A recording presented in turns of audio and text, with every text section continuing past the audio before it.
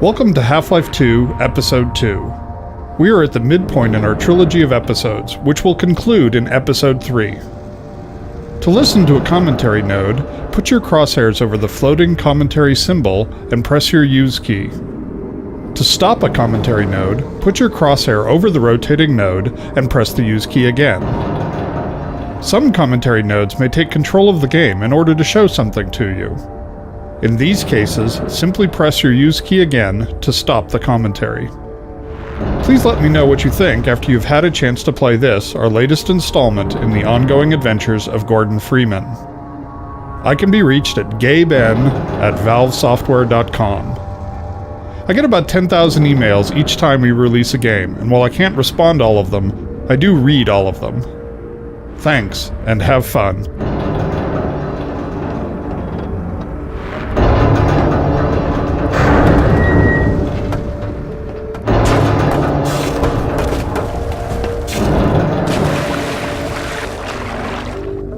Starting Episode 2 in the crashed train has several purposes. From a story point of view, it establishes continuity with the end of Episode 1. But from a gameplay perspective, it allows players to reacquaint themselves with the basic movement controls in a safe, contained environment. Our earliest design had the player scrambling out of the wreck high above the canyon and forced them to make some precarious jumps to get to ground level.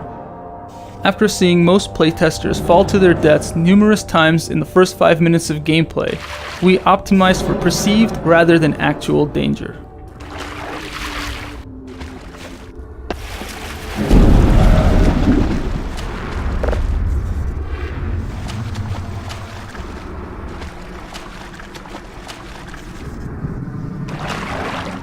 Gordon? Oh, Gordon, thank God you're okay. Hold on a sec. I'll get you out of there. Ah! Let's hope this still works. Stand back. Here goes.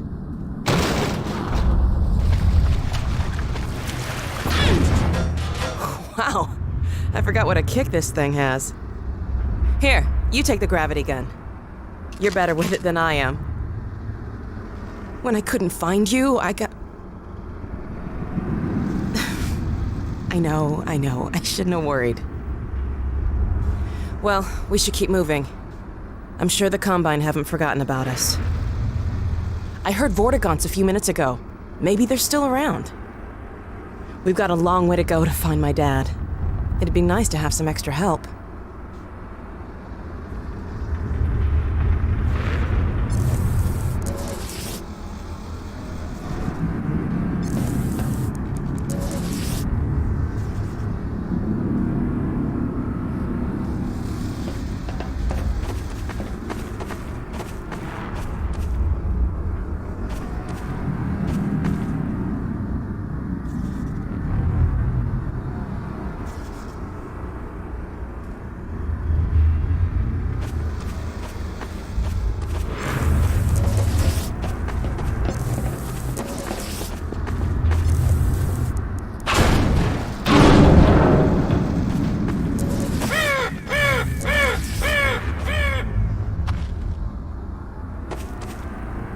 The destruction of this rail bridge was our first opportunity to showcase our new cinematic physics technology.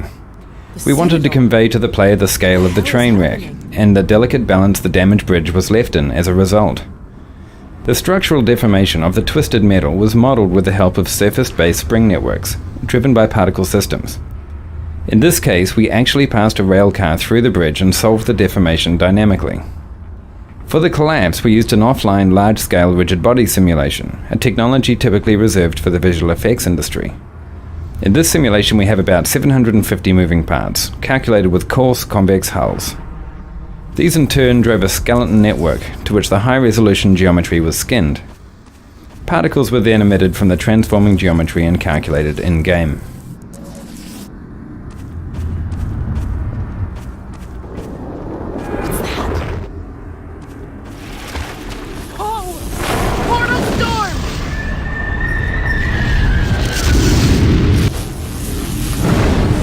Look!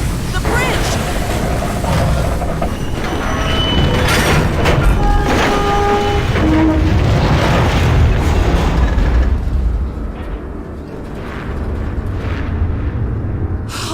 okay? It's like the first days all over again. I hope we don't get many more.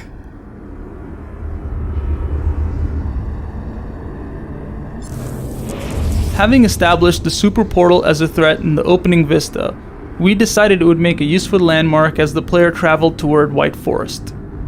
In Half-Life 2 and Episode 1, we could count on the Citadel being visible in many of the maps, casting its shadow over the world. The super portal plays the same role in Episode 2, anchoring the player in a world while providing them with visual updates on the developing threat.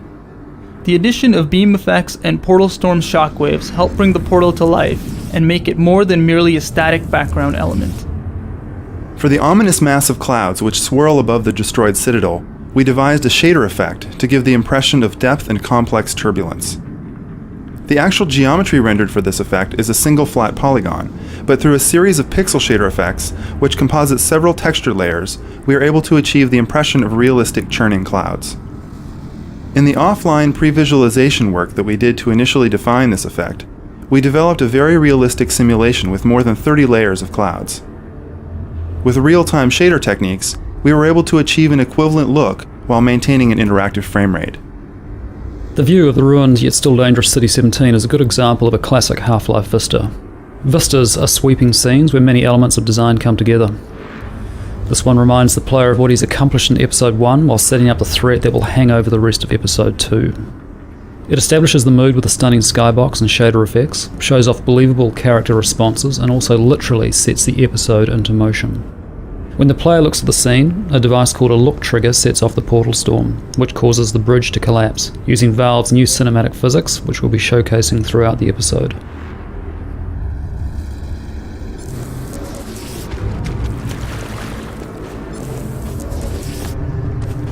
I hadn't noticed this before.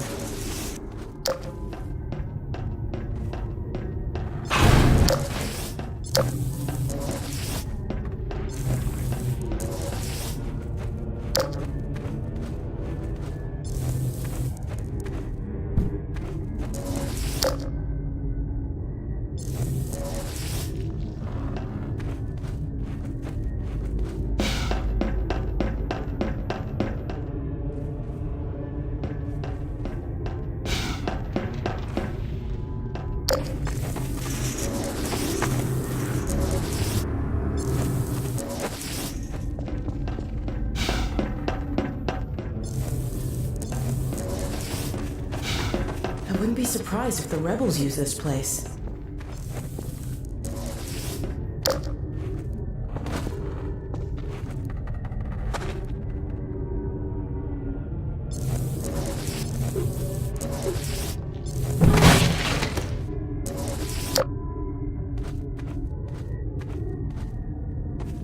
So I really don't think I had any idea what I was getting into when I auditioned for the game, because I really had no clue what Half-Life was, what Steam was, or what Valve was about. But I did really have the feeling that it was something that was really heavy, since when I was in the waiting room, everybody that was sitting across from me just seemed like they were stars or recognizable faces. And then the first time that I sat down with the Valve team, they showed me some rough animations of Alex, and immediately I just couldn't keep my eyes off her. I mean, she actually looked like someone I could be related to, and that has never happened to me.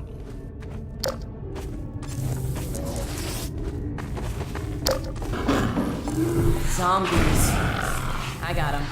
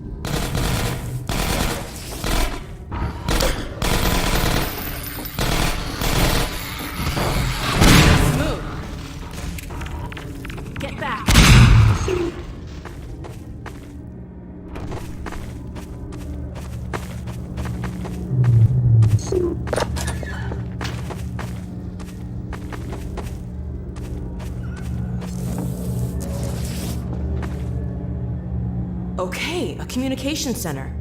Let's see if we can get out a message to my dad. Dr. Kleiner and my dad are up north at an old missile base. I hope they're still using this frequency. They're trying to help launch a... Ah, here we go. Damn, what now? If I were to... Let me see if I can get it working again.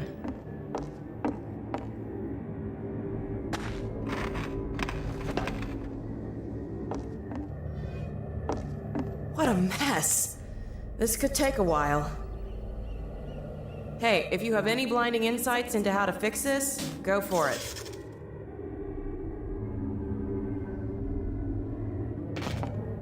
In this first part of the episode, we're restoring the player's connection to Alex by recalling the sort of collaborative activities you shared with her in episode 1, from combat to collaborative puzzle solving. Notice that as she works to restore power to the transmitter, she's careful not to steal the player's fun by doing it all herself. She doesn't actually solve the puzzle, although she sometimes thinks she has. This adds to her charm and helps her feel more human.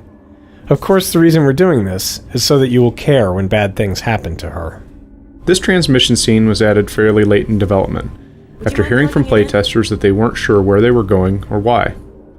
Setting up the White Forest base as your goal right away was important in an episode with so many open, free-form areas where players might forget what they're supposed to be doing.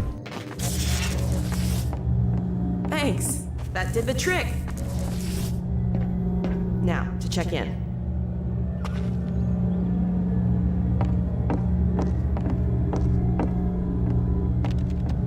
White Forest! White Forest, this is Alex Vance. Do you read? White Forest, come in.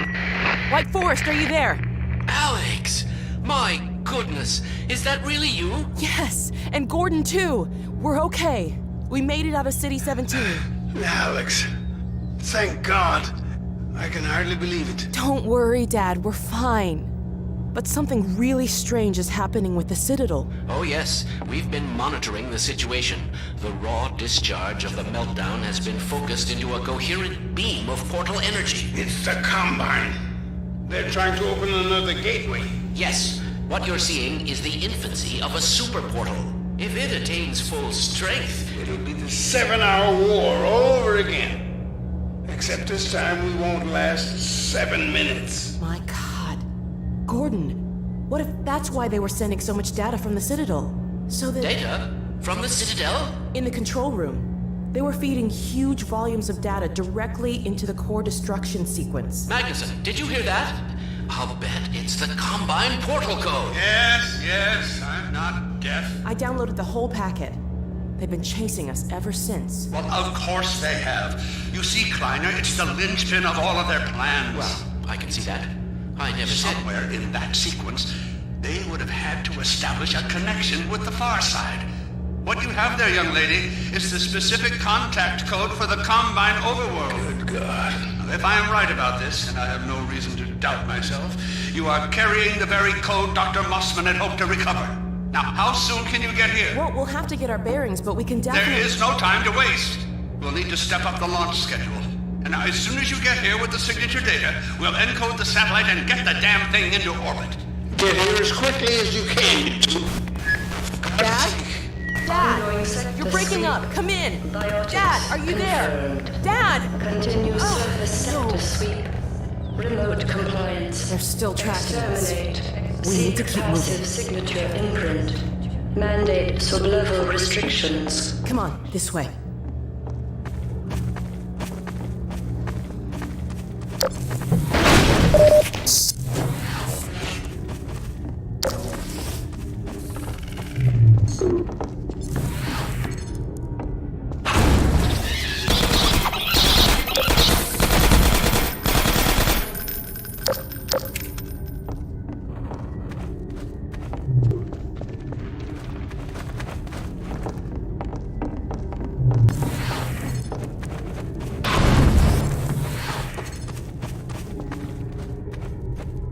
Those buildings look like they've seen some use.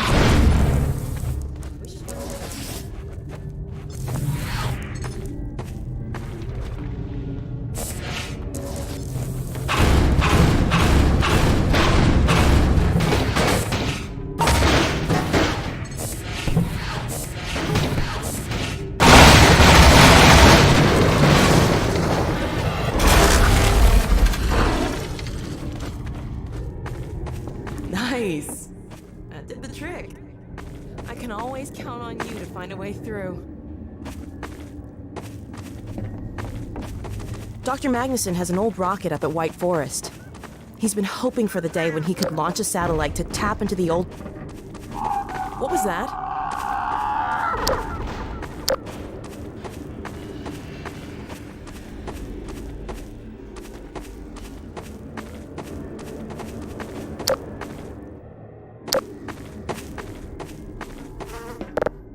Shh, quiet. We're not alone.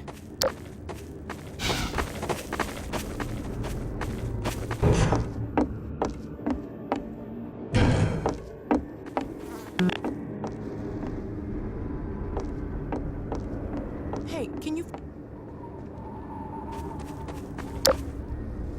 Careful up there. I'll keep watch out here.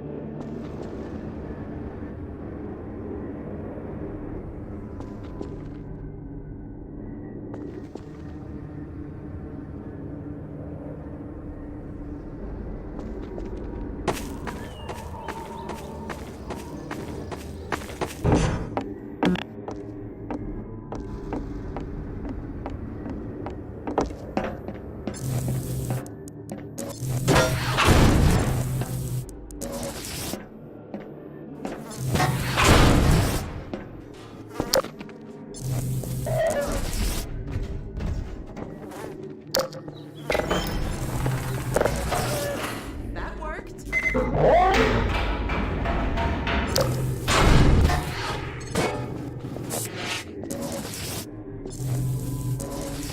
Gordon, there's something snooping around out here. Ah! Oh my god! Ah!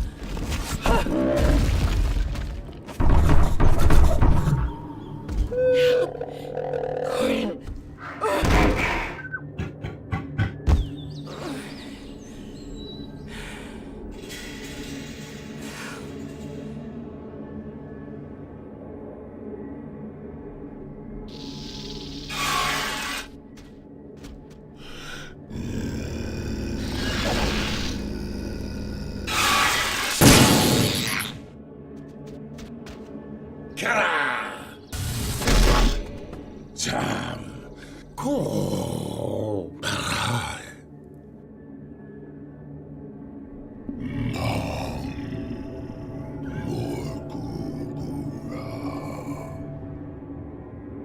The Alex Vance. What harm has come? Ah, the free man. I am pleased to see at least you are unharmed. But the Alex Vance, her condition is grave.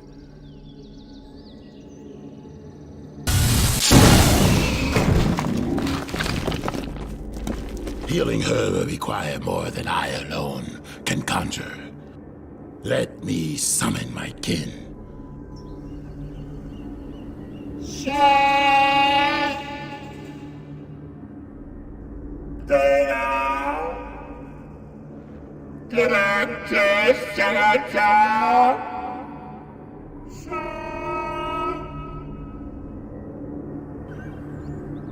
My kin will meet us at a sheltered location beneath the surface. We must move her there quickly. I will stabilize her if the free man will provide us with protection. Let us hurry, free man. Help awaits us in the mines. From the beginning of Episode 2's design, we intended for Alex to be gravely injured and fall into a coma. However, the timing and nature of her injury changed dramatically. In the earliest version, the player woke to find Alex already unconscious. We wanted the player to be unsure of what to do, but instead this turned out to be merely confusing. In the next iteration, Alex balanced precariously in the train car near the player, only to slip and fall as the train shifted. This was unsatisfying because we have painted Alex as tough and agile. Having her injured in a fall seemed arbitrary and impersonal. We kept trying to add a stronger emotional aspect to her injury, something that would give rise to anger and fear. Around this time, the hunters were coming online, and we were having trouble giving them a really powerful introductory moment. Solving both problems at the same time, we introduced the hunters as the cause of Alex's injury.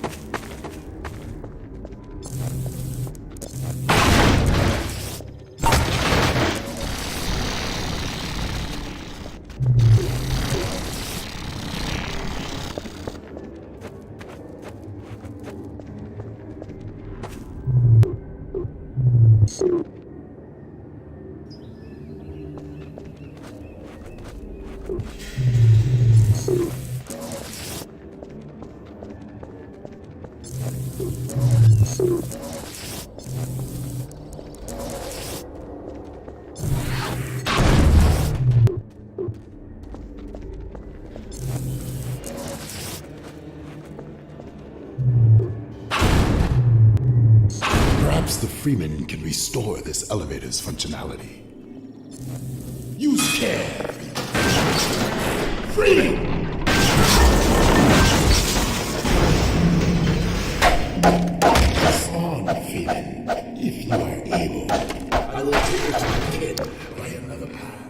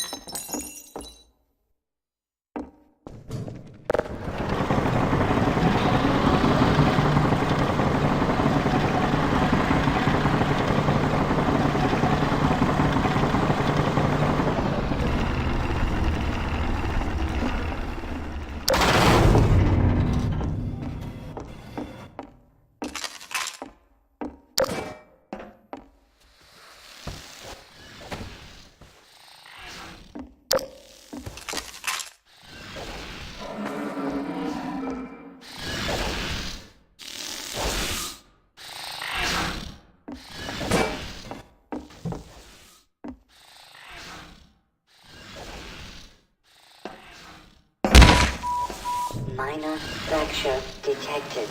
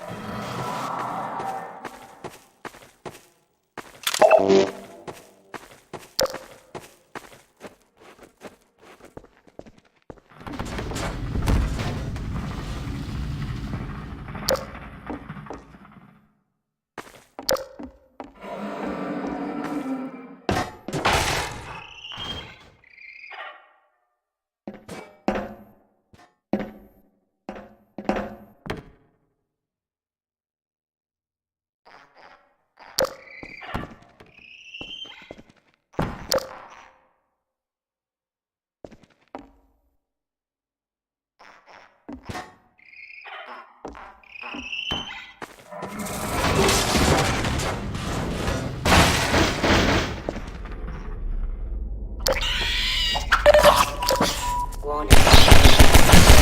Levels detected. Emergency. User death imminent. Vital signs are dropping.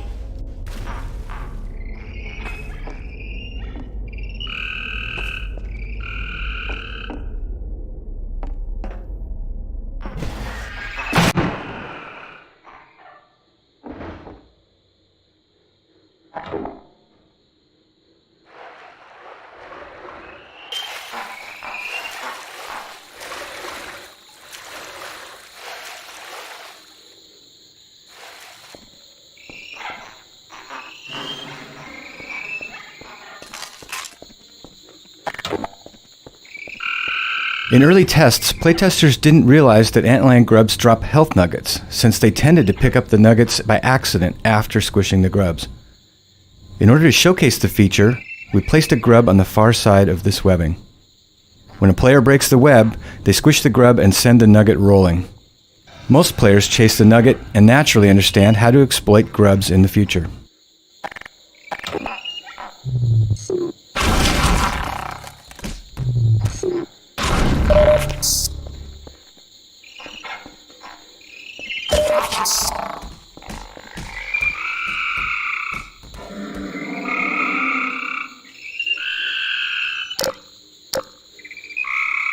The antlion grubs were initially created for Half-Life 2, to visually flesh out the life cycle of the antlions. We never found the right place for them in that game, but as we developed the antlion environments for Episode 2, they were an obvious choice for Resurrection. In addition to their role in the life cycle of the antlion, they provide an equally valuable service in these dark tunnels: light. As the grubs came to life, we made sure that killing them was more rewarding. In addition to the satisfying squish effects, we added the health nugget for ailing players. Soon, we found many players were compelled to squash every grub in the map. It's worth pointing out that grubs also play a role in our dynamic resupply system. The more injured you are, the more health they provide, which allows us to create a consistent level of challenge for players at differing skill levels.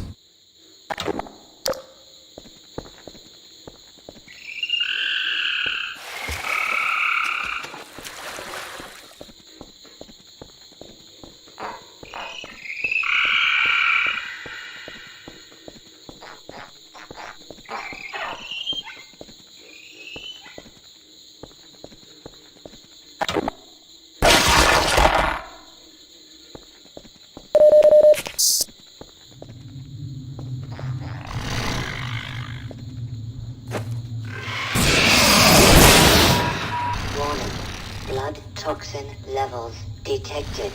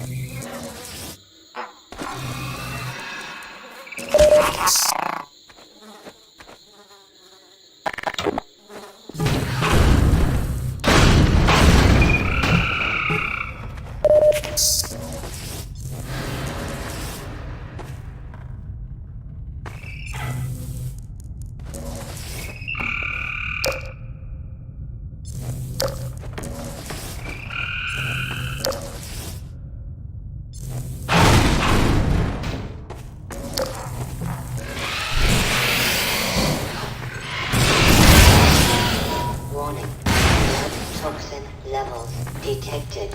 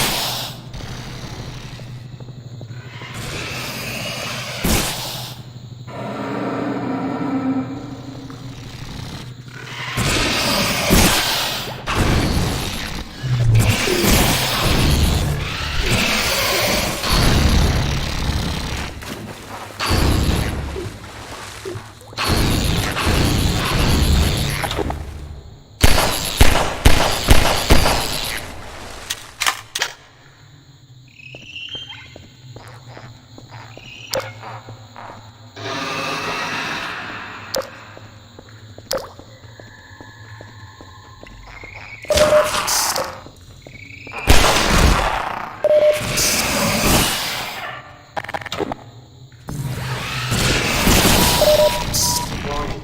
Blood toxin levels.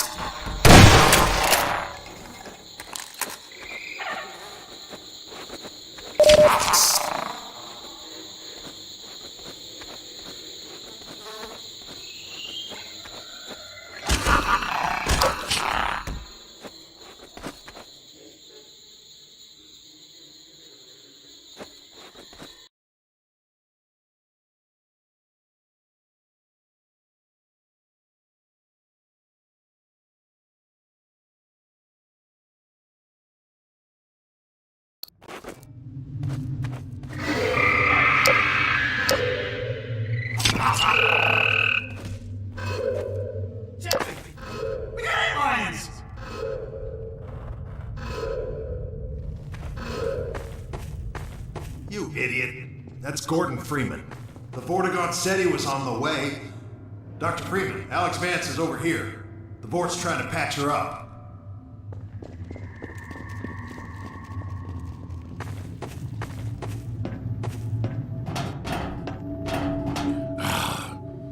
Freeman. It is well. Alex Vance clings to the margins. My kin are still some distance away. For now, we must not be disturbed. Yeah, well, about that. As long as you're down here, Freeman, maybe you can give us a hand. Let me show you how the antlion sensors work. Got some supplies over here if you need them. Health and ammo, that sort of thing.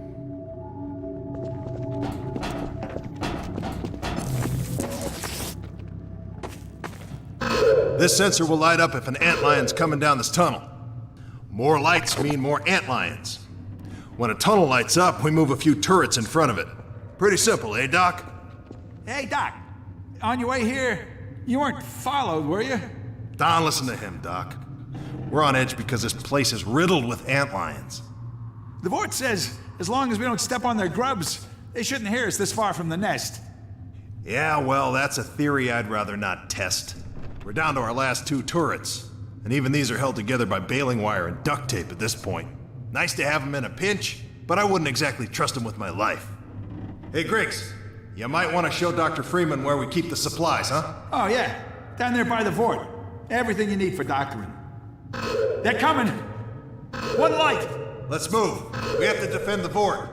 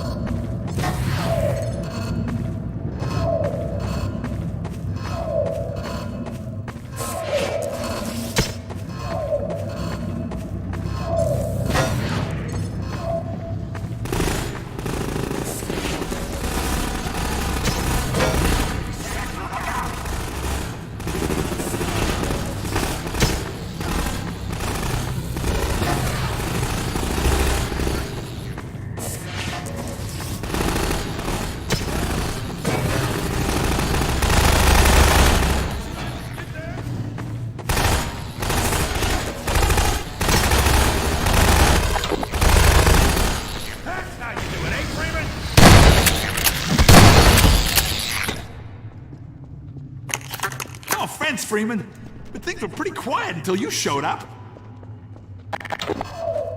Swarm at 24! Come on, let's go! I'm coming!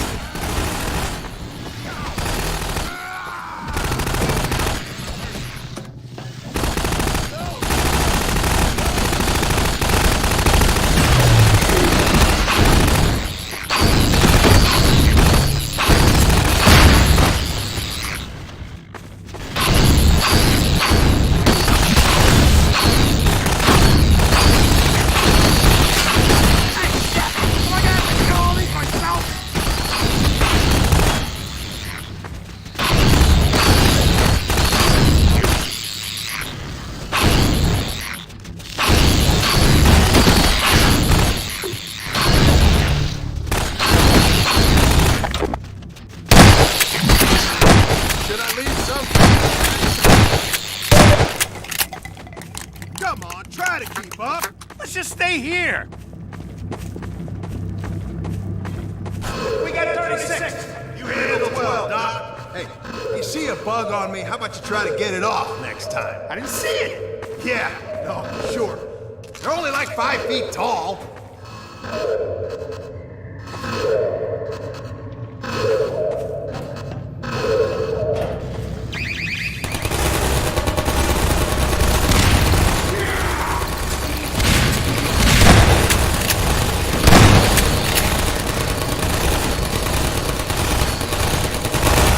The turret battle design went through many changes.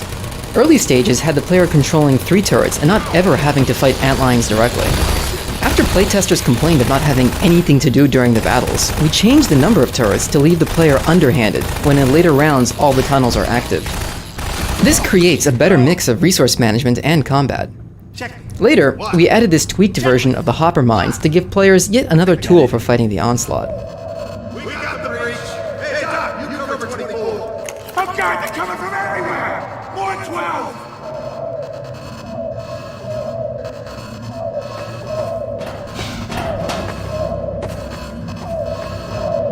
We experimented a lot with the ammunition for this level.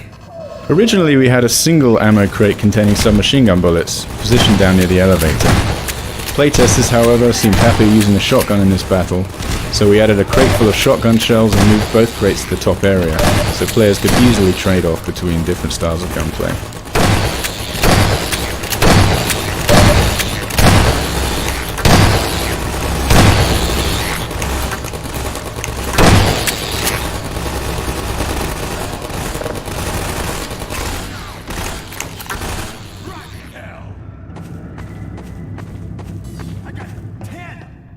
Yeah, well, we all got 10. There's hundreds of them. Hey, Doc, you cover the breach.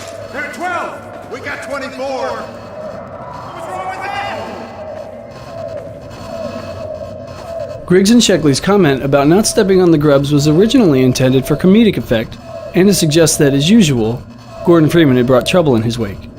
However, we found that some players took this comment too literally, and would spend the rest of the level avoiding grubs in fear of spawning more antlions.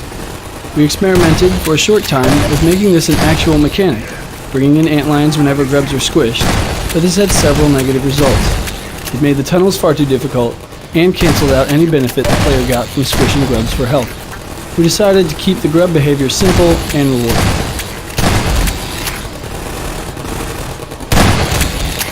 The breach is a rough, earthen tunnel, which many playtesters tended not to notice when the attack began. They felt they had been told to defend only the 3 marked tunnel openings. We addressed this confusion by changing the sequence of antlion waves so that the second attack came through the breach. Players then understood that all 4 openings were vulnerable. There can't be many more. What the hell makes you think that? We got 12. Incoming at 36. Head of the breach. Head 24. Oh God, they're coming from everywhere.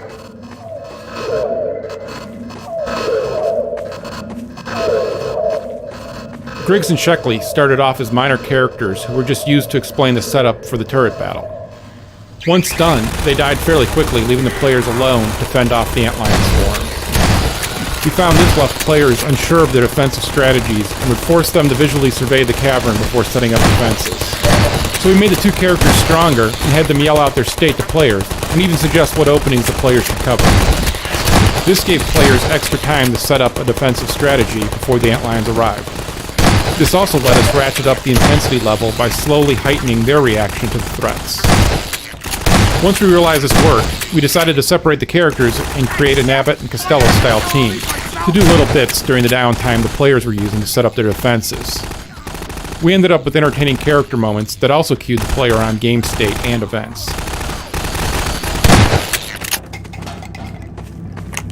That nest must be bigger than we thought.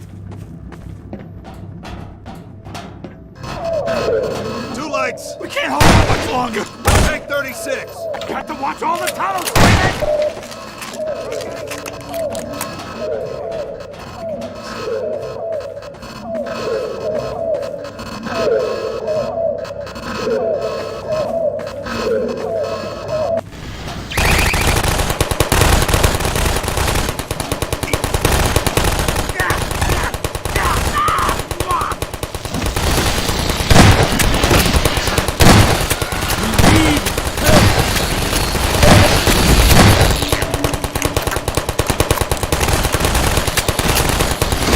In Half-Life 2, Lou Gossett's voice lent itself to a mystical and mysterious characterization of the Vortigaunt. In Tony Todd's reading for Episode 2, we heard new possibilities for a Vortigaunt who is more of a mystic martial artist. With new attack animations and companion behavior, we worked with Tony to build the Vortigaunt into a powerful ally, a full-on alien ass-kicker. Protect us! Under attack! Let's go, Jack!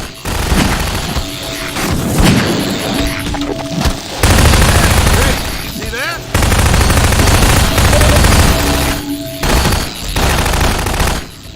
Take that!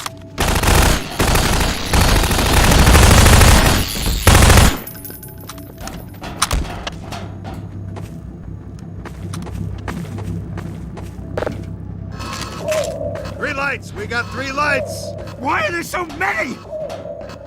I think we misunderestimated! At the climax of the turret battle, we introduced the Vortigaunt in full-on action mode. The player can and should take part in the battle, but we were very careful to make it fairly easy for him to hang back and enjoy watching the Force clear the room of antlions. We wanted to show off the Vortigaunt's new abilities and get the player excited about the role they were going to play as active allies in the struggle against the Combine. Hey, it's the Force! They made it! I was trying to scare you, Shep. Our delay, regrettable. We killed many antlions. Yet many more remain. We must attend to the Alex Vance. There is no time. More antlions approach. We shall quiet them.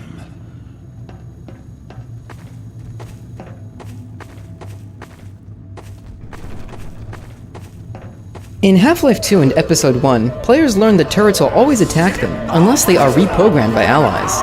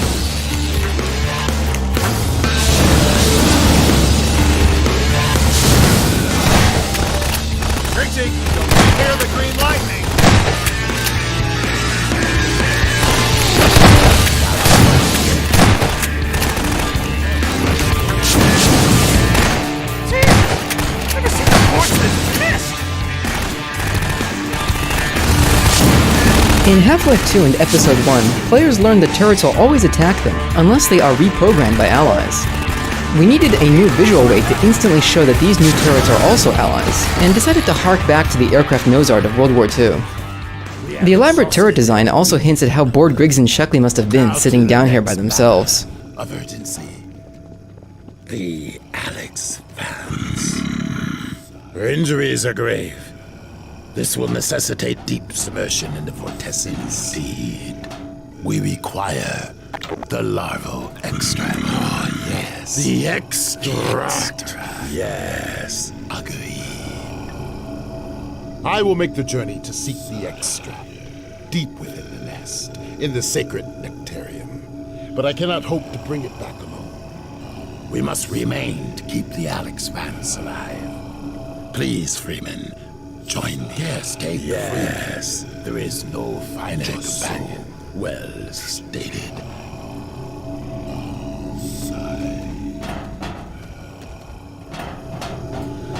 Follow Freeman. Every Half-Life game so far has started with Gordon Freeman weaponless. Assuming some players had just played through Episode 1, while others might not have played it at all, we had to decide how long we should spend parceling out new weapons and providing adequate time to player practice with each one. In this case, We decided to hand the player a number of weapons all at once, figuring most would have mastered their gunplay in previous episodes. We held off doing a lot of deliberate training until we began introducing newer modes of combat later in the episode. In the prototype for this level, the Vortigaunt cleared the way by blasting apart a rock pile. After a new model was created for the generator, we decided to exploit the Vortigaunt's natural relationship with electricity by having him charge the generator much the way he charges Gordon's suit. We were then able to use generators as Vortig gates throughout the level to indicate areas the player could only enter with the Vortigaunt's assistance.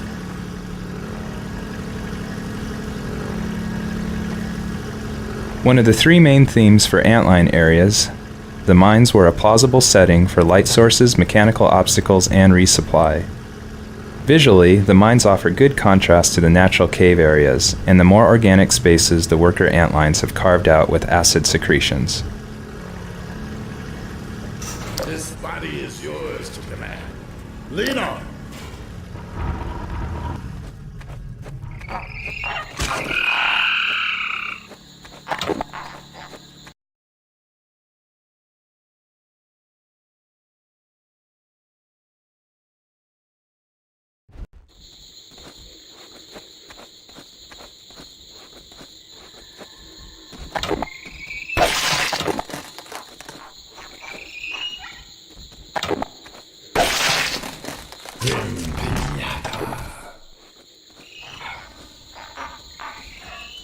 The antline web stacks, grubs, and workers show off a new illumination shader we developed especially for this level.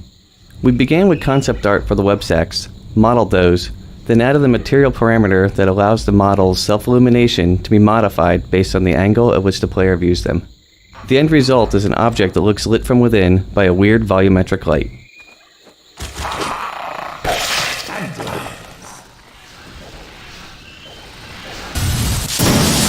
Finish them, Freeman.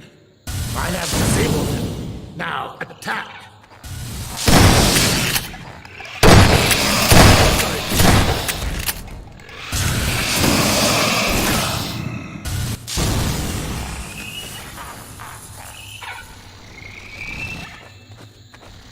Your skills are formidable.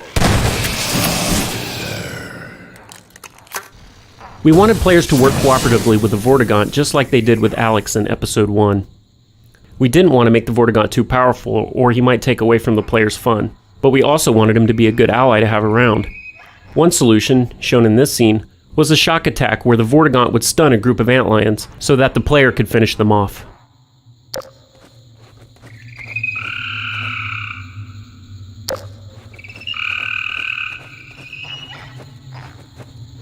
The antline experience in Half-Life 2 was characterized by a mindless, constant onslaught of bugs rushing your way.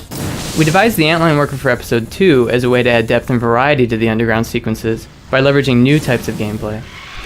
Unlike normal antlines, the worker chooses to avoid direct confrontation, skulking in the background and lobbing acidic globs from a distance. This extends the amount of time players spend with each creature.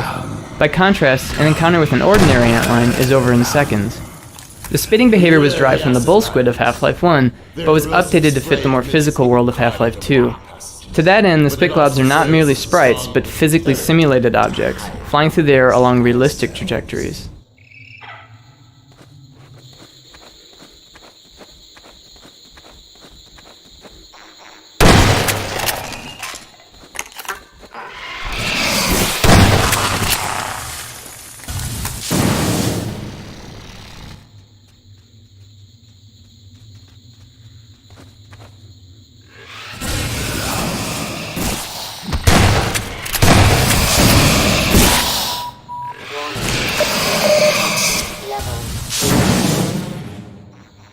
This cave was originally designed with a pit in the middle, so the player could punt antlines into it with a gravity gun. In playtest sessions, however, very few of our playtesters actually used it in this way. The pit stayed in the room, but we changed the path to allow the player to descend into it and come back out. Texturing of these caves provided a couple of significant challenges. We had never made such a large-scale area completely out of displacements before. The convoluted topology of the surfaces made them especially hard to UV map without unpleasant-looking seams and texture warping. After some early attempts, we decided that we were not going to be able to map this area using conventional UV mapping, so we decided to write custom shaders especially for the caves. Our custom shader combines multiple axis-aligned projections based upon the surface normal. This largely fixed our problems with stretching and seams. Since we wanted to provide dramatic lighting in these areas, particularly when lit by the flashlight, we augmented the source engine's radiosity bump mapping with a new piece of technology. This allowed us to create a form of bump maps in which the bump map surface details actually cast soft shadows across the surface. This emphasizes the surface bumpiness, especially when the light is at grazing angles.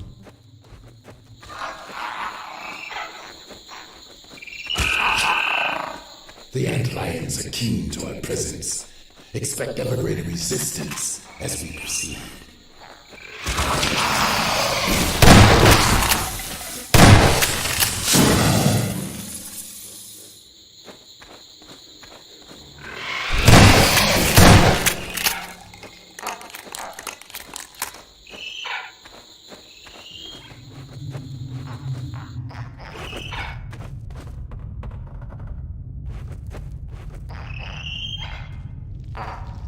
Such traces of former habitation somehow sadden me.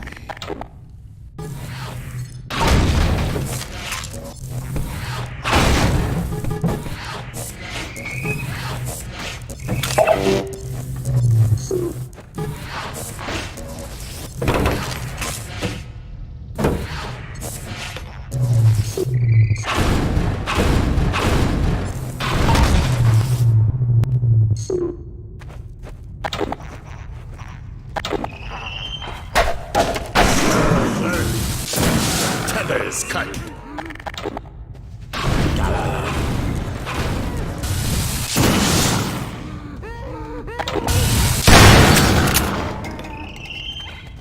It is good now. Us.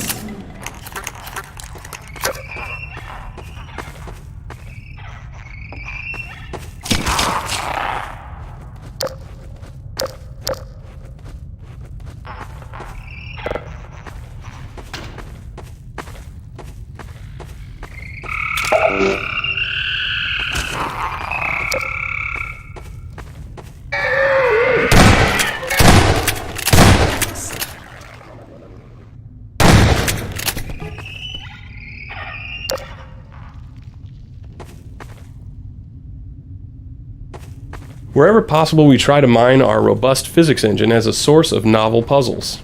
It's especially valuable for giving realistic feedback to the player solving the puzzle.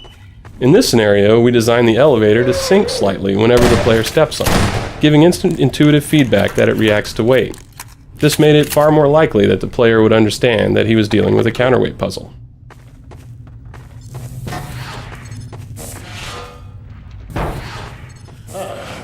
Puzzling predicament of the sword was bringing his fame for certainly solving. I will observe with great anticipation. I am confident that the Freemen will find a way to open that gate so that we may proceed together.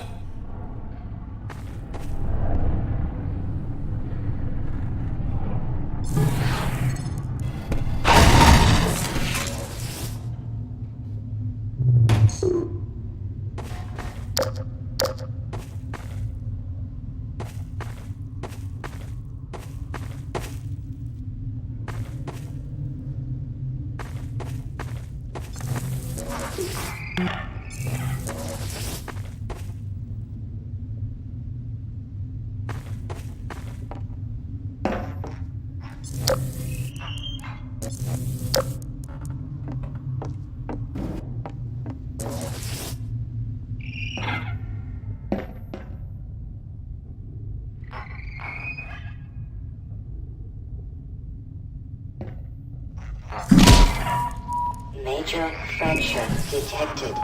Automatic medical systems engaged. We like to lull players into a trance, then startle them.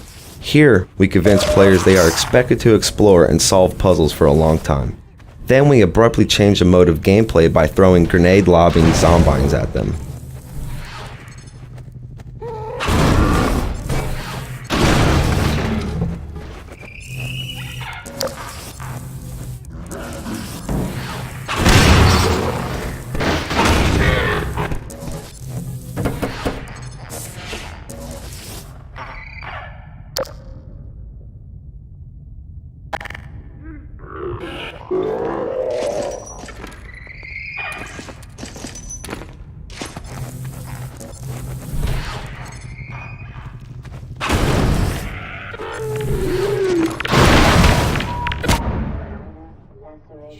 Detected.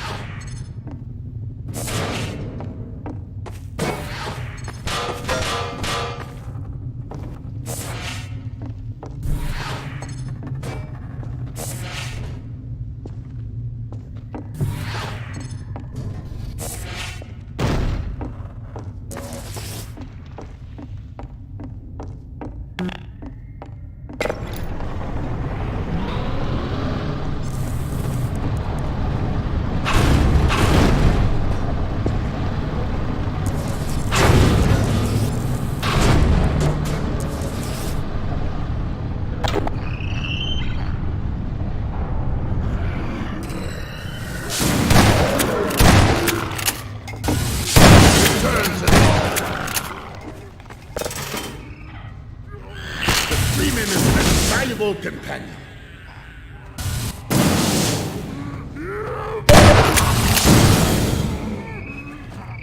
It is good now.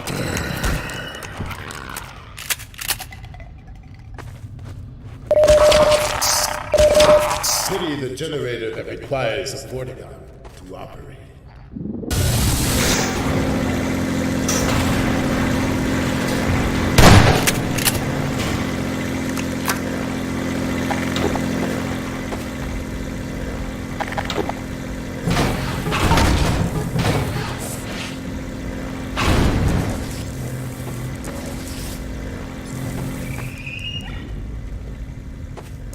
Whenever possible, we try to give the player a glimpse of their eventual goal, even before they realize it is their goal. While we try to design such moments intentionally, sometimes the opportunities present themselves. In this case, while setting up the gag where the rail car slides into the abyss, we opened a hole in the wall and discovered a view of the distant thumper. It became clear that we could tailor the view across the giant cave to foreshadow the spot where Gordon would eventually end up.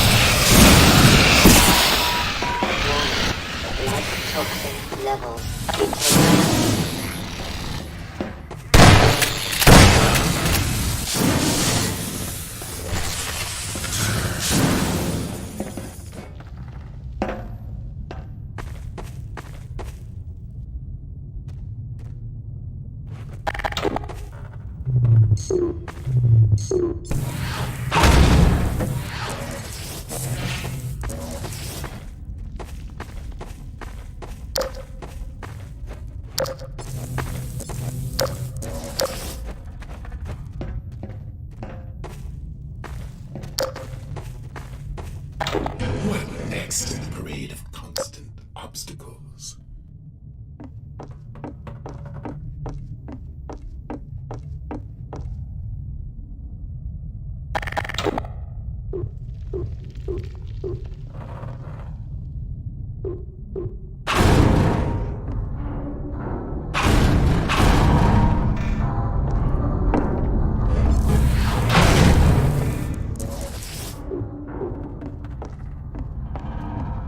Fear not, Freeman.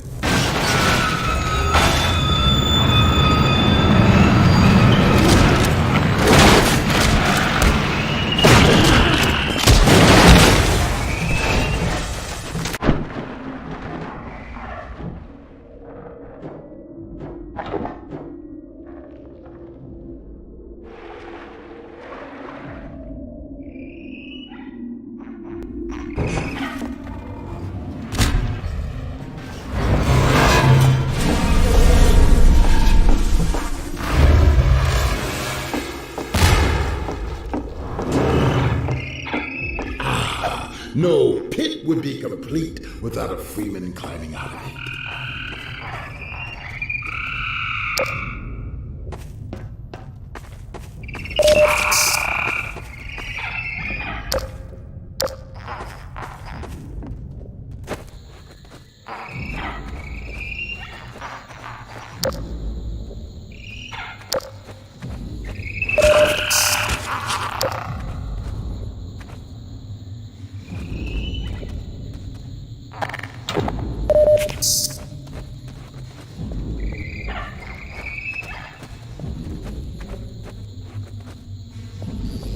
Behold, across the chasm. That immense repellent device promises to cease from endless antlion attacks. If the Freeman is in agreement, let us find our way to that vibratory haven.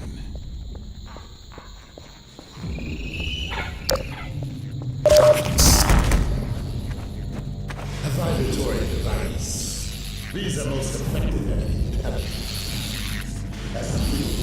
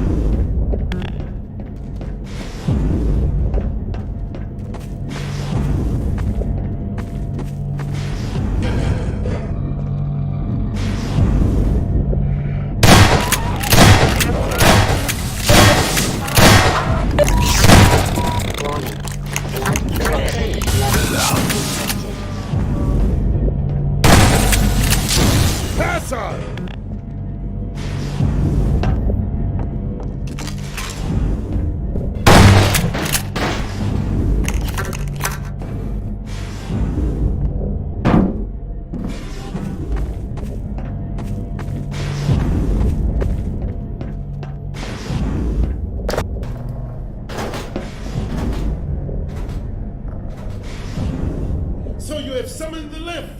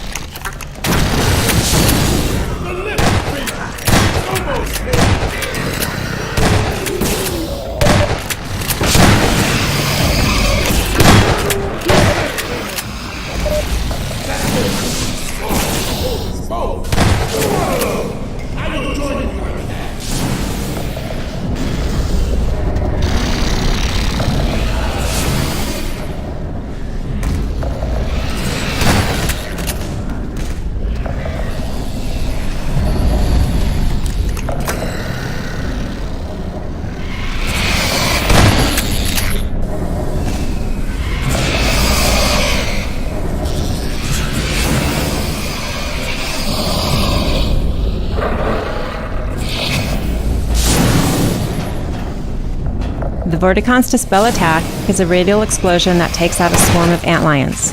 It looks most impressive when seen from above, but that's not a perspective the player gets very often in the tunnels. We designed the exit from this battle purely to give the player a view from above so the Vort could put on a show. Observe how they fight on below, heedless of us. But this is all very amusing. But we must not forget the gravity of our errand to heal ourselves.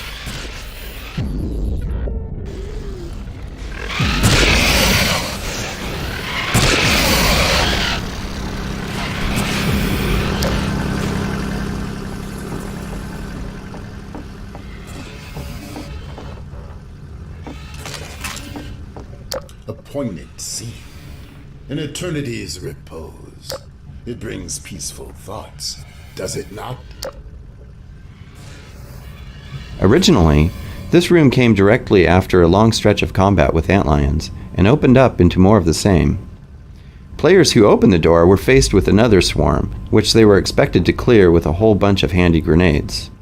However, most playtesters were fairly tired of antlion combat at this point, so we decided that a complete break from antlions would be an even better alternative to blowing up more of them with grenades.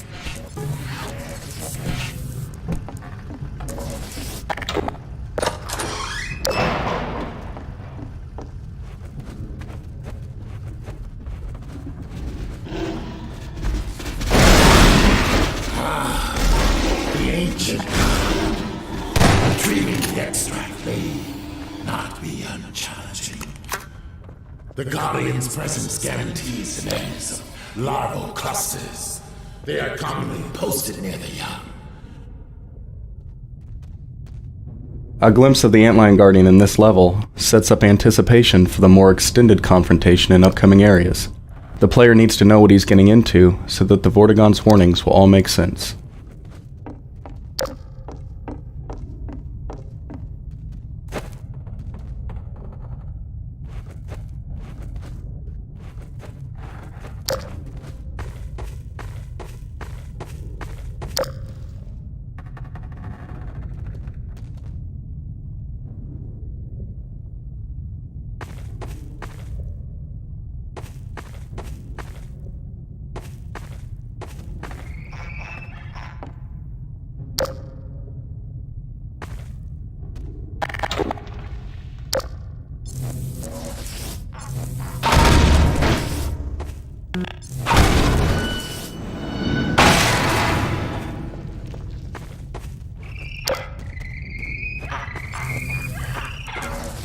For most of this episode's development, there was a counterweight puzzle in this area, one the player had to solve while under attack by antlions. Although it was a clever puzzle, we felt the underground experience was already long enough, so we removed it and streamlined the path to the nectar. Having too many obstacles made it hard to keep up the sense that recovering the nectar was an urgent task.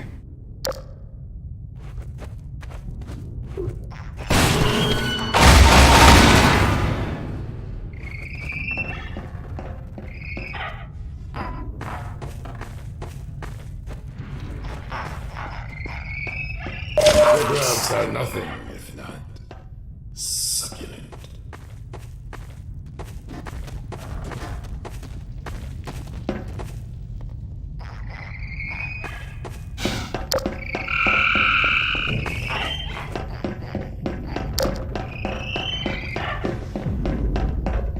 We must try another direction. The extract aroma is weaker here.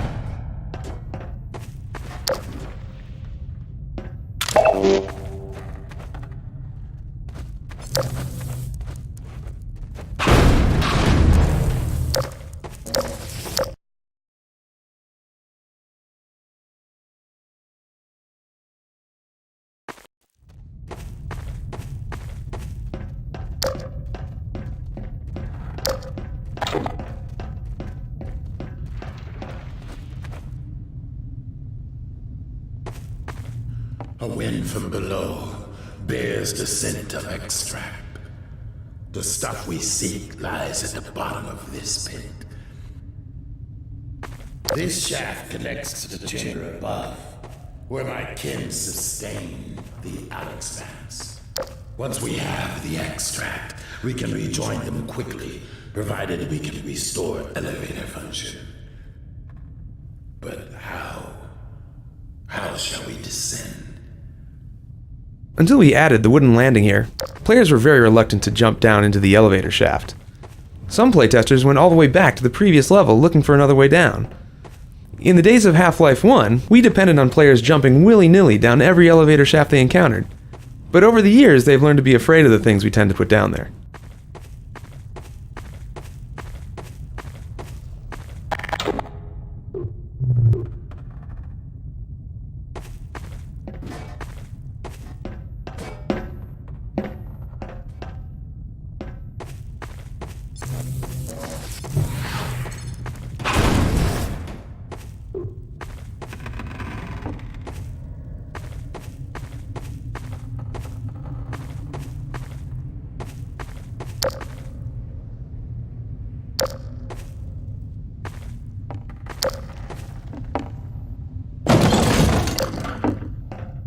Bravely done. When you reach the lower chamber,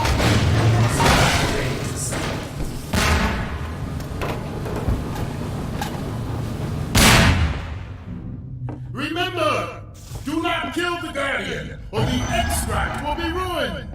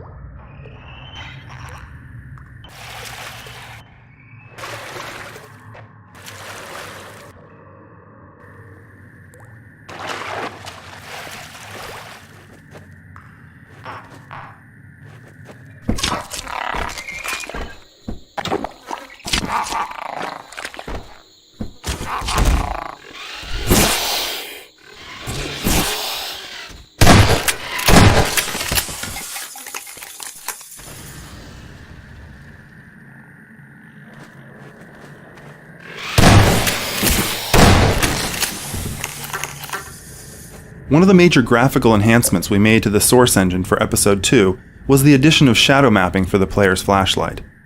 This allows the flashlight to cast soft, dynamic shadows into the world, adding realism and drama to the scene, particularly in dark underground areas like this one, in which the use of the flashlight is required to navigate the space. As you move around, notice that all objects in the world cast and receive realistic shadows from your flashlight.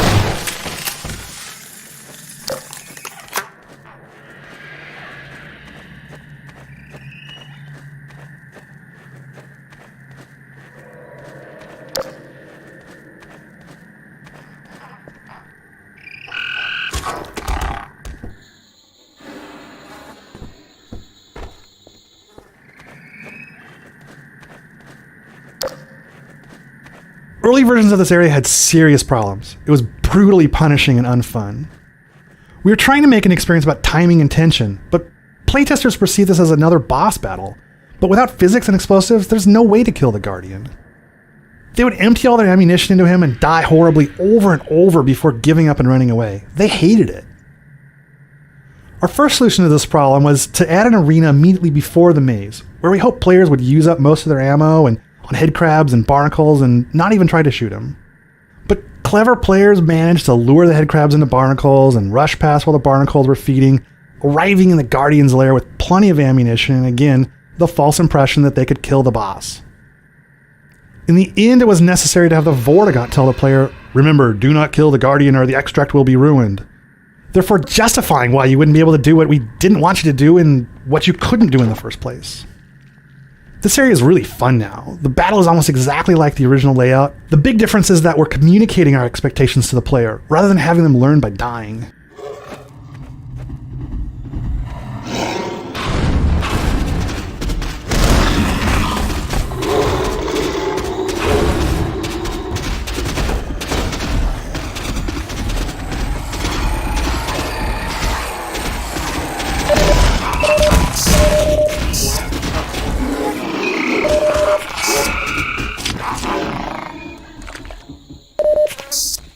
In Half-Life 2, the Antlion Guard was originally meant to be a sort of superbug bloodhound that pursued the player through caverns and harassed him while he slipped into small spaces to hide. While we never realized that design in Half-Life 2, this scenario is, for the most part, exactly what his original design sought to accomplish. Over the course of many years of production on various titles, we found that ideas often go away into the ether for years or more, only to resurface and thrive in a new game environment. Even failed prototypes can flourish down the road.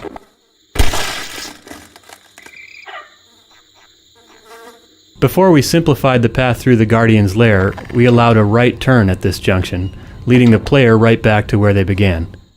One of our playtesters continued to repeatedly turn right here for half an hour. That was a compelling argument for removing the maze-like elements.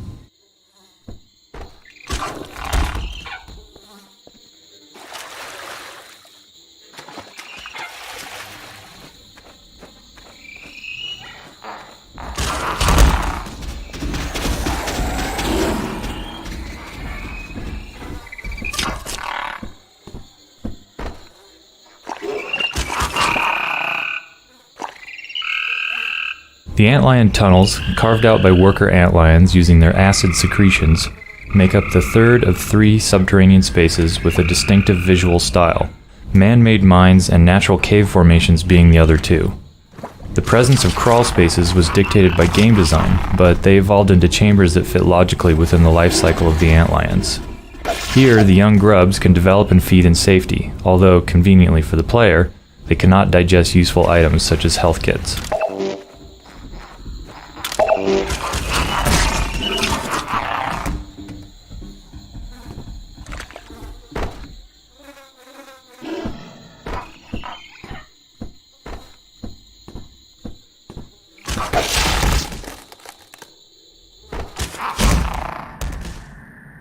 One change we made to Episode 2 was to decouple the flashlight power from the suit power.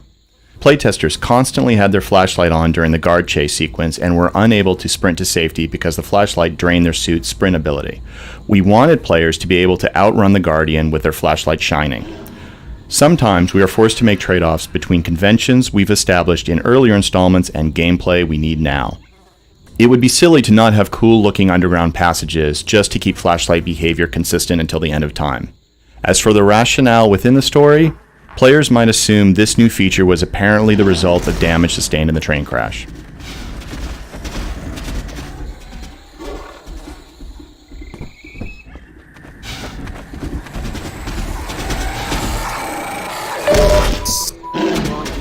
Blood toxin levels detected.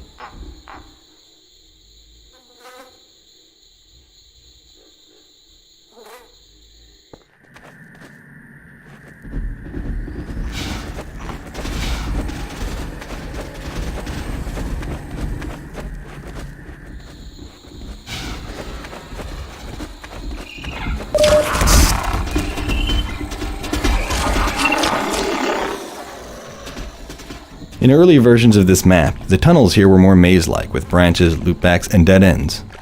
After watching numerous playtesters get lost, it became obvious that they were not having fun.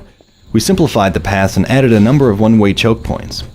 The curving tunnels still keep the player in suspense, but as long as he keeps moving, he'll continue to progress, with very little time wasted in retracing steps.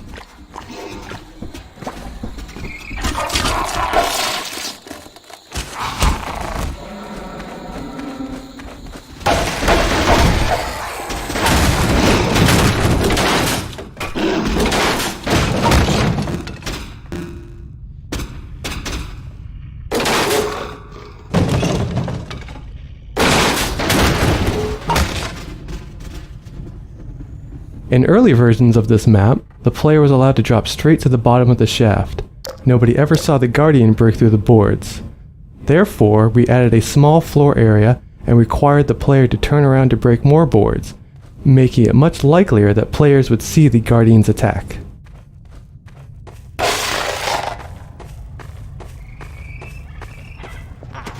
One of our toughest jobs is tuning for difficulty.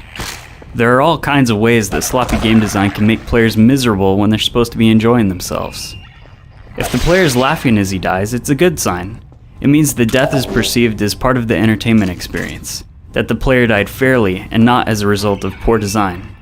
But if the playtester's beating his head on the keyboard, we usually take this as a sign that there's still work to be done. I sense the freemen down below.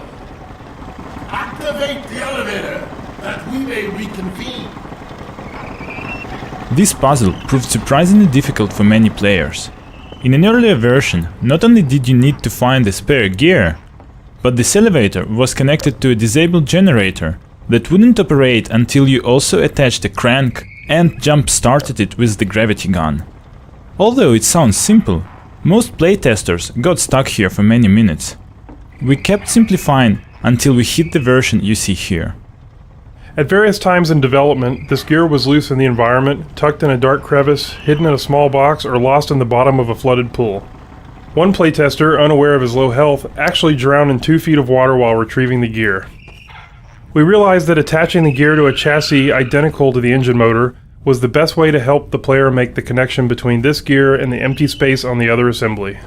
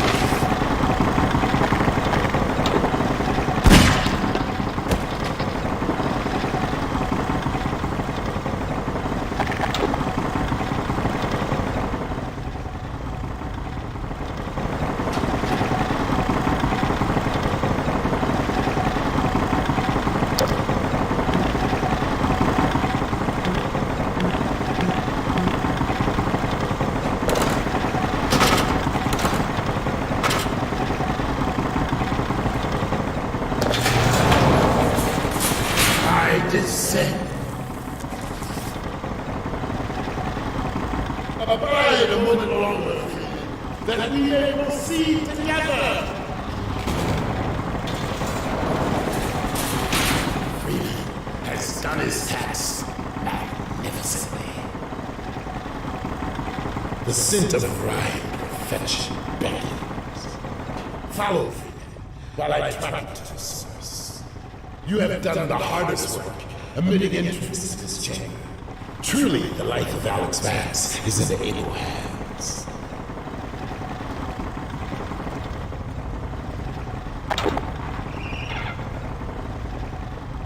Follow Freeman.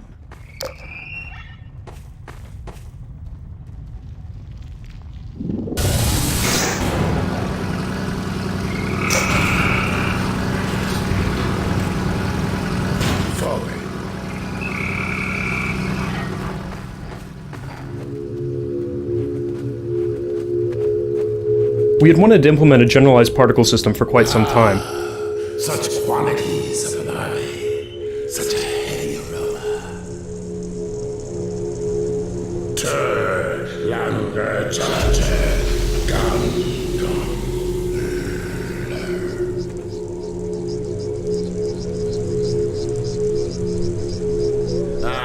excellent. A bounty of largo extract. This should only take a moment.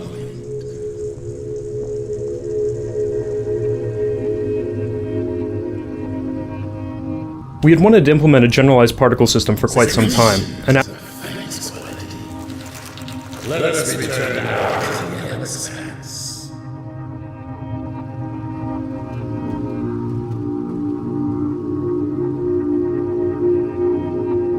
We had wanted to implement a generalized particle system for quite some time, and after episode 1 we set out to create one. In previous Half-Life games, each effect had been hand-coded by a programmer working with an artist. It was effective, but not easily scalable. Our new system drew upon the aspects we found most useful from team members who had worked with both real-time systems in games and offline renderers for movies such as The Lord of the Rings. The results were an artist-friendly, modular, component-driven system. Each system can have renderers which display the particle in some form, initializers which set up certain properties of the particle, operators which carry out actions upon the particle each frame, constraints which provide movement limitations such as collision, forces which impart complex dynamics, and emitters which determine how each new particle is created. Together they are plugged into a system as needed to be as lightweight or as complex as required for the effect. Each individual component is simple, but when combined can create rather complex dynamics. Furthermore, adding additional components to support the specific needs of a game or a mod is easily done. The results can be seen in everything ranging from the simple glows of the larval extract here, to the citadel effects, blood, smoke, hunter effects, portal effects, fire, and so forth. Dynamic effects are now in the hands of the artists, who can use them to create whatever is needed, from unique one-offs in specific levels, to generalized effects for gameplay. When the Vortigant discovers the extract, we wanted to do something to distinguish the nectar from all the other glowy alien substances that we've seen in the caves so far. Therefore, we had him perform a bit of a chant, and had the extract give off a show of its own.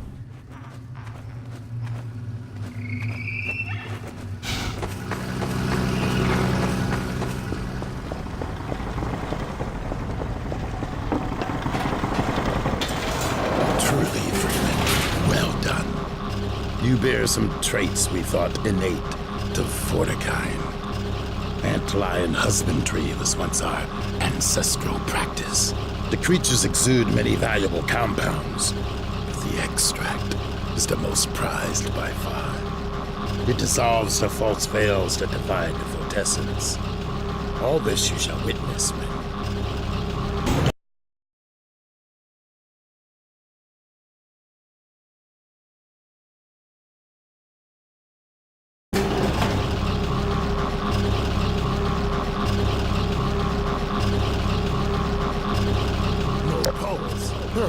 Stop! She ebbs! If we lose her, we lose all! behold the extract. Miraculous secretion. Make haste! Join now as we imbibe the extract. Yes. A human is needed. Agreed. Join us, Freeman.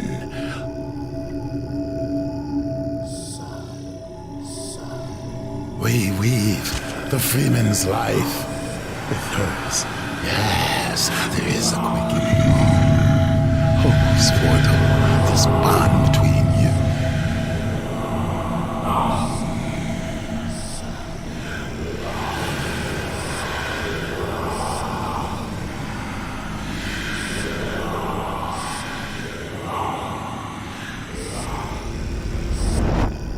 Dr. Freeman, I realize this moment may not be the most convenient for a heart-to-heart, but I had to wait until your friends were otherwise occupied. There was a time they cared nothing for Miss Vance, when their only experience of humanity was a crowbar coming at them down a steel corridor. When I plucked her from Black Mesa, I acted in the face of objections that she was a mere child and of no practical use to anyone. I have learned to ignore such naysayers when quelling them was out of the question. Still, I am not one to squander my investments, and I remain confident she was worth far more than the initial appraisal. That's why I must now extract from you some small repayment owed for your own survival. See her safely to White Forest, Dr. Freeman. I wish I could do more than keep an eye on you, but I have agreed to abide by certain restrictions. Well, now listen carefully, my dear. When you see your father, relay these words. Prepare for unforeseen consequences.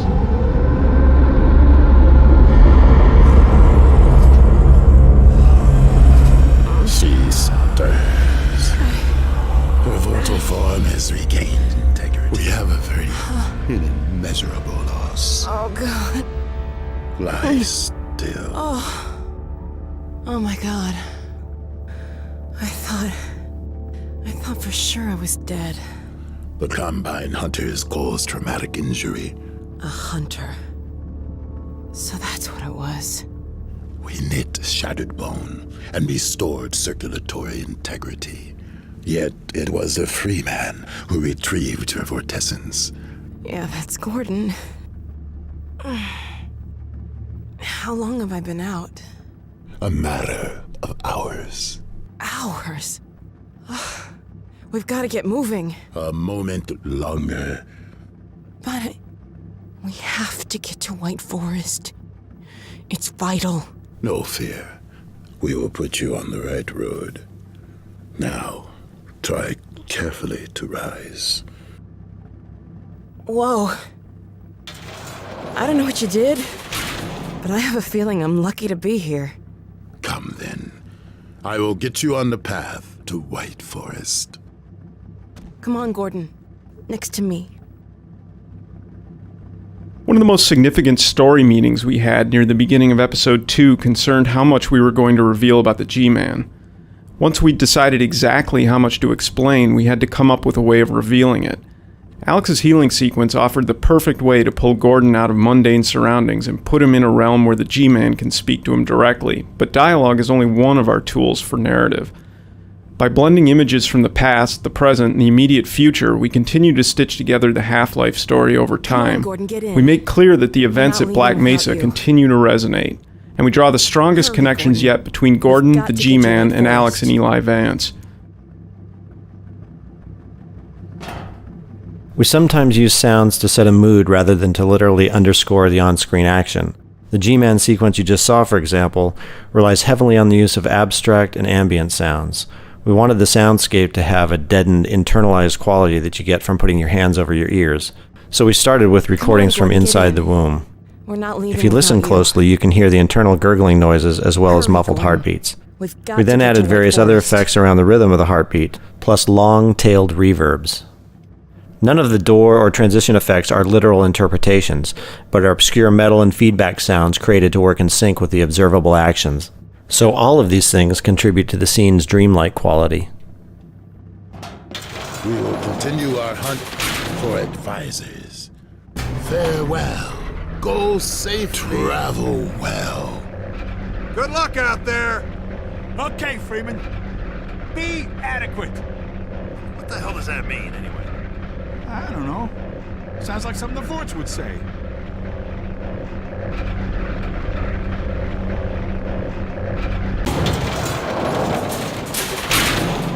I think I can walk on my own now. Let me give it a shot.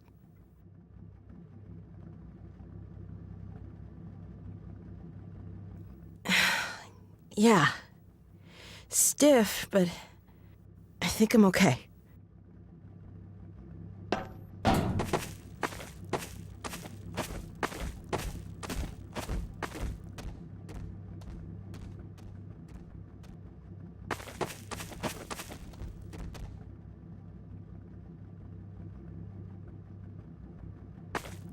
I really consider working on Alex my acting school because it has stretched me. It has made me go deeper in my work. It's sharpened me up as far as being able to call in emotions or really just imagination. A creative spirit is really just a lot of imagination, I think. And afterwards, I always seem to be sharper in everything I do. I always have a good show at night, or I always go on to the next job with a heightened awareness or a heightened presence. And it's only helped me. So Thank you, Alex, for that.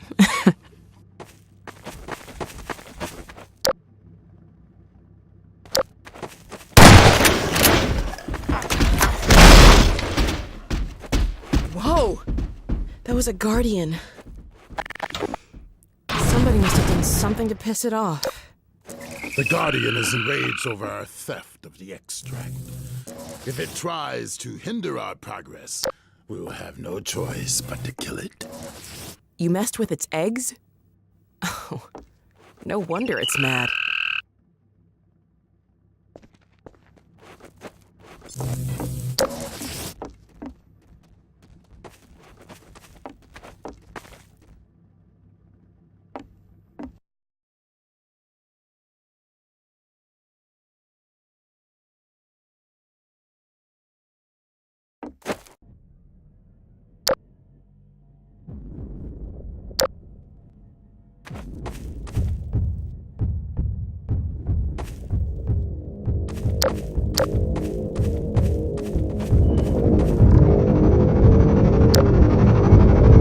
In this vista, we release the player from the confines of the subterranean world and thrust them into a vast open space on a scale rarely seen in our previous games. The narrative takes advantage of this scale as well. With our allies at close range and our enemy is on the distant bridge, we are reminded of the personal stakes and the larger threat, all in one short scene. Sometimes very small changes can make a big difference. Originally, these troops all marched in lockstep, using the same walk animation. This looked extremely robotic. We took a second walk animation that had been done for this troop skeleton, a more upright, casual walk, and programmed each soldier to randomly blend between the two walk cycles as he crossed the bridge.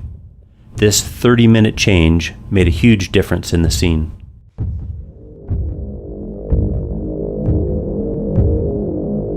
We tried several different ways of showing the advisor traveling with the Combine forces. We started off with an advisor pod flying over the troops, much as they flew from the Citadel at the end of Episode 1. However, we didn't want to give the impression that those pods were anything but emergency escape units. They were not meant to be self-powered flying crafts that could be piloted around in future episodes. We ended up with the solution you see here. APCs are pulling a structure holding an inert advisor pod. This lets the player study the advisors at different points in their life cycle. They see the main stages of the advisor's metamorphosis, from harmless larvae into powerful and highly mobile monsters. Most of our dramatic scenes are constrained in such a way that the player can't progress until the scene is over. For example, there might be a gate that only Alex or a Vortigaunt can open. In this scene, where the Vortigaunt and Alex first see the Combine marching on White Forest, we simply placed a few barrels to block the way while Alex and the Vortigaunt speak. With just this slight impediment, every playtester stayed and watched the scene as intended, so no explicit gate was needed. All autonomous units. Oh my god. The Combine's on the move. Yes, and they carry Shu'ulathoi, advisors still in incubation pods. They gather and unite the scattered Combine forces. So that's what we saw in the Citadel. They're sure in a hurry. They move north with great purpose. North? White Forest! We have to get there ahead of them. I know of humans with a vehicle not far from here. They will understand our urgent need. What are we waiting for?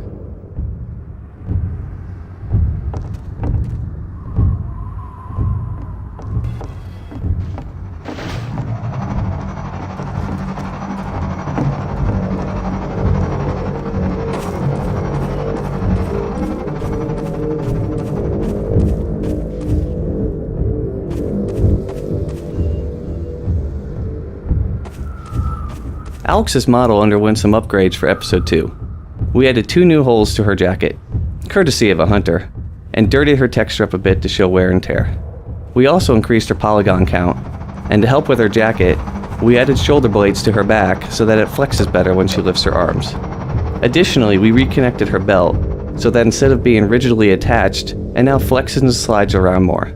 A lot of this stuff you won't even notice, it'll just look right. Yeah, that's Alex. She's wearing a jacket. You wouldn't even think about it.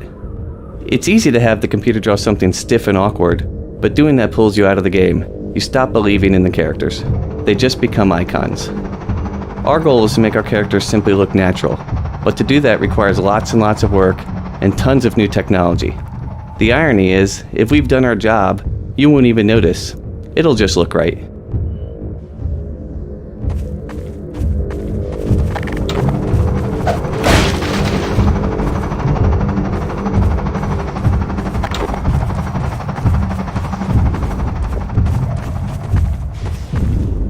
Initially, we built this area around the sand traps mechanic from Half-Life 2, warning the player that stepping on sand would trigger swarms of antlions. Soon after the warning, however, the safe islands of rock ran out and the player was forced to run across the sand as quickly as possible. Players were confused by this and upset because Alex and the Vortigaunt would simply say they had no choice and head straight across the sand. To solve this, we decided to stage the combat with safe zones around Thumpers instead. This vista is one of the largest open outdoor areas we've tackled in our games. When rendering such an area in real time, it's necessary to use various level of detail techniques made available to us by the Source Engine. For example, the distant foliage and combine enemies are rendered with far fewer polygons than they would be if they were meant to be viewed up close. Additionally, the organic shapes used to model the rocky outcroppings and valley floor below use complex shading operations to combine a relatively modest amount of texture data. This trade-off, which requires a manageable amount of texture data, allows us to use more polygons, enabling us to represent more organic shapes which are in contrast to the orthogonal forms common to our traditional urban environments.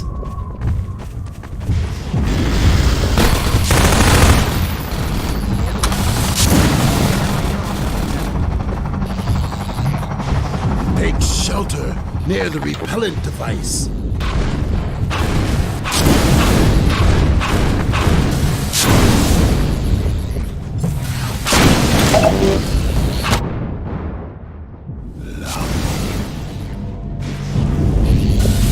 Early in the development for this level, we used an animation for Alex that showed her as clearly injured as she ran along behind the player. This really slowed her down, however, and playtesters did not enjoy waiting for her to catch up or going back to retrieve her. To address this, we started a recovery in the preceding map to make sure she was healthy enough to run at a regular speed before reaching this area.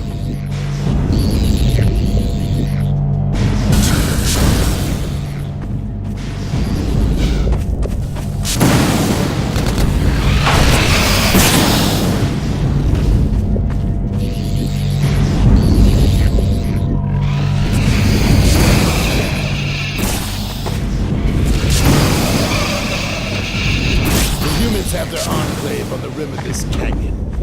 See the sentries. La la la.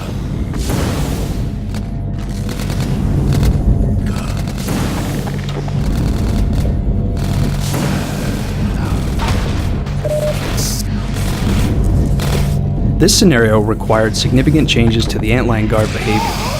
Players of past games were used to dealing with only one guard in a confined space and without anywhere to hide. In this scenario, the player had a safe zone, but couldn't remain there to accomplish their goals. One change we made to the guards was in altering how they throw objects at the player. Originally, they shoved objects directly toward the player at high speeds. These objects were really hard to dodge, and if you weren't paying complete attention, you could easily be blindsided and killed. The guards now hurl objects along an arcing trajectory, which not only gives the player a greater opportunity to dodge, but looks awesome. The player gets to see the guard launch a car from 100 feet away, then step aside just as it crashes to the ground where they were standing. Some testers had trouble realizing when they were doing damage to the antlion guards, so we've added a bleeding effect that grows more serious as the guards' hit points decline. This kind of visual feedback makes more intuitive sense to the players. It suits the biological nature of the creature and frees us from having to rely upon spoken explanations of gameplay.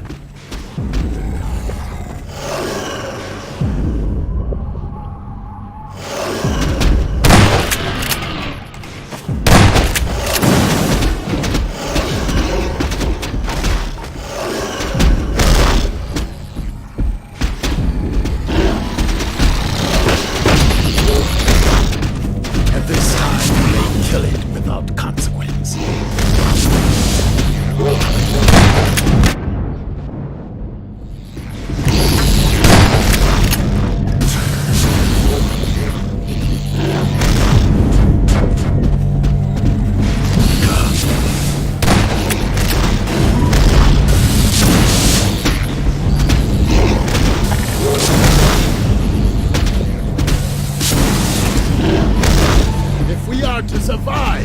The Guardian must now die.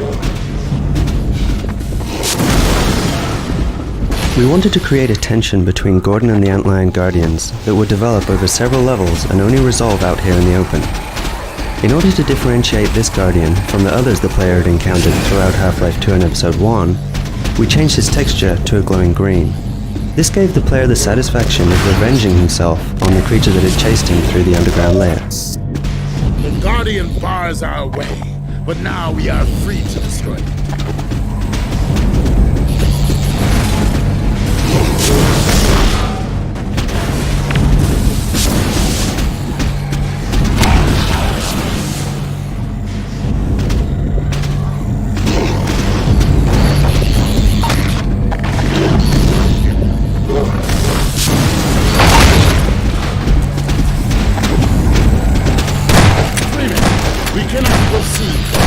Yet lives.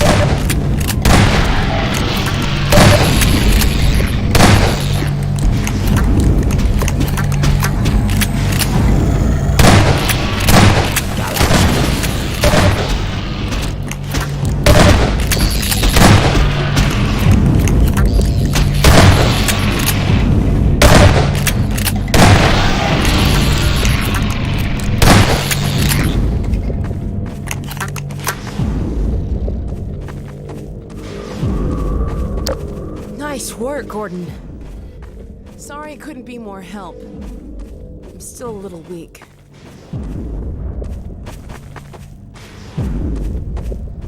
Well done, Freeman. Freeman, you dispatched those guards with great dispatch. Come now. The vehicle we seek is in the encampment above. This lift will carry us to where the vehicle awaits.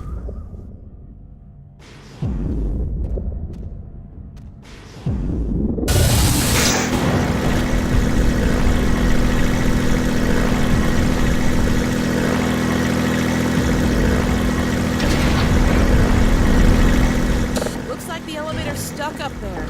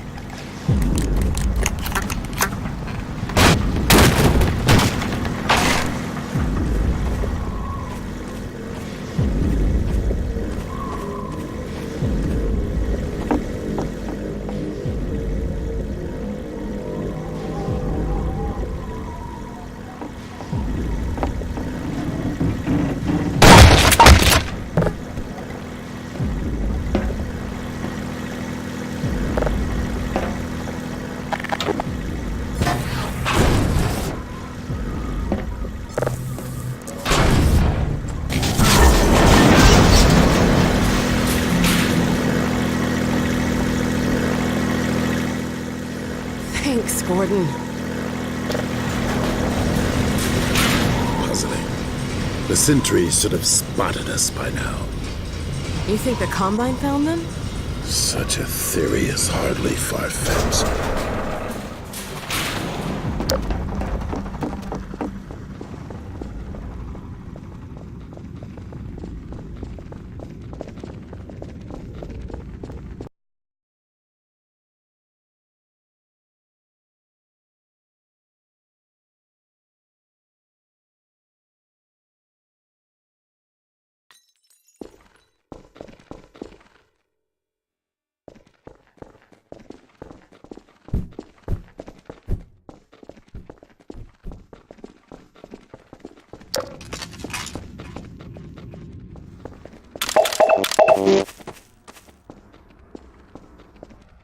For attentive players, this is the first time we've allowed a glimpse of the G-Man since Half-Life 2. In Episode 1, we suppressed the G-Man's visitations to no good end themselves. Head crabs have had their way with both parties.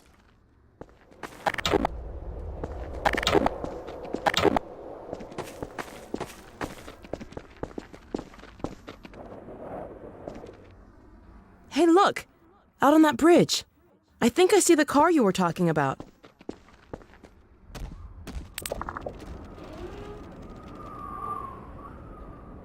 It appears they attempted an escape, but made it no farther than the abyss. Well, if they got it over there, maybe we can jump it back to this side. We recommend the Freeman for this task. Hey, I'm feeling a lot better. That condition will not last long if you plunge into the toxins below. We would do well to lend our protection from above, while Freeman skirts the hazards in the pit. This mounted gun may prove useful.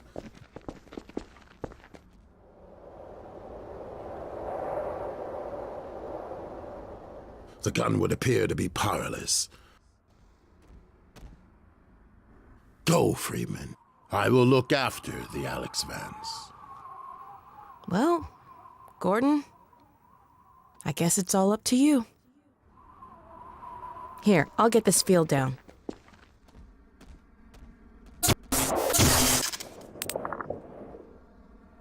Good luck, Gordon. Careful now. If we're gonna beat the Combine to White Forest, you better hurry. For attentive players, this is the first time we've allowed a glimpse of the G-Man since Half-Life 2. In Episode 1, we suppressed the G-Man's visitations completely, to show that he had lost track of Gordon. But after Alex's healing incident earlier in Episode 2, he is actively watching again. Keep an eye out for him.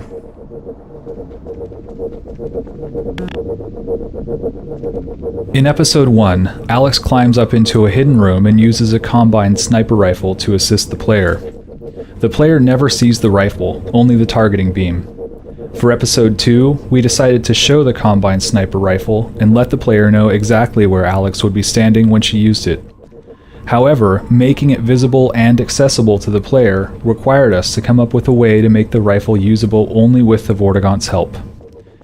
Though it's somewhat of a contrived and arbitrary device for keeping the player from using the gun, we felt it was a worthwhile trade-off, given that playtesters tended to enjoy the co-op sequence of Alex assisting them from above.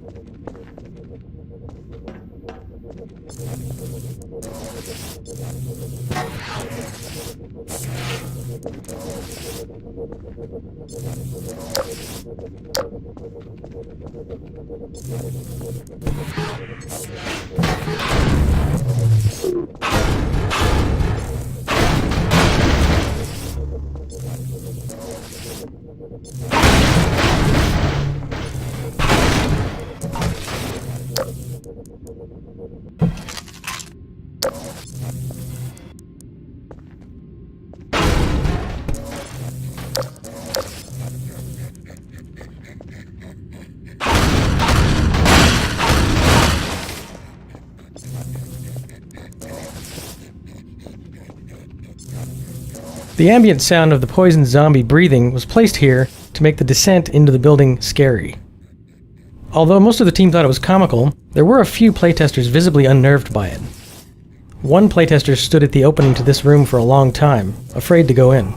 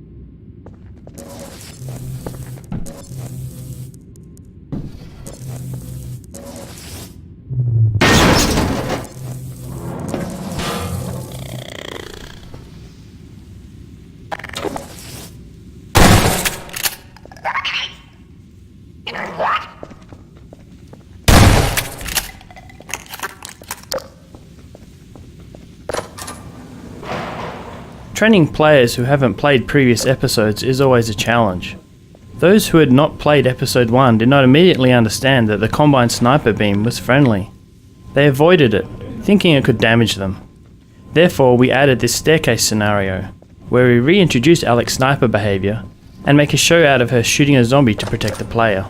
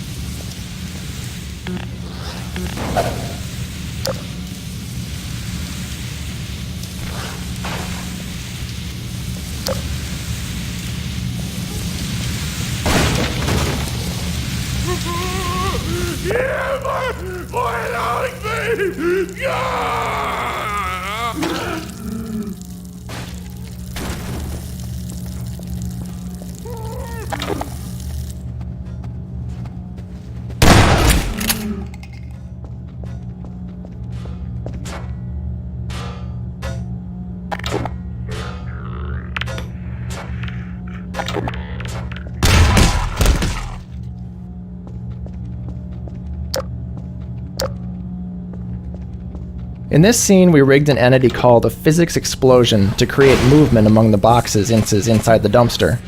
One playtester we had threw a grenade into the dumpster, and the physics explosion entity caused the grenade to fly back out. The player was surprised, thinking the zombie had tossed back his grenade. Although this happened by accident the first time, we went ahead and set up the entities to make sure it would happen for every player who lobs a grenade into the dumpster.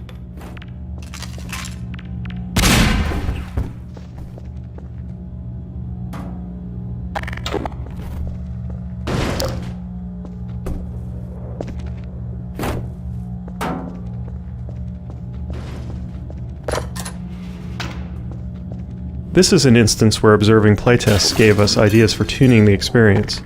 In an early version, playtesters would trigger the lights to go out and the zombies to wake up. Then, they would run out of the room and close the door. After seeing this repeatedly, we added a trigger allowing the zombies to open the door and chase the player.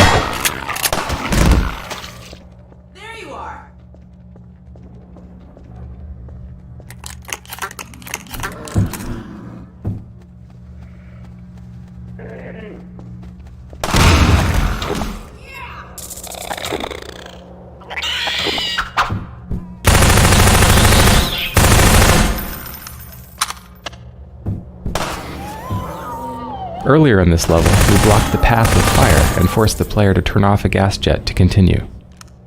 Fire traps of this sort were plentiful in Half-Life 2, but we could not count on players knowing or remembering how to use them here.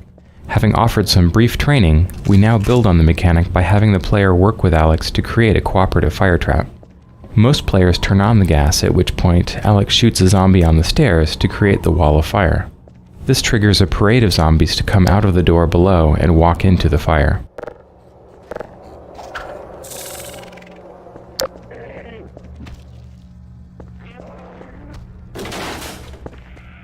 Earlier in this level, we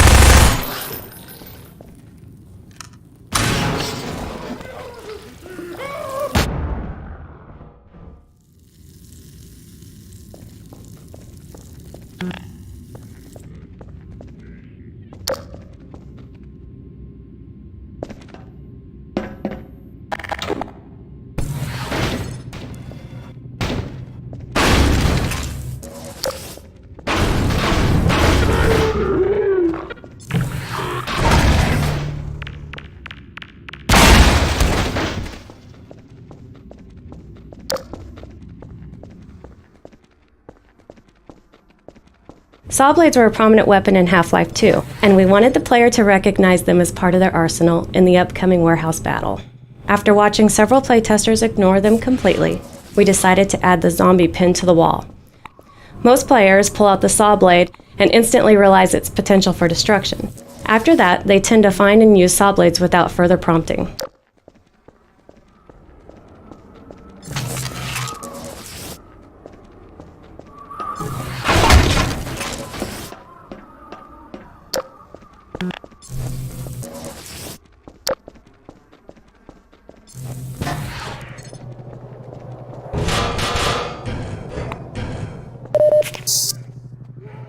The battle in the warehouse was created fairly late in the development of this map, when we realized that the level had a steady stream of combat, but no real climax.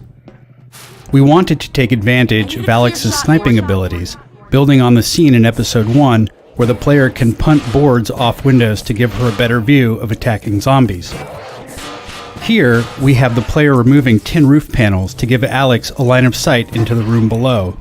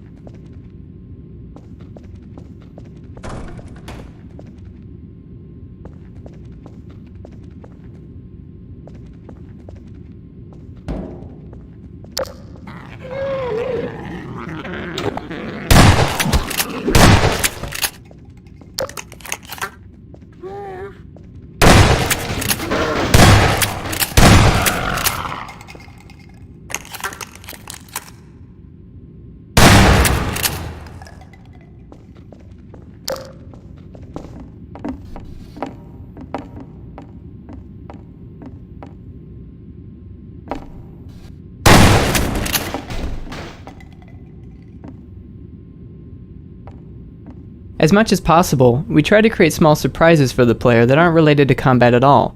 With this forklift puzzle, we wanted to trick the player into assuming that once they operated the lift, the puzzle would be solved. However, the player soon realizes that the obvious solution is actually a bit of misdirection.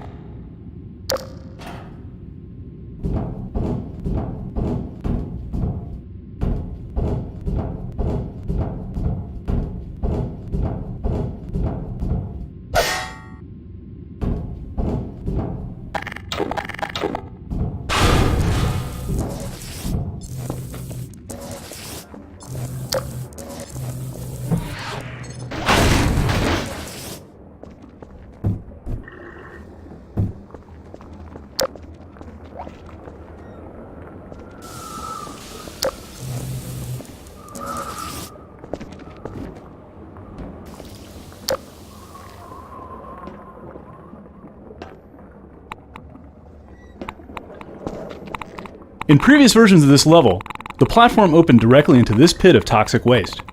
Playtesters who didn't recognize the waste as something harmful would jump straight into the pit. We changed the path so the player could make a safe landing and slowly come to understand the toxic threat.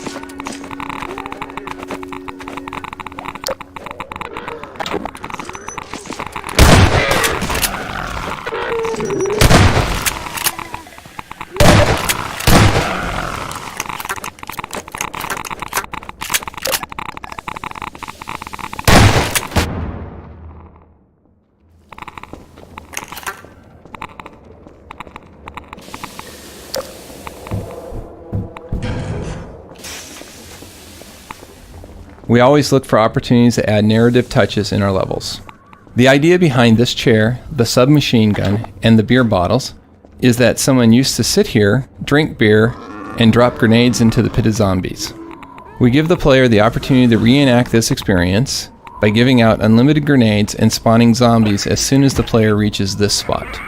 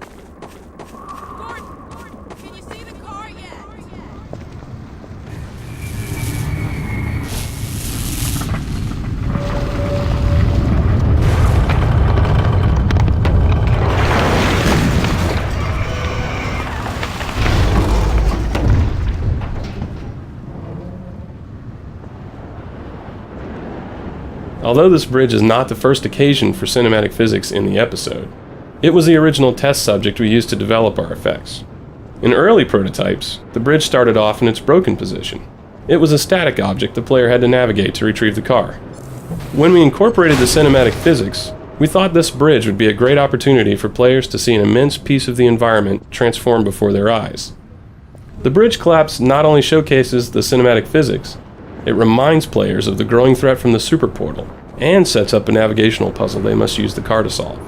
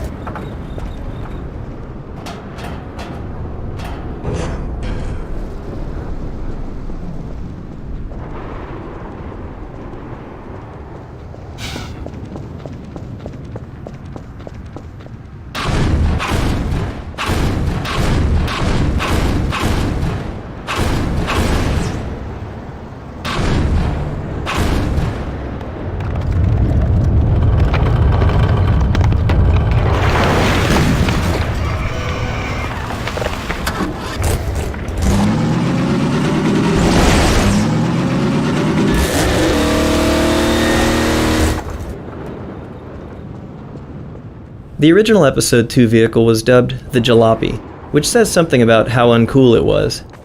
Early feedback was that it seemed too similar to the Half-Life 2 buggy. So we decided to redesign it so that players would feel excited rather than disappointed when they saw the car. Alex's original line when she first saw the Jalopy echoed the feelings of many early viewers. "What a wreck. Forget about White Forest. We'll be lucky if we make it to the end of the block." Having decided that we were going to rely on a car to get to White Forest, we had to figure out how to get Alex into the vehicle.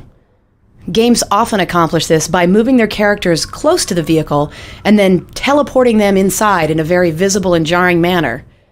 We knew this would ruin Alex's believability as a character, so she had to smoothly get into a vehicle the way you would expect a person to in real life.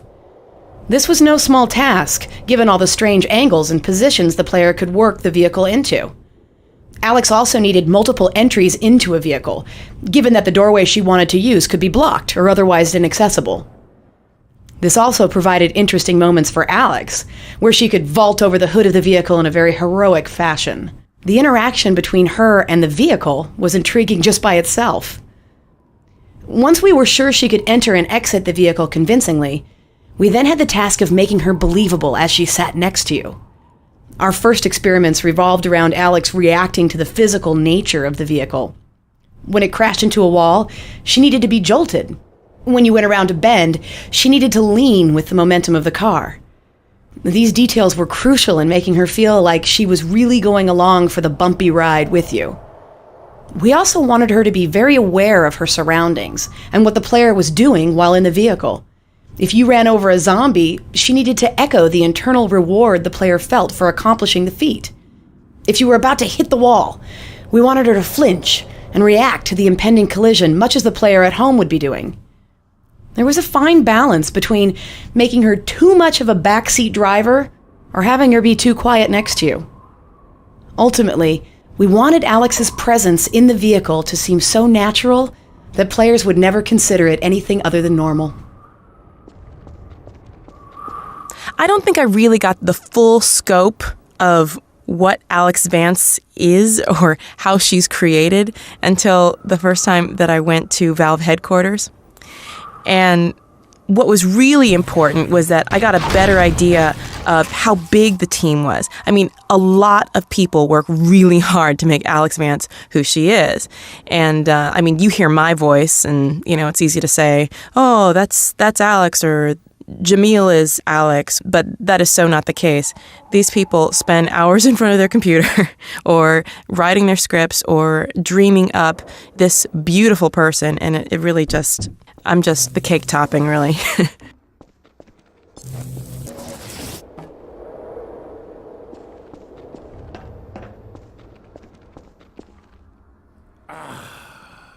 The free man.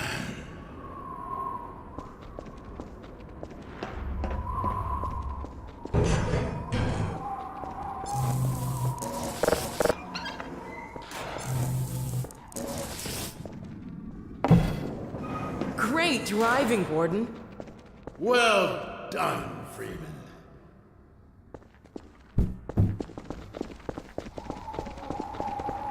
Oh my God. Look at this car.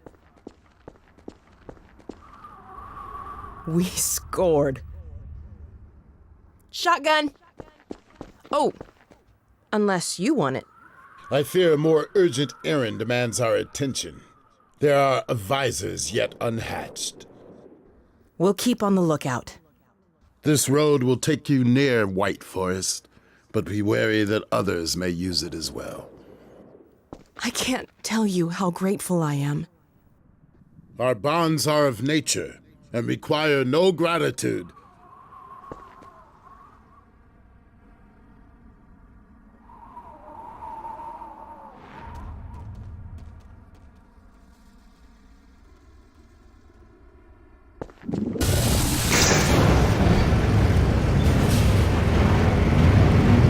Stay safe. Likewise, and farewell. It has been an honor.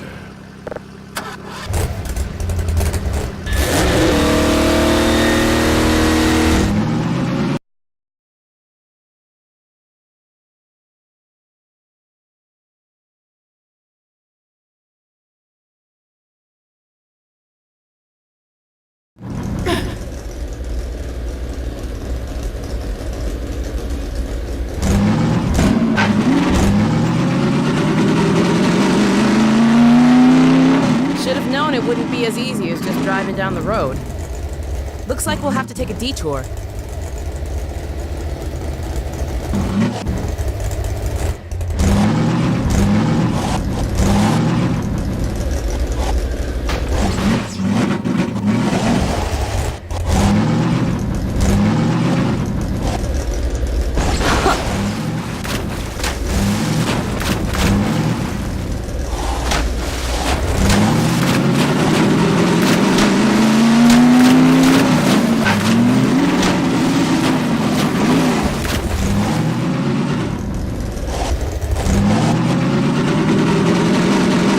Radio tower. If it's working, we need to send a warning to White Forest. They've got no idea the Combine's heading their way.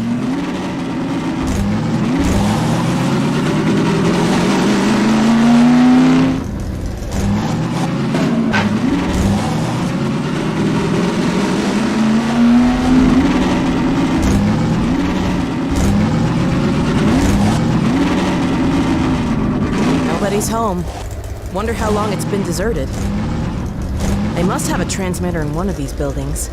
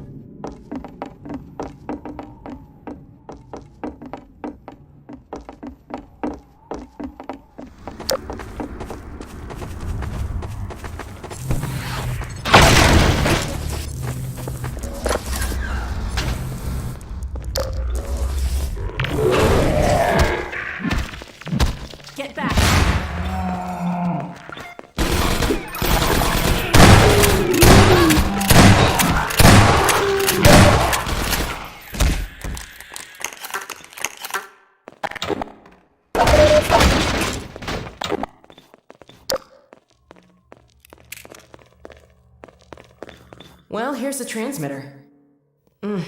No power, though. Let's see if we can get some electricity going.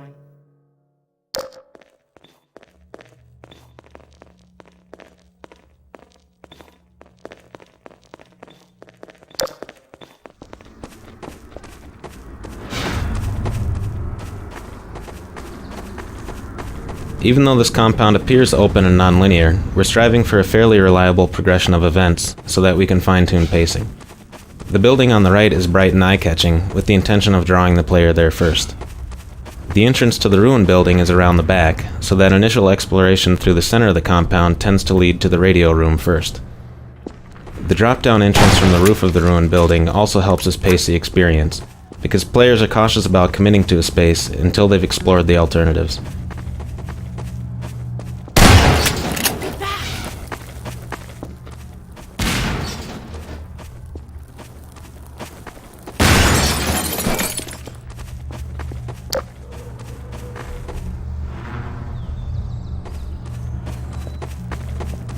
I'll keep a lookout while you poke around inside.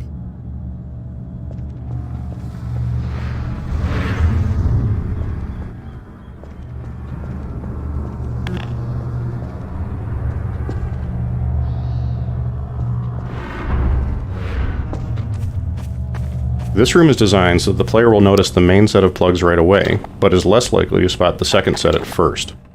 One end of the long cable is already plugged in, encouraging the player to grab the loose end and put it into the powered socket. This makes the faulty wire break loose and spark. With the power on, players try to return upstairs only to discover that now the elevator needs power. At this point, they look about more carefully and discover the elevator sockets.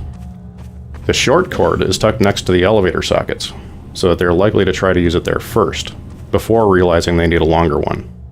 Given this fairly reliable progression of events, we were able to write a limited number of lines for Alex so that she could react each time the puzzle changed state.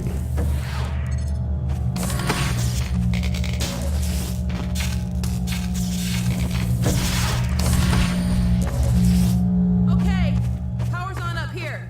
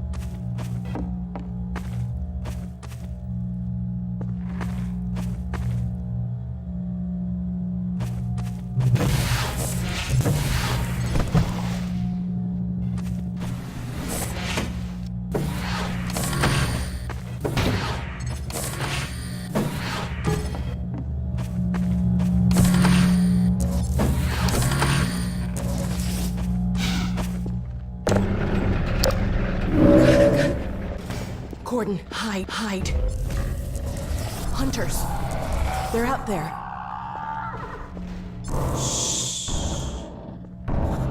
It's on the roof. The scene where Alex sees the hunters for the first time since her injury was meant to be a turning point for her as a character, and an emotional highlight for the episode, both for Gordon and for Alex. One reason we had a hunter injure Alex in the beginning of the episode was so she could have a strong emotional reaction to the creatures, and use the start of combat as a way of building a good character moment. Alex's previous encounter has given her a visceral fear of hunters, but now she has to make a conscious choice to get past her fear and into the right state for fighting them. She uses anger to get there. We also use Alex's intensity to draw the player's attention to subtler aspects of the scene, getting the player in position for the best view of the hunters as the attack gets underway.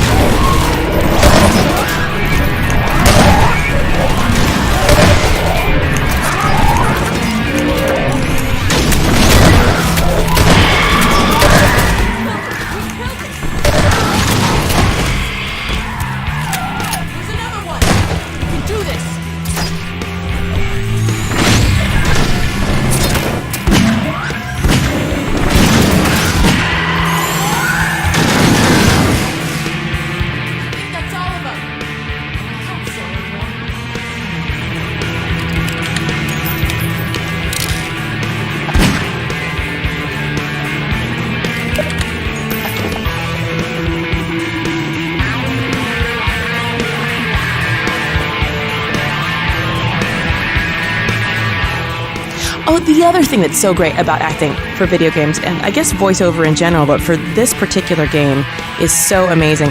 I don't have to worry about hitting my mark, or playing to the camera, or forgetting my lines. That's usually my biggest thing. You can see the wheels turning on camera because I'm trying to keep up with my lines. But this, they're all right there, so I don't even have to worry about that, and I can just worry about the delivery, the emotional vibe that needs to come across, and just be the sense of immediacy. I don't even have to worry about the words. So that takes a whole other level off to let the actor just get down and into the work, which is really, really great, which is why I love this job. In earlier versions of the Hunter intro, the hunters burst physically into the room by shouldering their way through the door. As the hunter's flechette attack came online, we decided this was no longer appropriate. Now that the hunter had an effective ranged attack, having him burst into the room with you actually put him into his least viable tactical position during your very first encounter, making him seem ineffective and a bit dumb. The current design is intended to showcase his abilities while giving the player the time and space to understand the situation before pushing out into close combat. This area was designed to train the player in the art of hunter combat, and during the development process it changed continually to suit the hunter's behavior. The first hunter prototypes could be killed only by the blunt impact of physics objects. Therefore, to make sure the player learned this technique, we trapped him in this area with one hunter and kept him locked in until he defeated it. Upon the hunter's death, reinforcements broke down the gate and doors, opening up the arena. As time went on and the hunter was modified to make it vulnerable to all types of damage, our grip on the player gradually relaxed, permitting freedom of movement and a wider range of tactics right from the start of the encounter.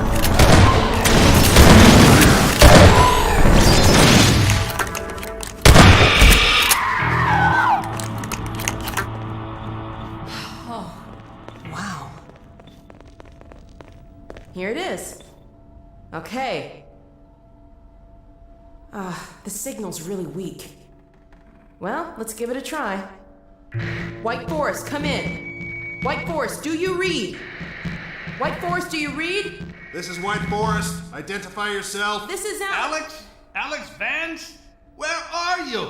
I expected you hours ago. Well, we had a bit of a setback. Don't you understand the gravity of the situation? The survival of Earth depends on the data you Yes, carry. I know. But the Combine, they're heading your way. What? What's that? What? You're heading our way? Well, I should hope so. No, not us. What was that? Combine.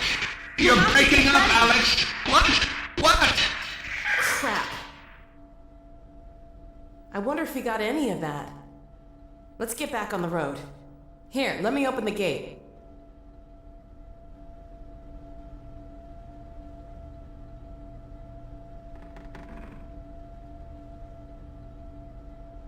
In this brief transmission scene, we are restating the goals of the level, while introducing a note of uncertainty and developing Dr. Magnuson's character. This scene was not strictly necessary, but it helped players feel some connection to Dr. Magnuson when they finally reached White Forest, and met him in person for the first time. In earlier versions, we tried having the hunters cut the power and interrupt the transmission, but this felt arbitrary. See if we Players can were pick up more the road receptive somewhere to the ahead. scene after they had solved the power puzzles and survived hunter combat. It feels like a small reward in addition to the simple satisfaction of beating the hunters.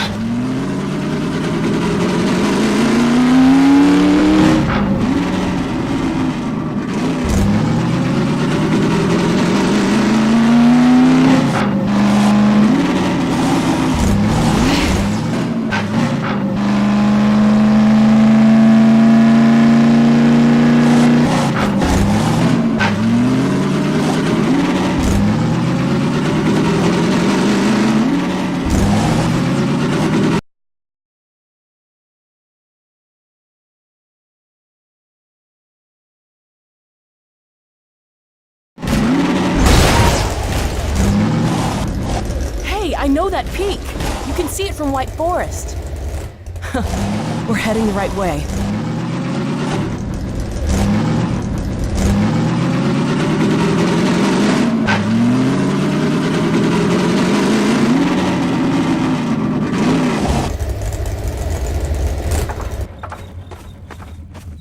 Look! This crashed It's one of those advisor pods. Back in the Citadel, those things we saw.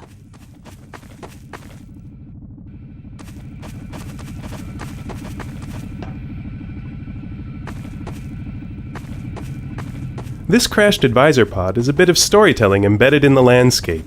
It hints at what lies ahead, while suggesting what must have happened in this location only a few hours before Gordon and Alex arrived. By placing artifacts of this sort throughout the episode, we slowly bring advisors into the foreground and develop their importance to the story in a way that doesn't depend on stage dramatic scenes.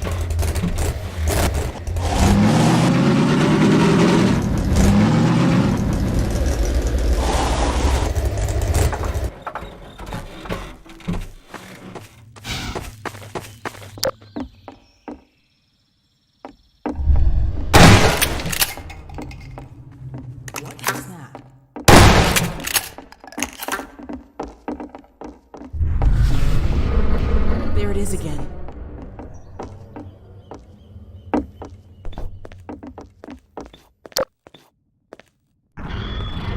There's an advisor around here someplace.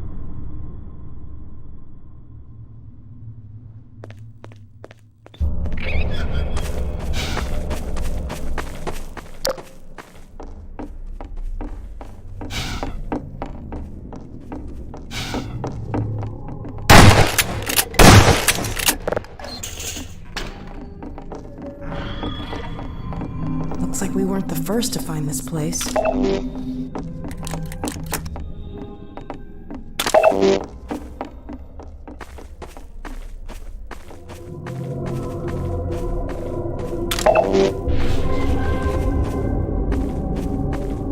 I think we found our advisor.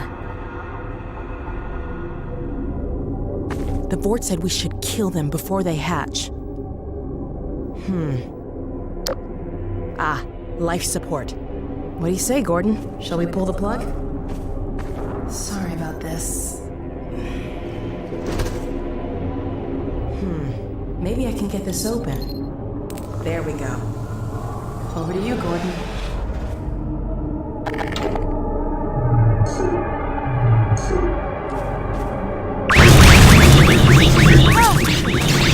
Whoa!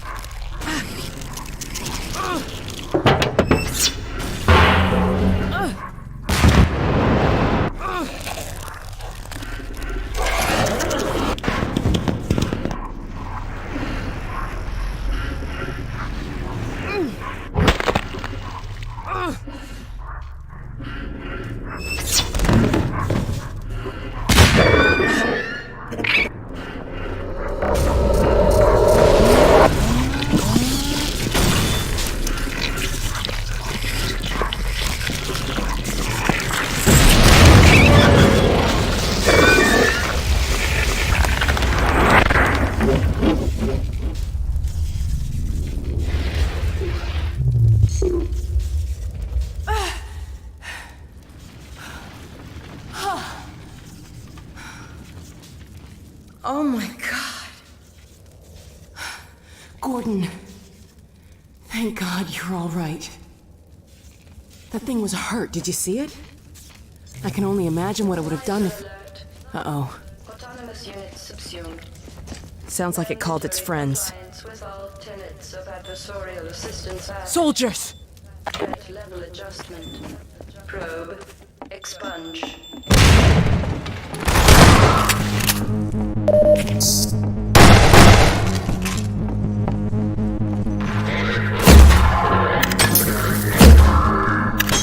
We gotta get out of here. Let's get to the car.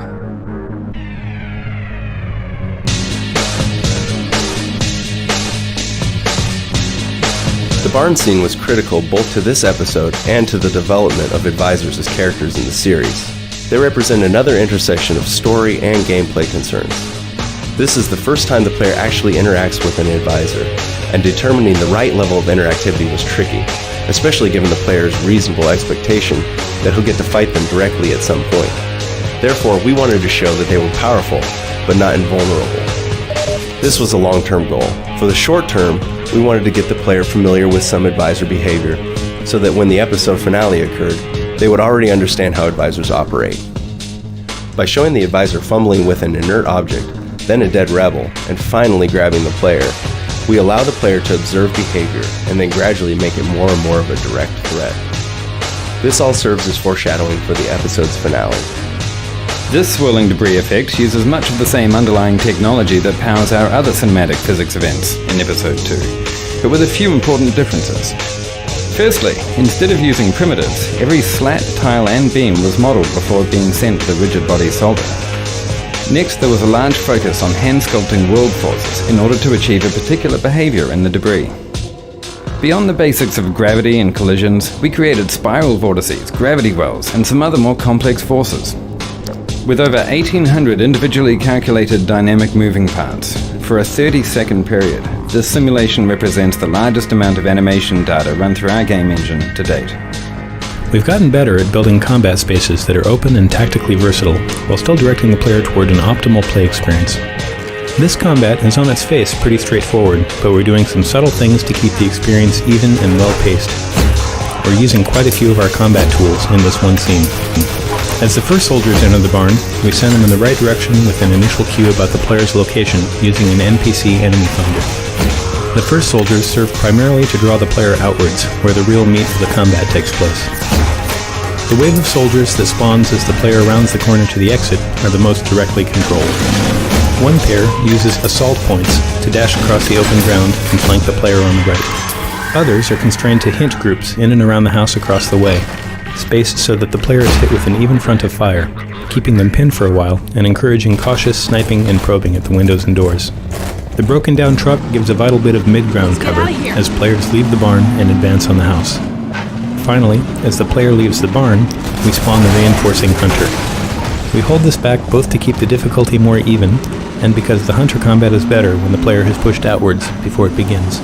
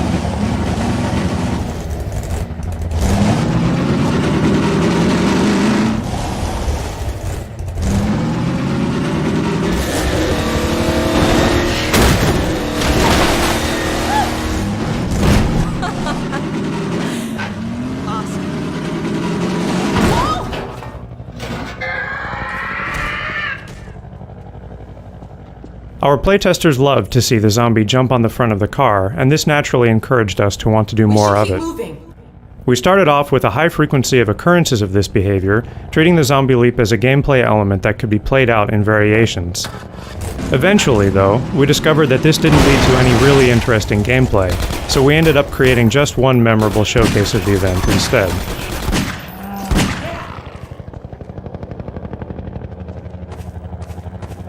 Having solved the problem of getting Alex into the passenger seat, we were faced with the challenge of making her a useful companion. When we first hooked up her vehicle combat, Alex constantly targeted and fired her gun at everything. This made her feel a bit like a turret. In response, we tuned her behaviour so that while the vehicle is moving, Alex fires more slowly, taking more time to aim at high speeds.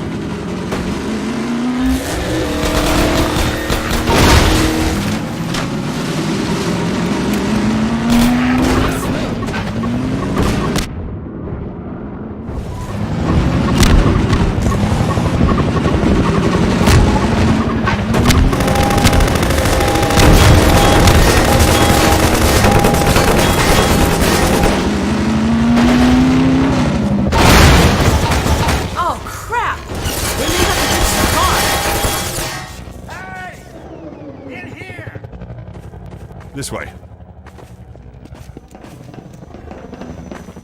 Since you brought that chopper in on your tail, you want to maybe help us take it down? Oh, with pleasure.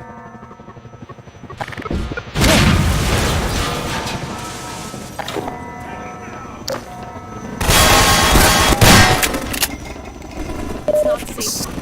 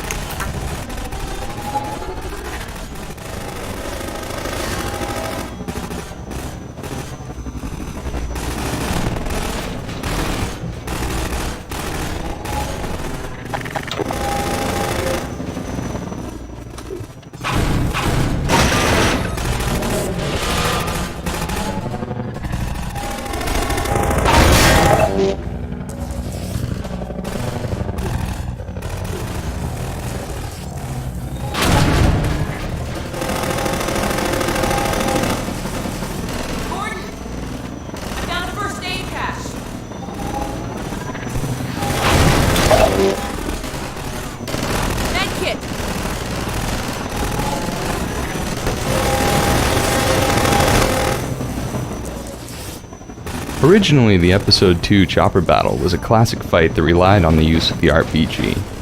In the meantime, we were experimenting with a completely new way of fighting the chopper, which we had hoped to have ready for Episode 3. The early Episode 3 experiments were so successful that we pulled them straight into Episode 2.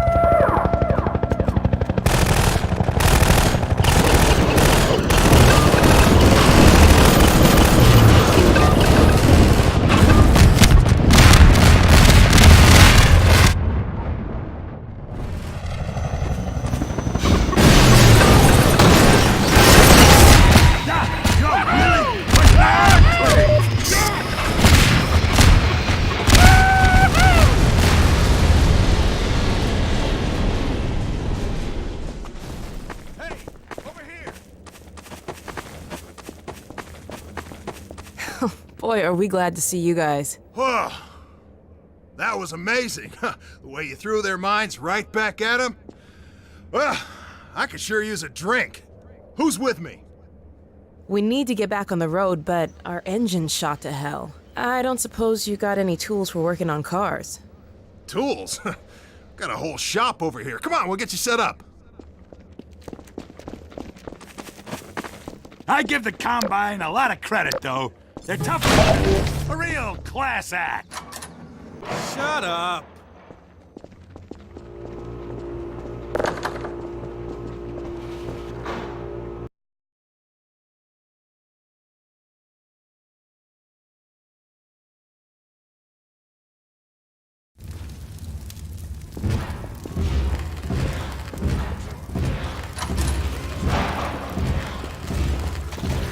Originally, there was a second driving section between the chopper. You weren't kidding. We'll be back on the road in no time. Well, that could be a problem. You hear that autogun going off out there? We normally run supplies out of the White Forest base, but a few days ago the Combine cut off access.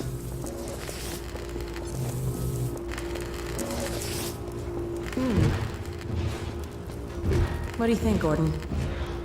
Maybe while I'm getting the car fixed up, you can see about clearing up that roadblock. All the fresh zombies coming out of City 17 have kept them pinned down. It's just a matter of time till the troops start pushing this way. If you think you're up to it, we'll let you out there. Huh. He's always up for it. Right, Gordon? We got a trap door up here where I can let you over to the other side. That way you'll get to see the gun before it sees you. Originally, there was a second driving section between the chopper battle and the autogun trenches. The pacing felt wrong, so we decided to remove it and connect the end pieces so that the train yard opens directly into the garage.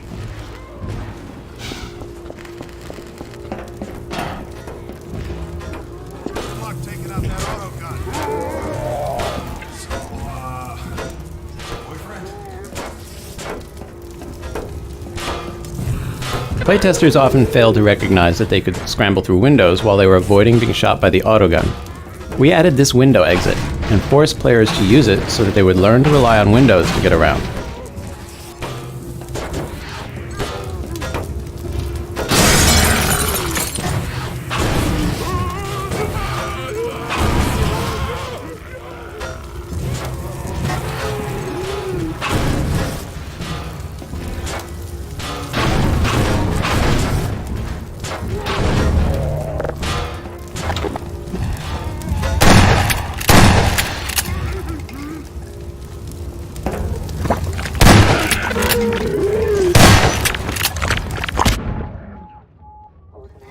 Medical systems engaged.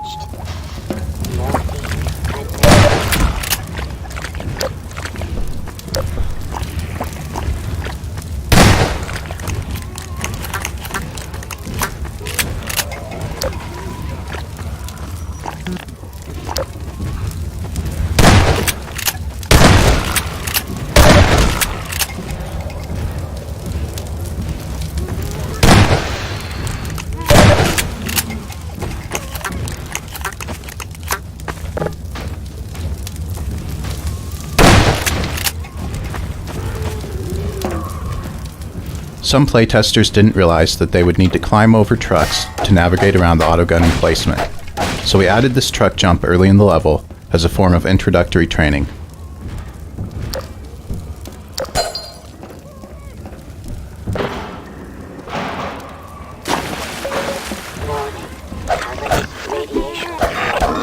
Vital signs are dropping.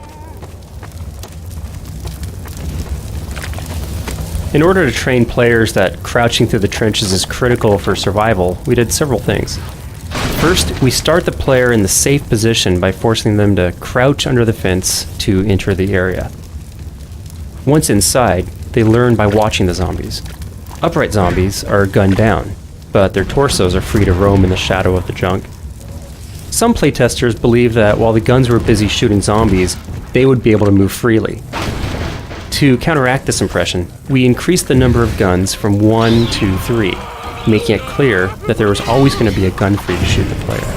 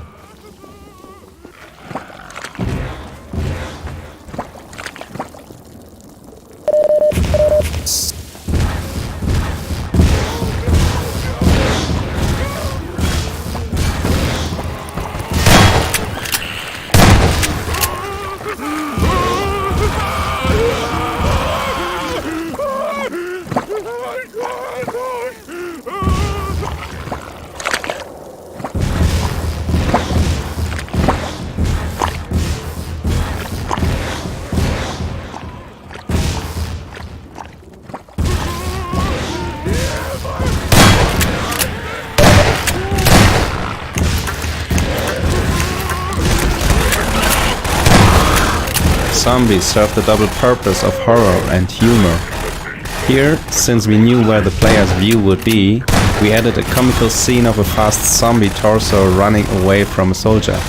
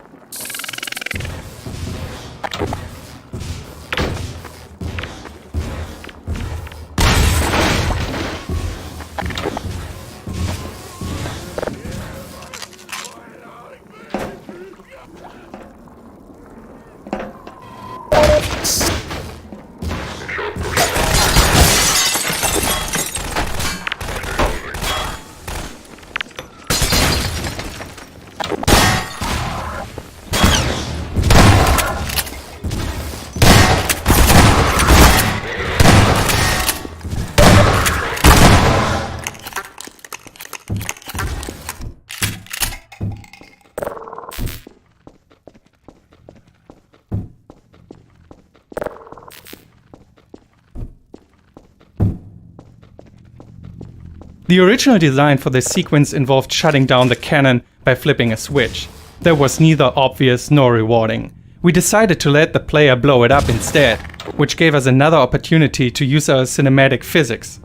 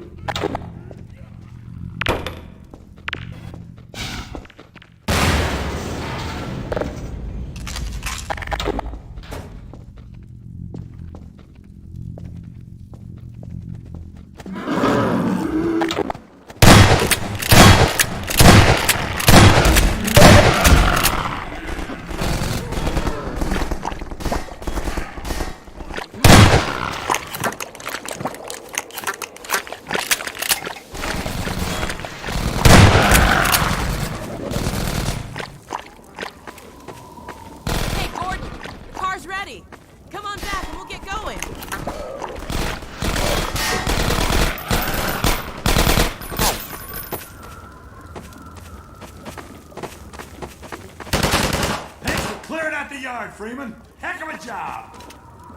Once we added the onboard radar to the Strider battle at the end of the episode, we needed to train the player in its use well before they reached that area. Help me fix the car. This garage was already in the game as a place where Alex needed to stay while the player went alone through the autocannon area.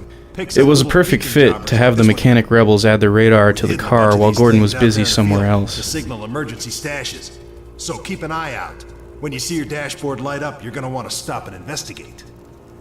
I'll fill you in on the road, Gordon. Thanks again, you guys. No need to thank me.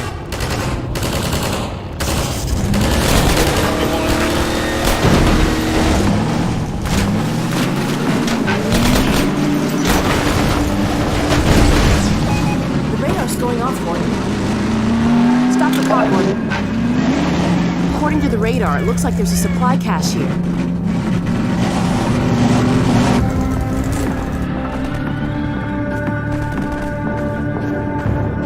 There's a lot of energy that goes into shaping Alex and making sure she stays on the right path or stays true to the vision that I think we have for her.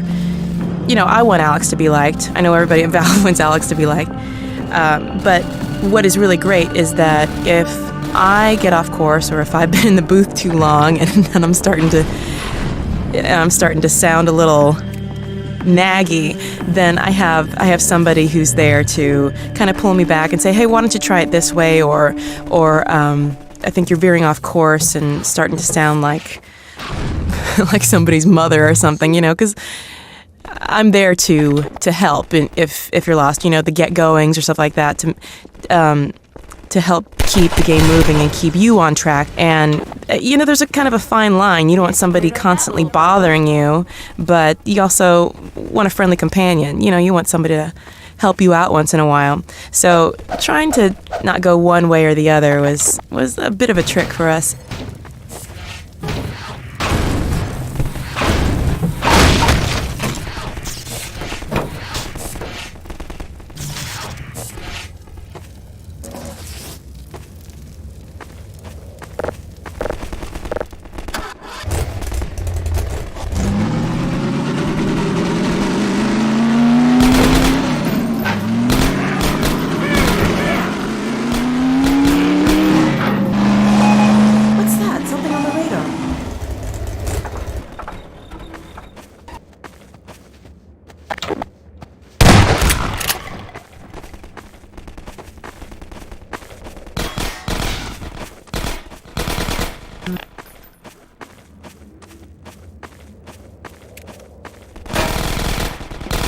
Keep watch out here if you want to look inside for the cache. Strong attention to visual design in this room make this unconventional puzzle both intuitive and rewarding. To begin with, the room is sparse, with a reward clearly visible but locked up in the cage. A strange centerpiece draws the player's attention, and the visible switch is obviously a part of the solution. The health charger next to the switch hints that the solution involves getting onto the catwalk rather than activating the switch from the ground. The van entrance discourages players from bringing in objects they might use to solve the puzzle by stacking. The lone grenade crate is a strong suggestion that grenades figure in the solution. And finally, the corpse in the rafters and the scorch marks on the ground, and the story they tell, provide the most important clue.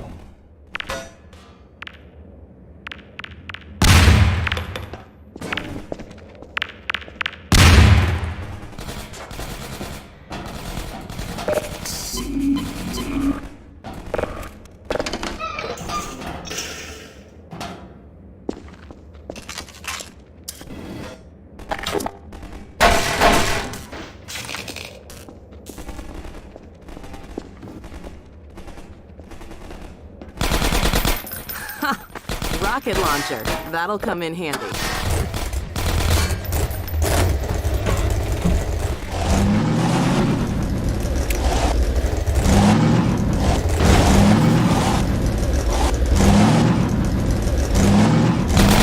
Nice move. So the circumstances around creating Alex were so kismet that it's almost a little scary. 'Cause, I mean, if you think of the ideal super self that you want to be, like, I don't know, badass moves and being able to karate chop everybody, and then add on to that having a rider to make you sound witty at every turn, it's like having an uber self for me. So I immediately fell in love with Alex.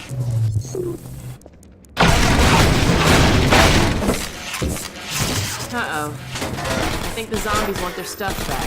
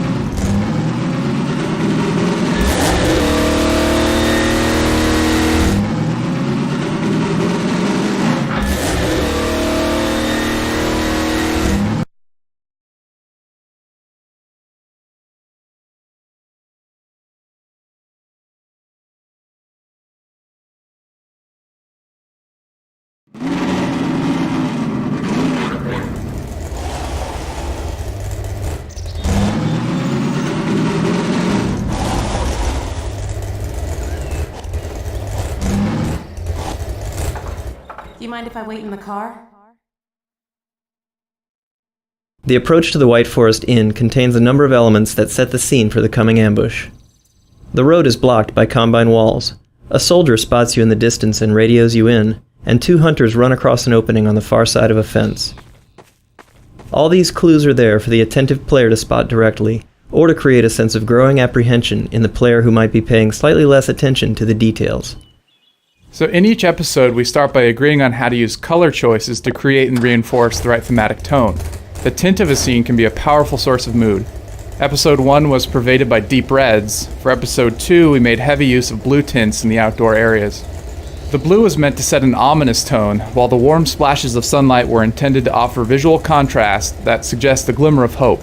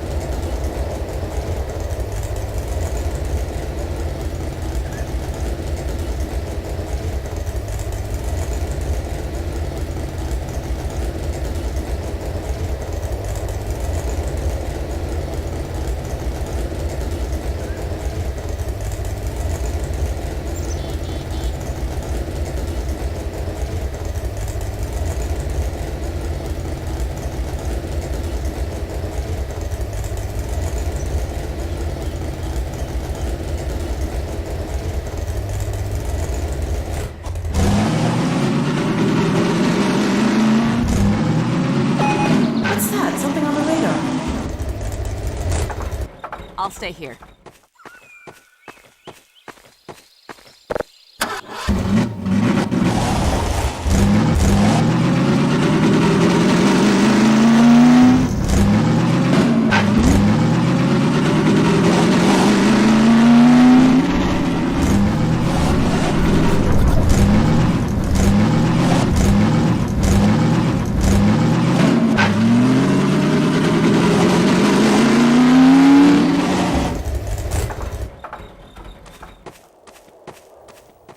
A question I get asked a lot is, what is the big difference between acting for stage and film and then acting for a video game? Because this is the first time I've ever done a video game. In general, in acting, it's helpful to have a director's clear vision from which to spring. Then the actor can run with the idea, play with it, imagine new things, fill it out, and make it a tangible thing or a tangible character. And the great thing about video game acting for me is that I'm completely unlimited. I'm not bound by what I can do physically or how I look or what kind of environment that can be physically created. So the possibilities are completely limitless. There are no boundaries with this. So when we get together and we talk about what the scene is, when they set the stage for me and what environment I'm going to be in,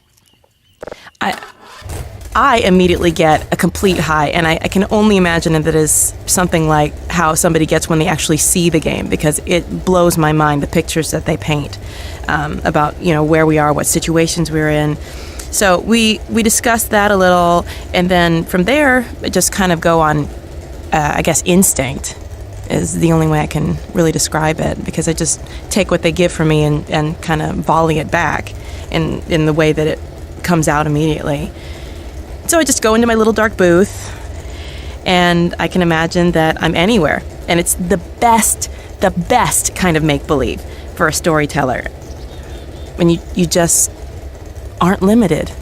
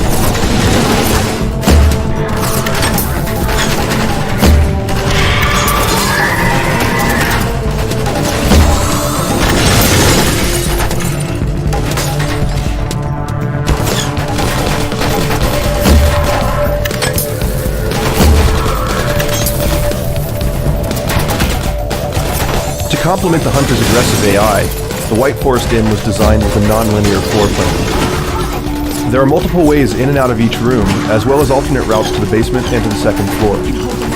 As the player moves through the inn, the hunters often select a shorter route and surprise the player by arriving first or by heading them off altogether.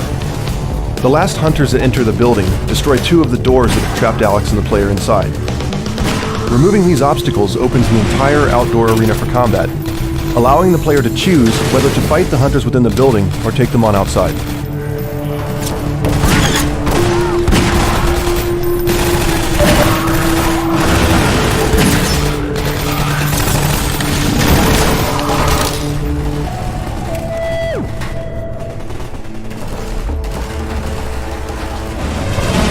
The inn is designed as a crafted experience that is controlled but not linear. The encounter is intended to create a heightened sense of danger without actually being particularly dangerous. The idea is to create opportunities for some memorable unscripted combat moments by keeping the player a bit on their heels. Normally, Alex is out of frame during combat and soldiers don't survive very long. By encouraging the player to move back from the windows, the map creates space for Alex and the soldiers to exhibit interesting behaviors that reinforce the mood of the siege. They're still after the data packet.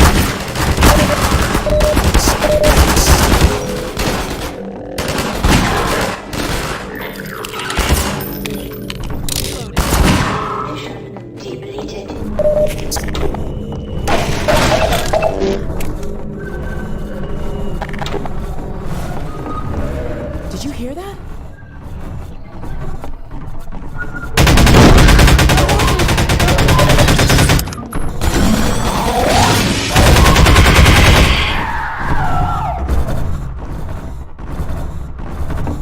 God, these hunters are tough.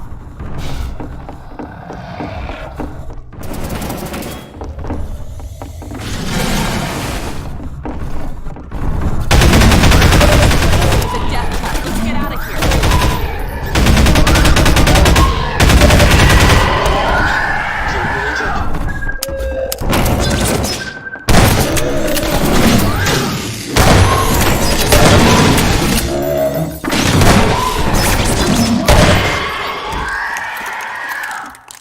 Three at a time. It's too much. Let's get moving before they send more.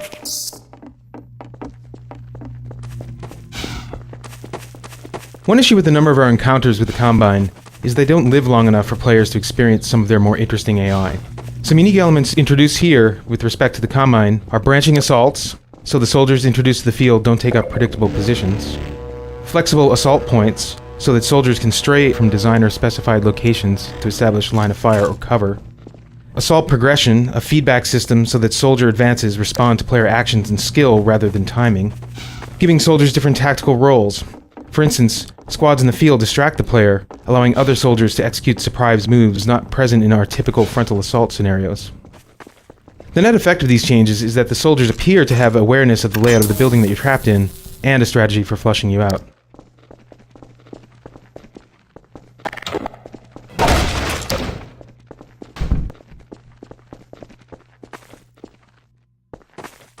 Well, let's find the power supply for this force field.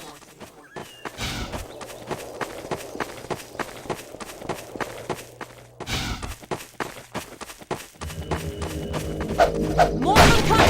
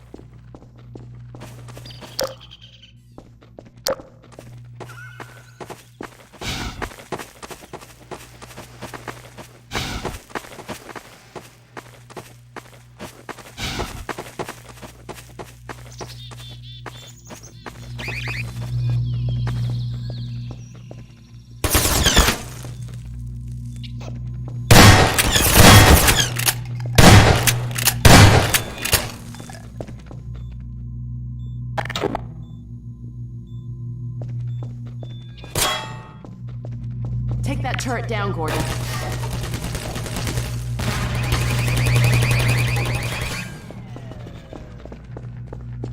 There's the power source for the shields. Huh. I haven't skimped on security either. Let me see if I can disable the shields and get you closer to the reactor. Okay, it looks like I can open them from here, but I won't be able to come in with you. Here goes.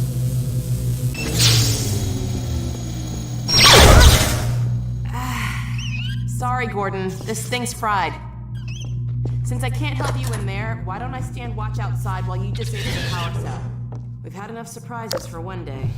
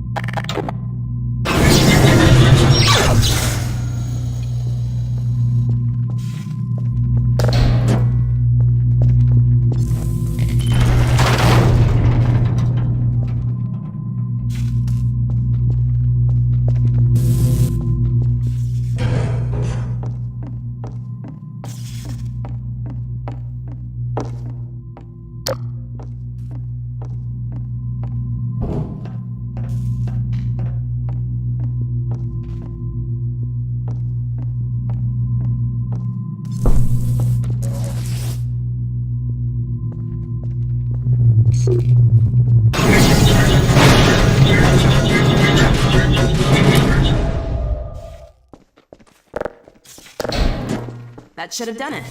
Let's go see if the force field's down. Let's hope there's no more Combine between here and White Forest.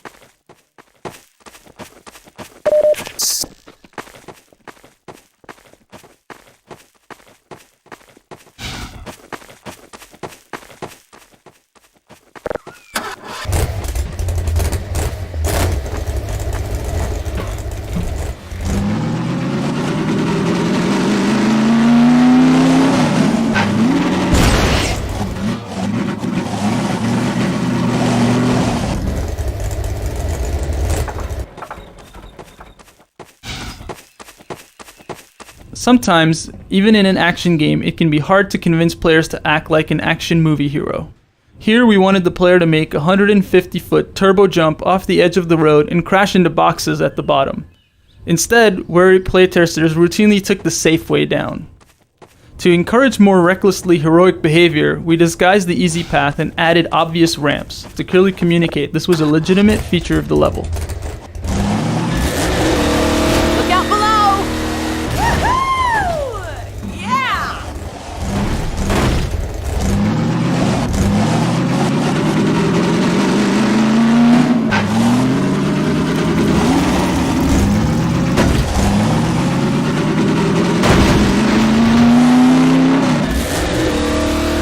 Hey, something on the radar.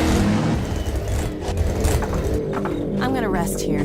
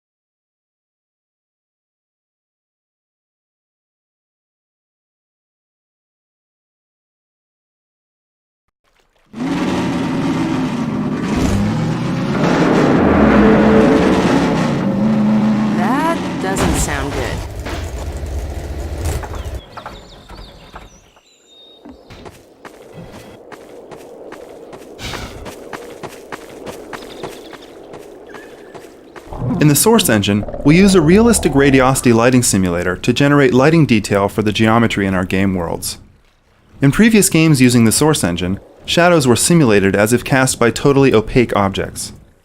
In Episode 2, we needed to render large wooded areas, which required us to modify our shadowing technology to account for the sparse, semi-transparent nature of foliage. With these upgrades to our radiosity lighting simulator, we are now able to realistically illuminate the trees themselves, as well as generate soft, semi-transparent shadows on the environment around them.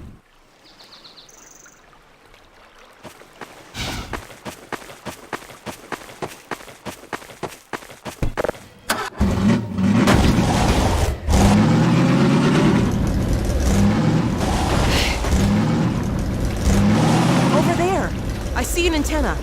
Huh, I think that's White Forest. Well, close enough to make it the rest of the way on foot if we have to.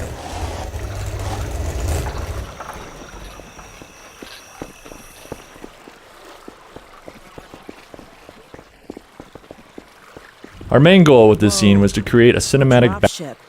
That must have been the crash we heard. White Forest sentries are doing their job.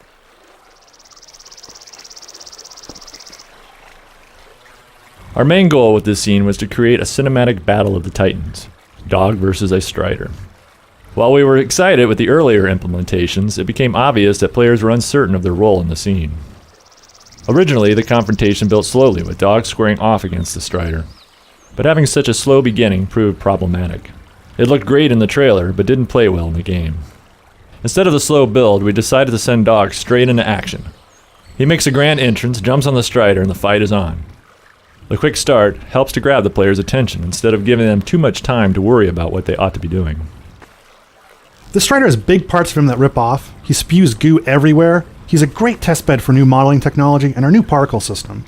We custom built him just for this sequence. With our episodic process, a lot of new technology comes online throughout development. Since any new technology takes a year or more to really work out all the bugs, we like to look for isolated areas, like this one, where we can test out new things without risking all the things we know already work. We did this with HDR in our Lost Coast demos. Once we're sure we didn't break anything, we can move the features back into general use. Since the Strider worked out really well here, he'll be the new Strider as we move forward, and we'll be applying what we've learned to any new monsters in Episode 3. Alex's robot dog is cobbled together from spare parts, all of which are in various states of disrepair. For Episode 2, we chose to use shading techniques to improve the look of Dog and better convey his scrapyard origins. Along with upgrades to Dog's texture maps, his shader now uses a combination of Phong shading and environment mapping to increase the apparent detail and diversity of materials, from rusty bolts to the damaged metal flaps salvaged from a combine scanner. Racing Dog to the base was not a preconceived plan. It was born out of testing the level over and over, and repeatedly trying to keep up with Dog as he ran to the base. This was sufficiently fun for us that we began to figure out ways to encourage players to do it too. What the hell? A Strider! Over here, Gordon!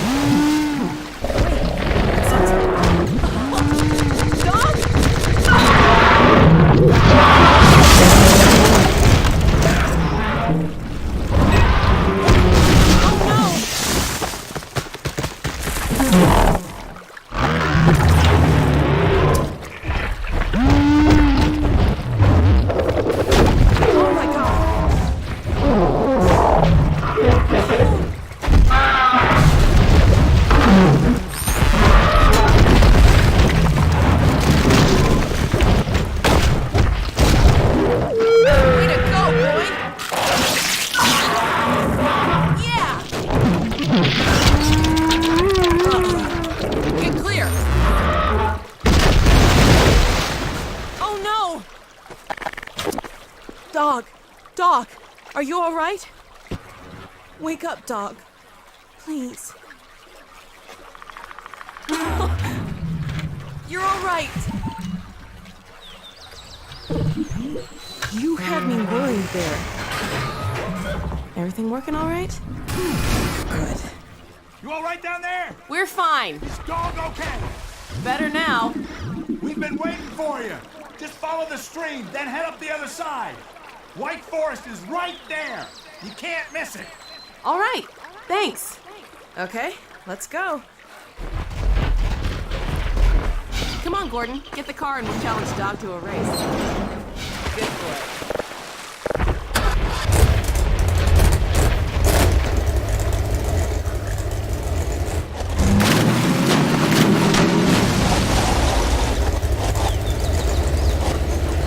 Looks like we need your help again.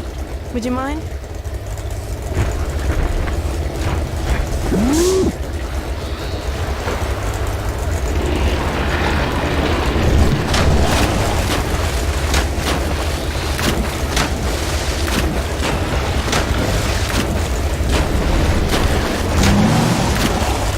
Way to go, boy! Okay, Dog. Race you to the base. Step on it, Gordon.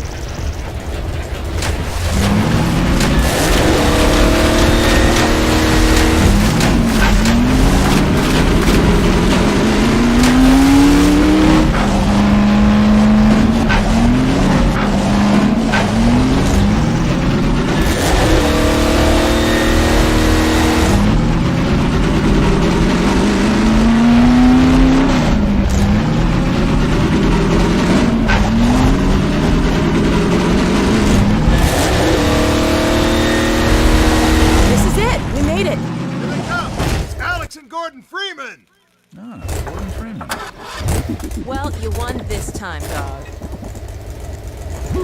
Let us in. Yo, let him through! Thanks. We had a feeling you were close when we saw a dog take off like that. I was never so glad to see him, believe me. Well, Gordon, White Forest. We made it. Safe at last.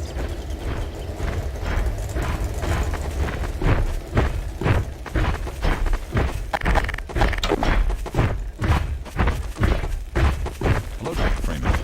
What the hell? Gordon Freeman. About time, too.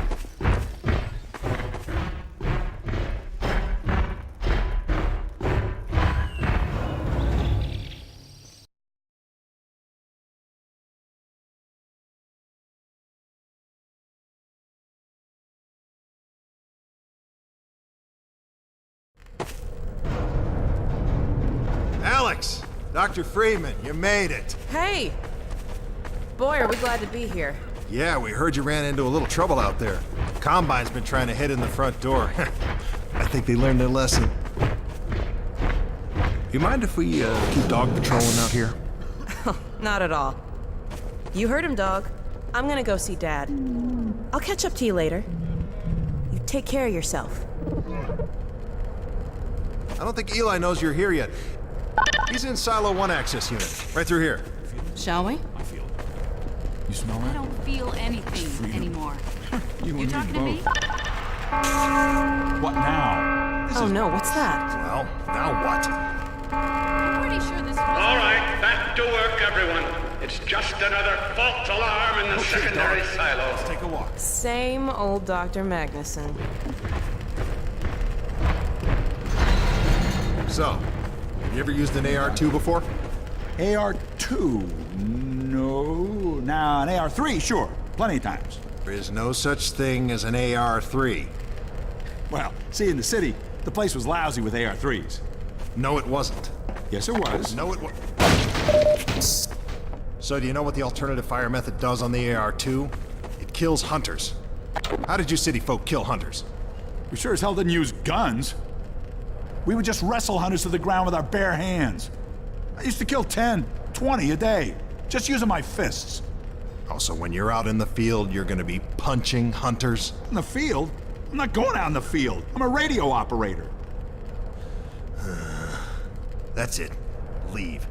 You don't need to be here, and I'm not gonna continue the lesson until you leave. I'm staying right here.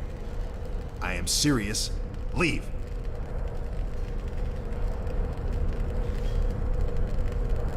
I'm not going to continue until you leave.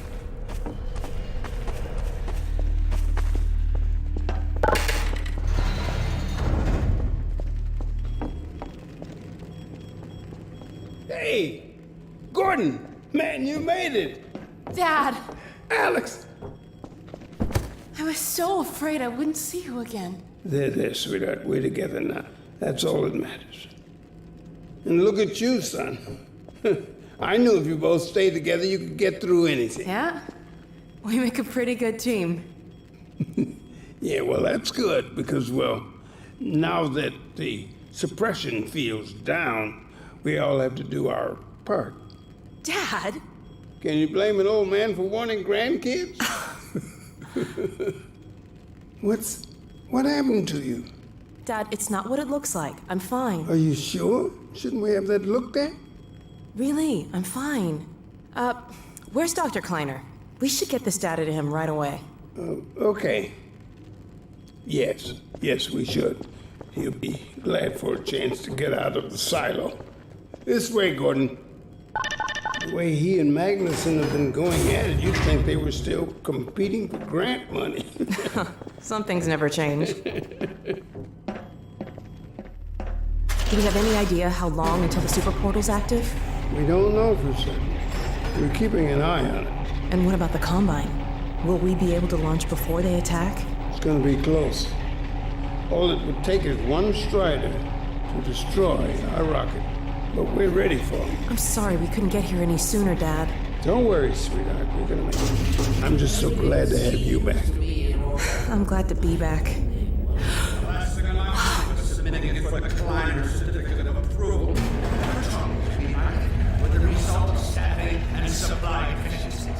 And your cranial conjugal parasite away from my nose cone! Now listen here, Magnuson. There's no call for hurtful comments. Good grief. Eli, why didn't you tell me they'd arrived? Don't worry, Izzy. They just got here. My dear, what a relief. Not to mention a delight to see you here at last. And Gordon, I see you in the HEV suit have taken excellent care of each other. They're inseparable. The data, people, the data! Kleiner, are you going to sync up the satellite, or should I postpone the launch to make time for a family reunion? Oh, brother. All right. I was just saying hello to Alex and Gordon. Oh, fine. No one grants me a moment's peace, but by all means, unroll the red carpet. Good grief. I only meant they might... I know. Oh, never mind him. Now, my dear, where is this data packet you've been carrying? If I delay a single moment, I'll never hear the end of it. You have my word on it. It's right here, Dr. Kleiner. We've got a ton of data. The strange thing is, it was all attached to a transmission from Judith. Transmission? From Judith?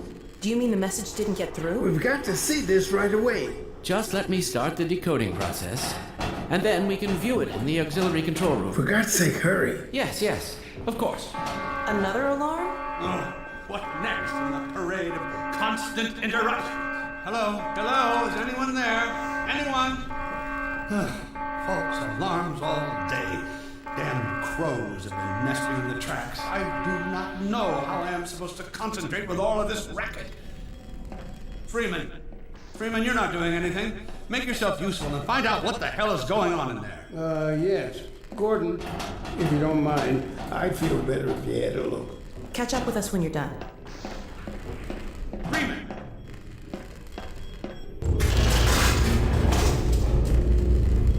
The blast doors will have sealed due to the alert, so you'll have to go through the bottom of the launch tube. I'll open this hatch to let you down. Now, once you're down there, I'll have Uriah let you into the secondary silo. Due to the number of characters involved in this scene and the cramped spaces, we found that the actors were constantly pushing the player around. A hug? The situation's not going to investigate itself. Due to the number of characters involved in this scene and the cramped spaces, we found that the actors were constantly pushing the player around in order to get to their marks. We developed some tech that allowed the actors to gauge the position of the player and the other actors, and choose among a selection of marks. This not only solved the congestion problem, but made scenes feel more dynamic. Dr. Magnuson was the result of a decision to bring forward another signature character from the original Half-Life, along the lines of Dr. Kleiner and Barney. As we developed the character, we kept referring back to this line from Half-Life to keep us on track. Gordon doesn't need to hear all this. He's a highly trained professional. We've assured the administrator that nothing will go wrong. Though we liked the character who came into focus, We found that this voice was sounding too much like a caricature for our increasingly grim and realistic world. We like to hire actors with the natural voices that we want for our characters, as opposed to hiring actors to create voice characterizations. In John Aylward, we found someone who could deliver the brusque arrogance of the original lines, and also take the character forward into some of the richer and subtler opportunities we foresee for him. If you listened closely to the Vortigaunts in the Antlion tunnels, you may have heard one of them using a complaint very similar to Dr. Magnuson's here. Their affinity to Dr. Magnuson has caused some of his mannerisms to spread among them by way of their low-grade telepathy. Hurry and get down that ladder.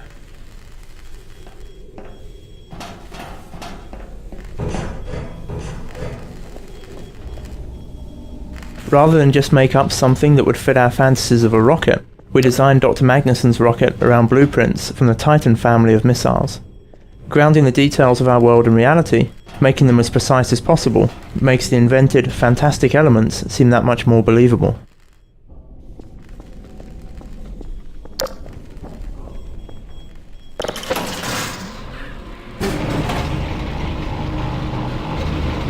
Attention personnel, this is Dr. Magnuson. Since the secondary silo staff seem incapable of solving their little crow problem, you will be happy to hear we have put the popular Dr. Freeman on the job.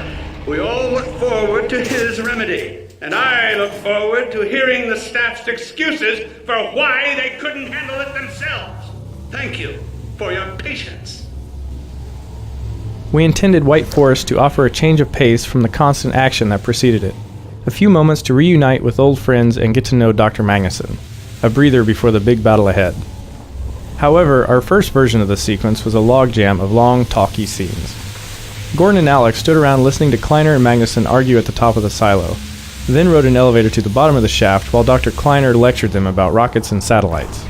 They wandered into a control room to watch Dr. Mossman's transmission, and then hatched a plan to get her back. We knew we were in trouble when even the authors of the scene were bored, and no one had the patience for the revelations that followed. We divided the sequence into a number of smaller pieces that could be interleaved with solitary exploration and some combat. This required rebuilding the path and moving the control room upstairs, where the transmission scene became a reward for surviving the secondary silo. As a result of these changes, the White Forest experience is more varied, the narrative comes in digestible portions, and the players are able to play at their own speed, rather than being led by the nose the entire time. This steam jet is an example of something we call a mechanic refresher. It's meant to refresh the player's memory on how to perform a certain task they may not have used in a while. In this case, we remind the player about using valves to turn off steam in a relaxed environment. In the map just ahead, this trick will be fresh in their mind, and they'll be far more likely to realize they can use steam jets tactically when they encounter them in a combat situation.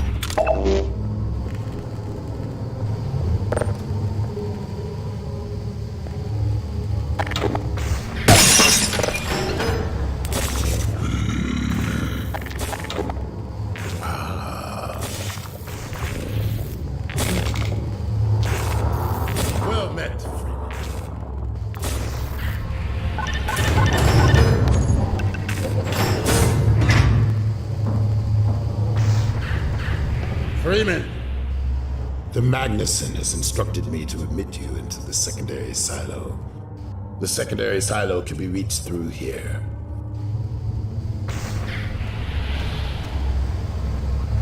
In Half-Life 2, when we first decided to make Vortigaunt ally characters, we played around with having a prominent Vortigaunt companion. Because of their bowed posture and semi-servile manner, this individual was dubbed Heap, after Dickens' character Uriah Heep. In Episode 2, we named the prominent Vort at White Forest Base Uriah. In Episode 3, we'll find out Dickens' unused middle name for Uriah Heep. Originally created as a minor background character, the Vortigaunt lab assistant, known internally as Labby, was so popular with playtesters that he evolved into a fully developed character with the unique name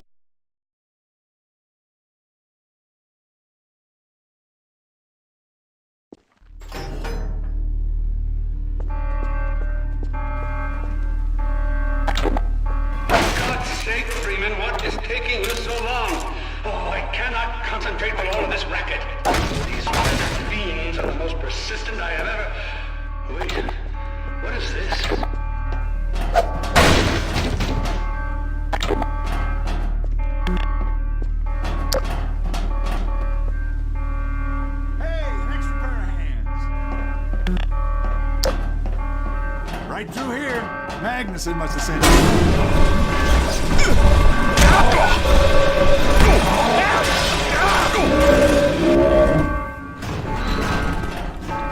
Oh my God. Oh dear. This is a breach. A breach. Attention, attention personnel. This is Dr. Magnuson. We are experiencing a breach of internal base defenses. Please bear with us while we pinpoint the location of the breach.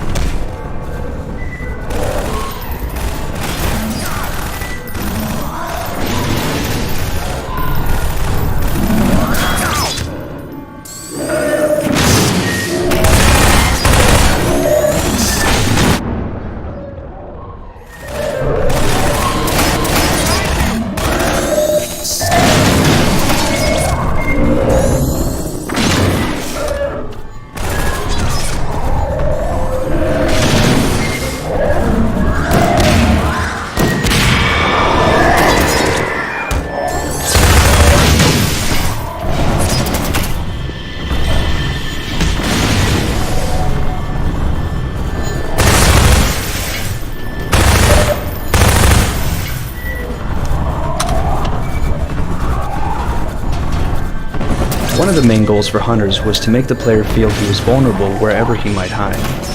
This arena and the secondary silo became our testbed for improving the hunter's close combat behavior. A classic combat space, featuring multiple exits and many possible paths, we tuned it for a strong cat-and-mouse gameplay experience.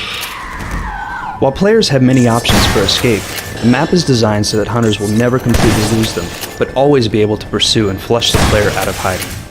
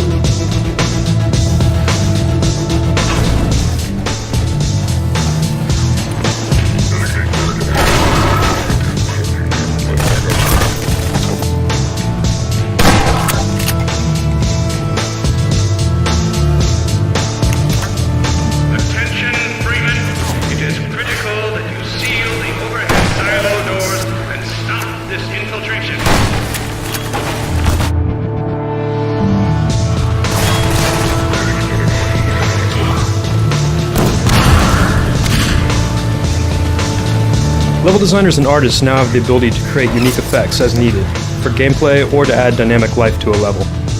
In this case, this simple water leak wouldn't have been possible before without involving a programmer to create a new class of effect. Thanks to the new particle system, unique effects like this are easily created as needed, without any programming. This leak adds a visual point of interest to the area and also blocks direct line of sight into the nearby corridor without blocking the space itself. These effects can be placed and controlled within levels, attached to animation events of characters, or called by code. Allowing particles to be attached to objects in the world, emitted from a model's hitboxes, and locked to bone positions allows them to serve a wide variety of functions, such as the new Vortigaunt beams or the burning effect of a zombie. We hope this feature will allow level and mod authors to create a wide variety of effects quickly and easily to suit their purposes.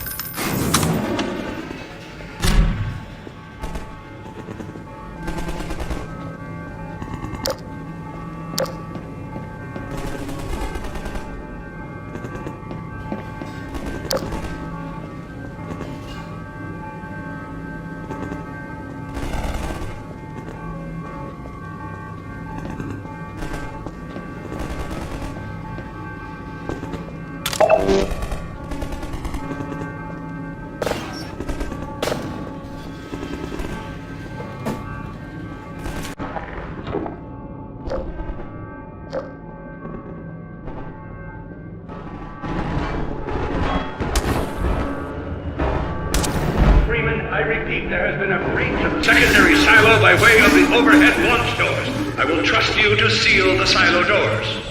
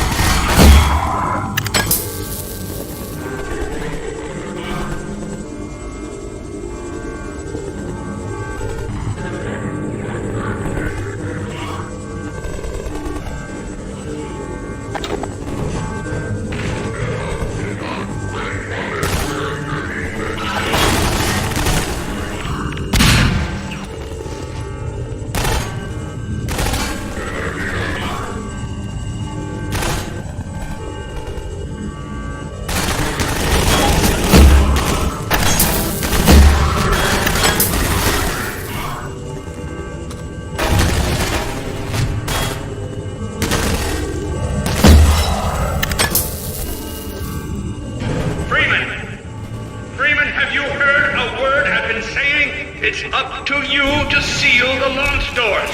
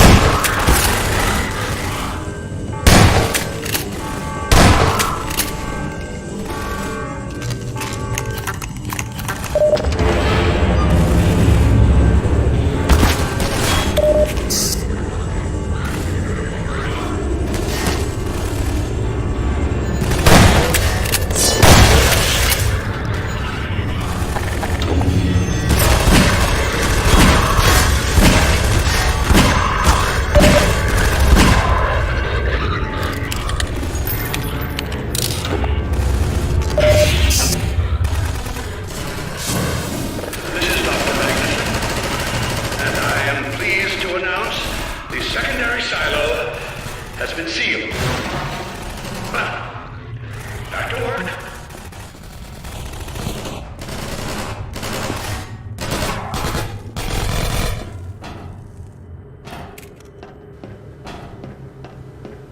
Gordon!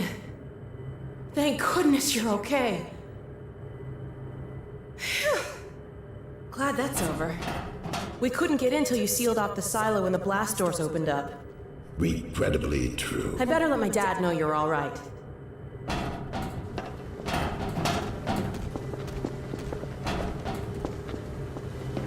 Dad? Yes, Alex. Is everything okay? Is Gordon all right? Yes, he's fine. And thanks to him, the base is secure. Good, good. We're about to watch the transmission from Judith. We'll head right over.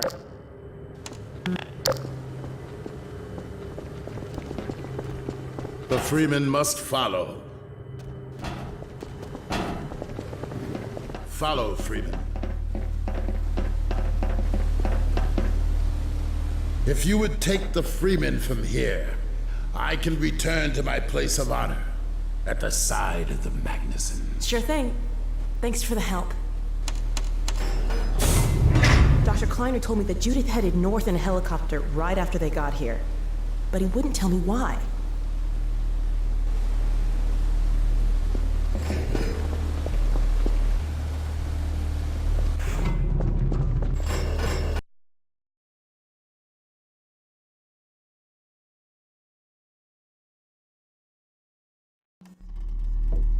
I'm fairly sure I pinned down the location of the project.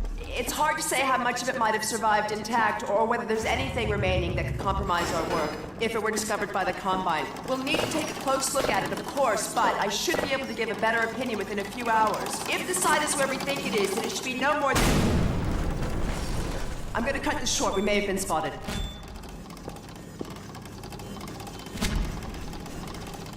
Never let her go. There was no stopping her, Eli. Wait a moment. There's something else here. It's the Borealis. Good God. Incredible. What? The Borealis? It's real? Oh yes, quite real, despite its almost legendary stature. Our peers at Aperture Science were at work on a project of some promise, but in their rush to beat Black Mesa for funding, they must have compromised ordinary standards of risk. We heard their research vessel had simply disappeared, vanished, with all hands, and even part of the dry dock. Few believed the Borealis would ever be seen again. It should have been lost forever. Ah, but now that we've found it, we can use it against the Combine. Did you use it? That thing has to be destroyed. But think of the advantage for humanity. We can't simply waste all that potential. Has Black Mesa taught you anything? There's no controlling that kind of power. Well, yes. There's always a risk, Eli.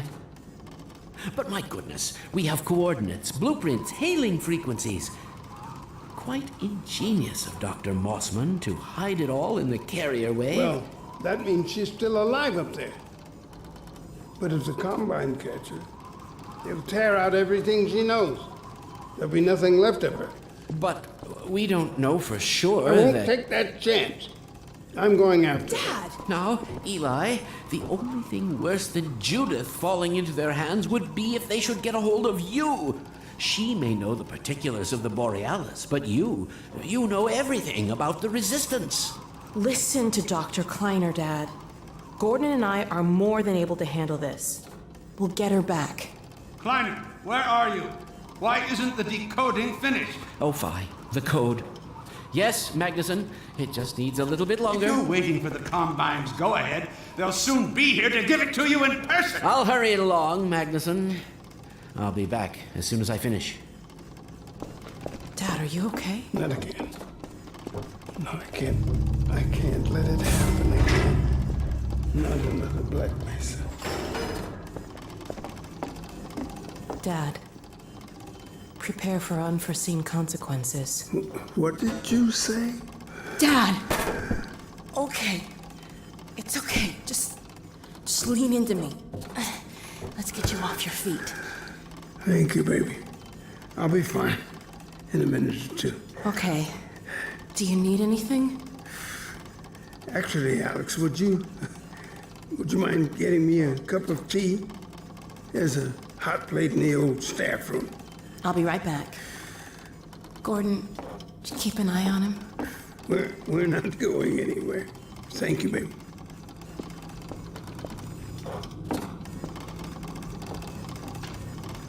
Unforeseen consequences. The last time I heard those words was back at Black Mesa. You had just stepped into the test chamber when he whispered them in my ear. You know who I'm talking about. Our mutual friend. When he brought in that crystal, I knew I should have aborted that damn test, but I didn't. The whole world went to hell that day. And now he's using my little girl, putting words in her mouth. God damn it. I should have known when he rescued her it was for his own damn reasons. Gordon, there's so much I need to tell you. Between us, we may finally have a chance of, Here you go. Is everything all right? There's nothing, honey. All right, people, change of plans. There is no way we can launch before those Striders are... Oh, excuse me if I'm interrupting tea time. I'll just step out until you've finished, if that's more convenient. It's all right, honey. Well, Freeman, I believe I've found the perfect use for you. Follow me, quickly. We'll talk later, Gordon. I'll catch up with you in a bit. So a lot of times we'll try a line in several different ways, like set a different mood for a different scene, or maybe just do a different take on a line. Like one might be, it sounds trite, but you know, one excited, one not so excited, or one a little more pensive and thoughtful. Or suggestions are always thrown out there for new reads, and it's the coolest kind of teamwork.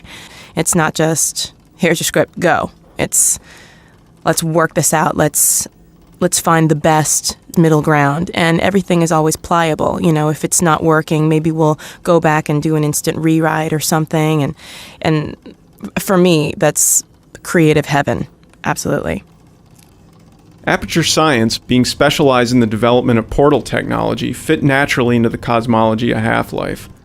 Rather than forcing Portal into the Half-Life franchise, we used it as an opportunity to make our world bigger. By suggesting a long-term rivalry between Aperture Science and Black Mesa, we open up possibilities in both games that didn't exist when they were separate entities.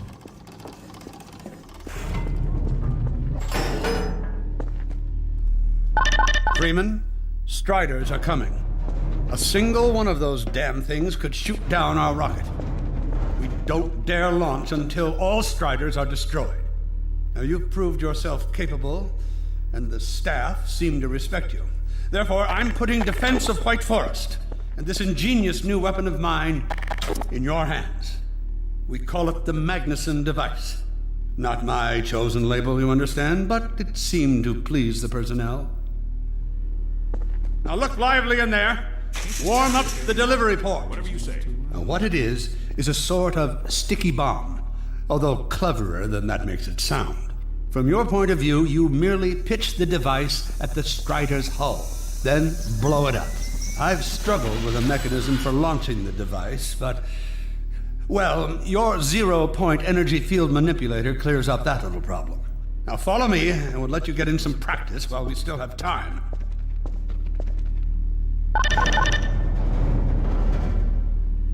Don't be alarmed, Freeman. This Strider's days of impaling your friends are a thing of the past.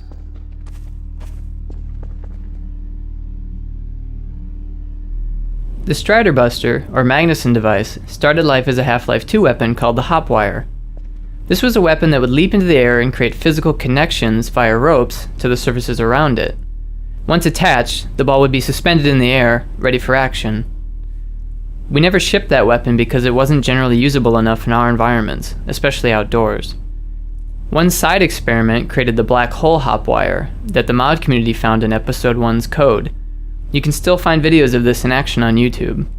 The black hole version created a true physical vortex that sucked anything near it into an incredibly dense singularity.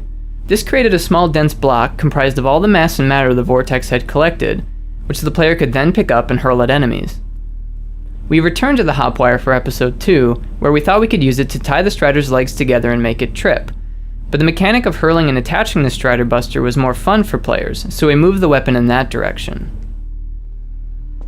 This whiteboard art went through several iterations, from highly stylized to absurd, through to something we believed we could ship.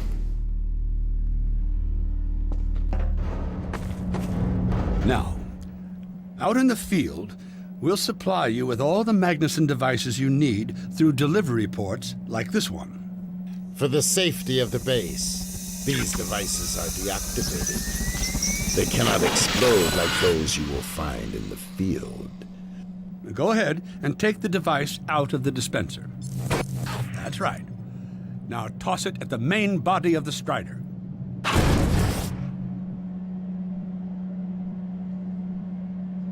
As you can see, the Magnusons are fragile.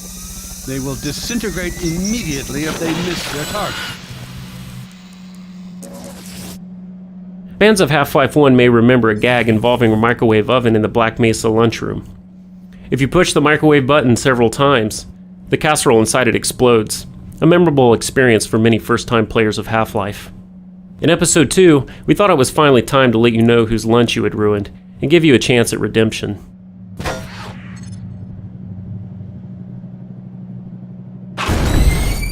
Good. Now, take out the firearm of your choice and shoot the device. There you go. Not too difficult at this range, is it? Gets a bit harder when it's moving about and firing at you, of course. Now, let's move on to a more challenging task. Uriah, send the target to the far end of the rails.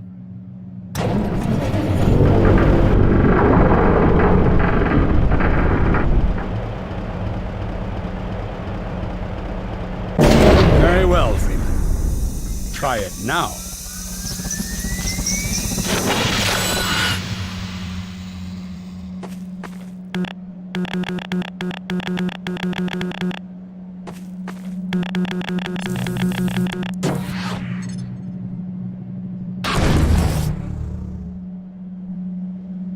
A bit more challenging at this range, isn't it?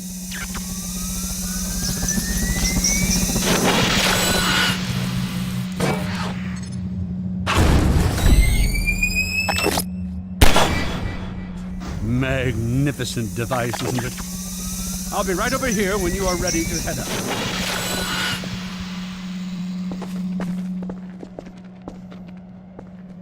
Had enough? Your car is fueled and ready to go. Now, every building in the valley has its own dispenser port, so you'll have ample supply of explosives. Now, I must get back to my rocket, Freeman. I'm relying on you not to squander my trust, or my Magnusons. Oh, and Freeman, if you pull this off, I might just forgive you for that debacle at Black Mesa. You know the one I mean, involving a certain microwave casserole.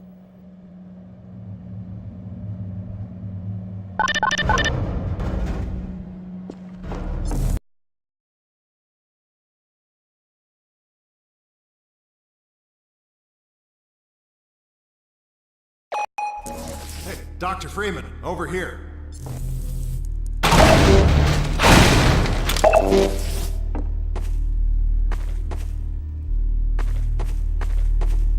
One problem we faced in this map was that players would abandon their car in the heat of battle and not be able to find it later. Given the time pressure and large scale of the map, some of these players couldn't succeed in protecting the base on foot. To address this, we started by adding flashing hazard lights to the car, which helped when the car was in view, but we still saw players lose the car among the trees or behind hills. Eventually, we added a vehicle locator to the player's HEV suit, so players could find the car wherever it was. I've taken a few liberties with your car. Check it out. I added a rack for Magnuson devices back here.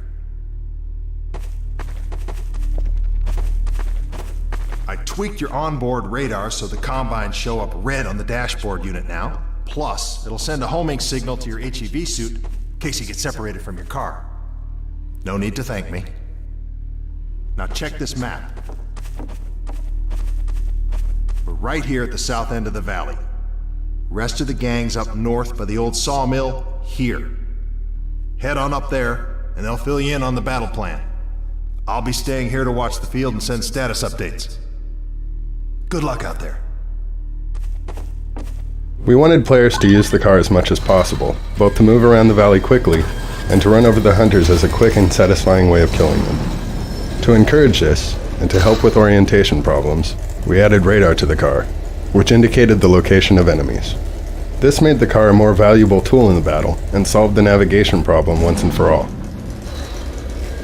You'll find the sawmill at the far end of the valley.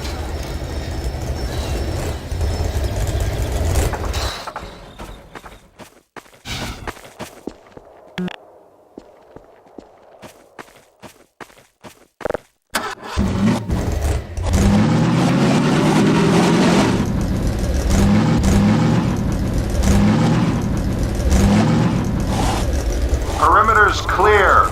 Still no sign of incursion. Keep alert.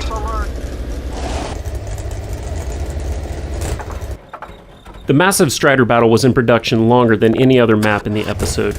Tuning it required many months of testing and iteration to address playtester feedback, and this was complicated by the fact that every time we playtested, we saw individuals adopt completely different approaches to defeating the Striders.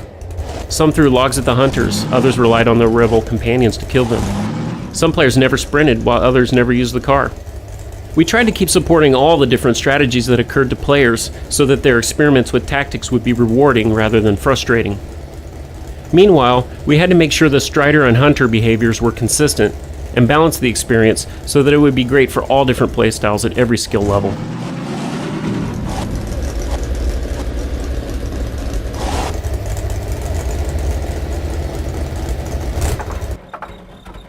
A great deal of work went into making sure players would see the buildings get destroyed as they travel around the valley in the final battle. While we cannot and do not wish to force the player to see these events, we try to increase the odds that the player would end up in the best possible position for the show. Measures ranged from simply hiding a Strider behind rocks to setting up complex logic conditions that must be met in order for the destruction to occur.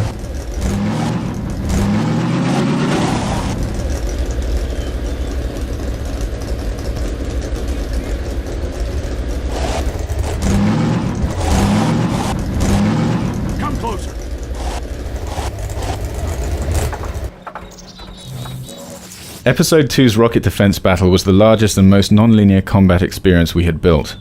It was also the first combat we created that required the use of a vehicle to move from battle to battle. Our design goal was to give players a broad directive, protect the rocket from incoming Striders, and let them decide how to accomplish that. Playtesting revealed a number of challenges that we had to overcome, as the free-form nature of the map led to huge variation in success for different players. Small differences in skill or tactics radically changed the difficulty of the experience for players. In response, we had to continually tune all aspects of the experience to support the wide variety of tactics and skill levels demonstrated in playtests. So, they've sent Freeman, have they? Good man. We've counted a dozen Striders just north of us. Our job is to keep them from reaching the base to the south. If they get close enough for one good shot at the silo, the whole launch is a bust. And in case Striders aren't bad enough, recon indicates they're being escorted by packs of hunters. Now, what I want you to do... Attention! North perimeter breach. All right, people, this is it. We have a Strider approaching from the crane. Defensive positions, go! Freeman, you see this? Everyone ready? We need to stop him here. Remember, distract him while Freeman takes him down. Oh man, this is gonna be bad. Hey, stay focused! Get the cover, target in the Magnus! Bring out the hot part!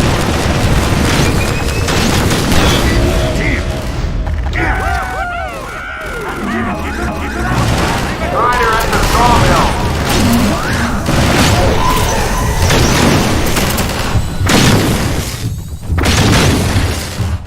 I'll make it. I am gonna make it.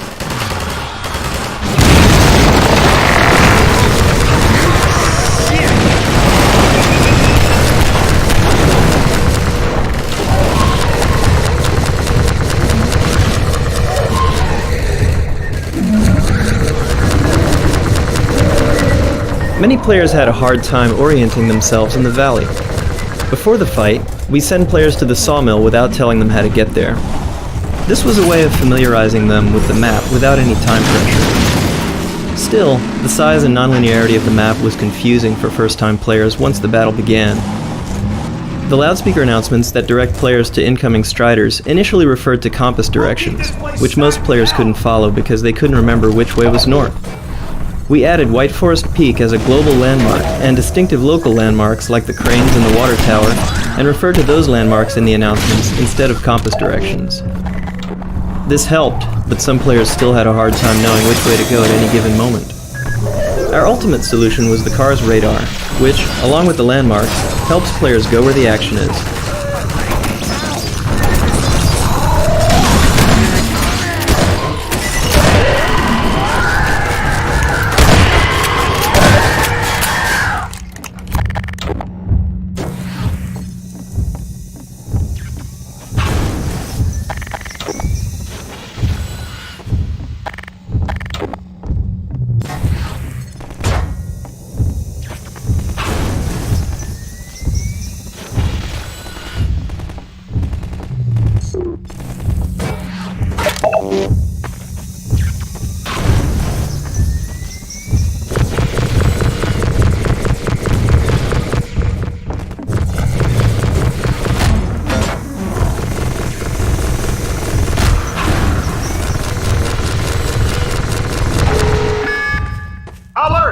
There's a strider getting close to the base!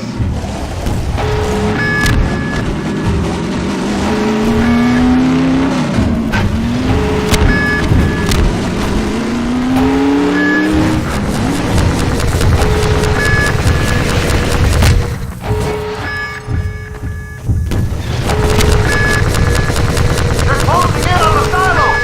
Hold them off!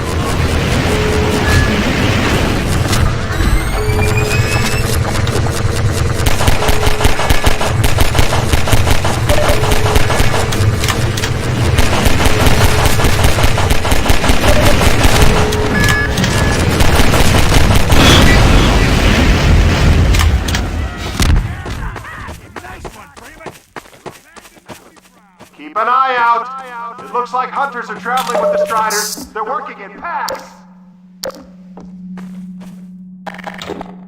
Before we create any final art, we use placeholders to see if the gameplay is working, and to figure out the proper dimensions and shapes for the model. In this level we used an old pumpkin model as the placeholder for the Magnuson device. After we decided that the gameplay was fun and the pumpkin worked well, a proper model was created using the pumpkin as a template.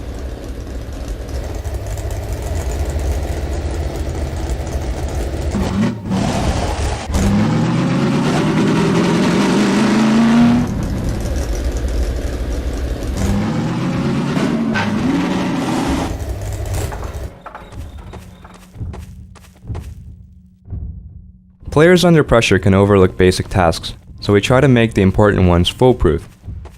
On this map, players often forget to check their health level, but rarely forget to seek out Magnuson devices.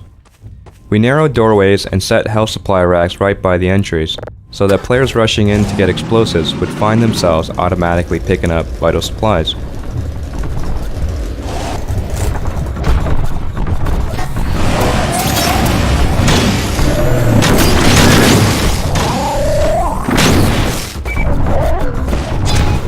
The Hunter's escort behavior includes specific formations and flanking strategies. This environment was designed specifically to enhance those behaviors by providing cover and visually interesting paths. In this way, the environment reinforces the design of the Hunter as stealthy, aggressive, and controlled.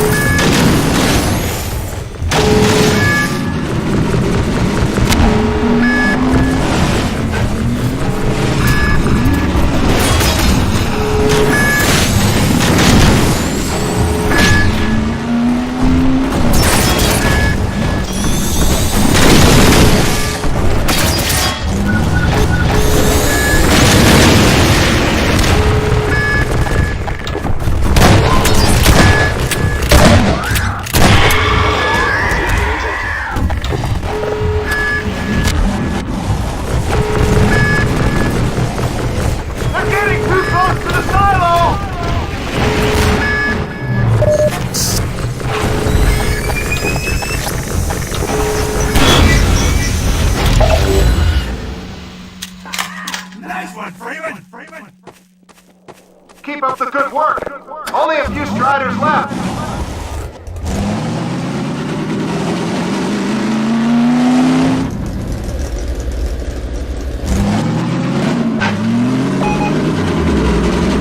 Another Strider coming in towards what used to be the sawmill. They're traveling in packs. Ow!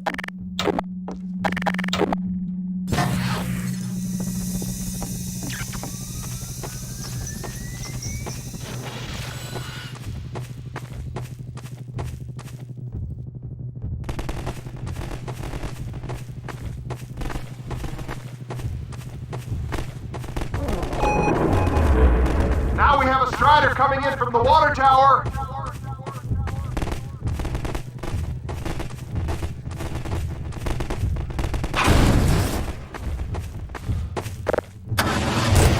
The Striders and Hunters are working together.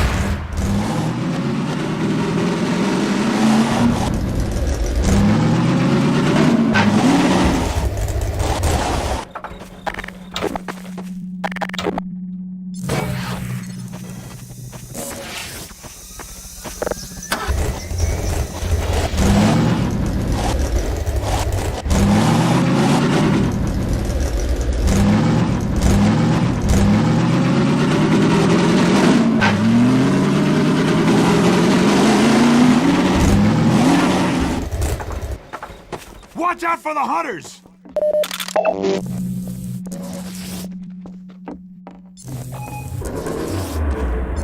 Another Strider from the water tower.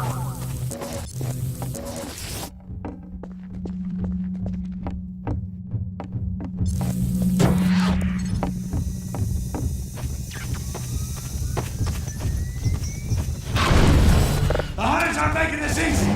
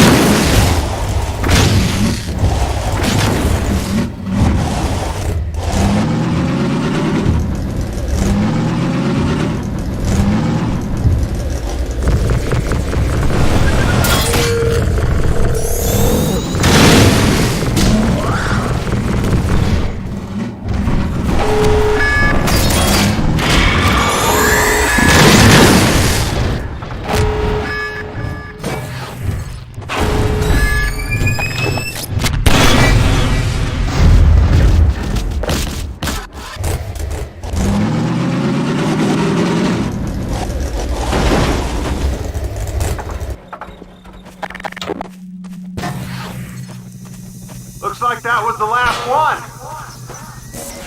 Wait a minute. Get ready, everyone. We've spotted drop ships carrying even more Striders. We have about a minute before they hit, so gear up. This is gonna get ugly before it's over.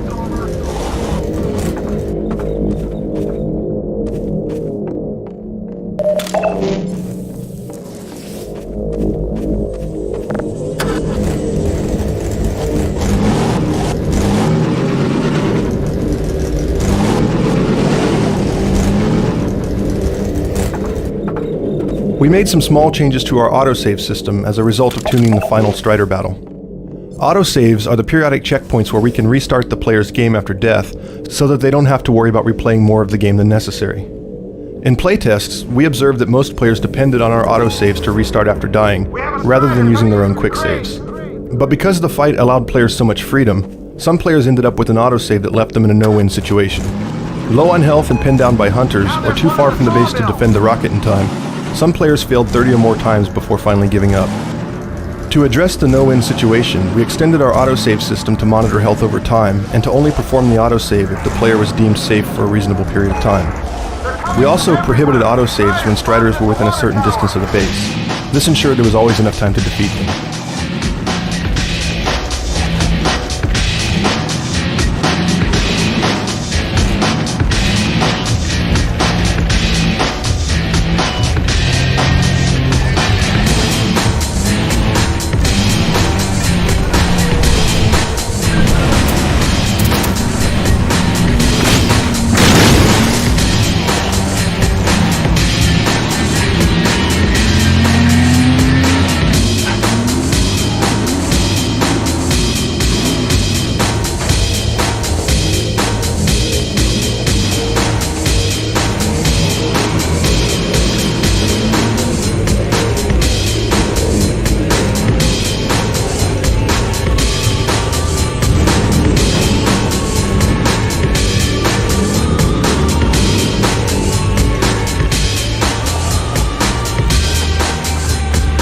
To create a climactic finish to this level, we ramped up strider density and citizen presence, and then systematically destroyed outer installations in order to move the action as uncomfortably close to the base as possible.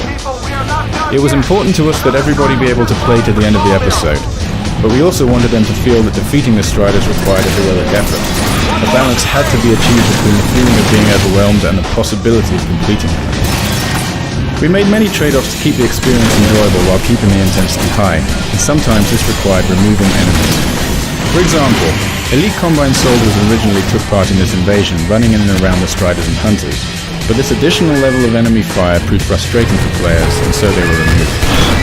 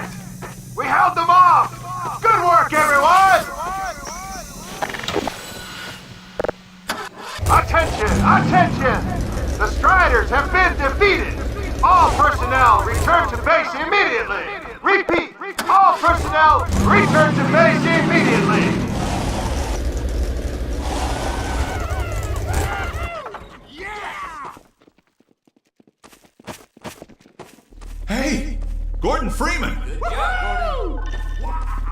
Thanks, Freeman!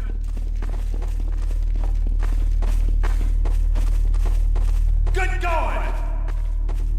Wow, Gordon. You were amazing out there. Come on.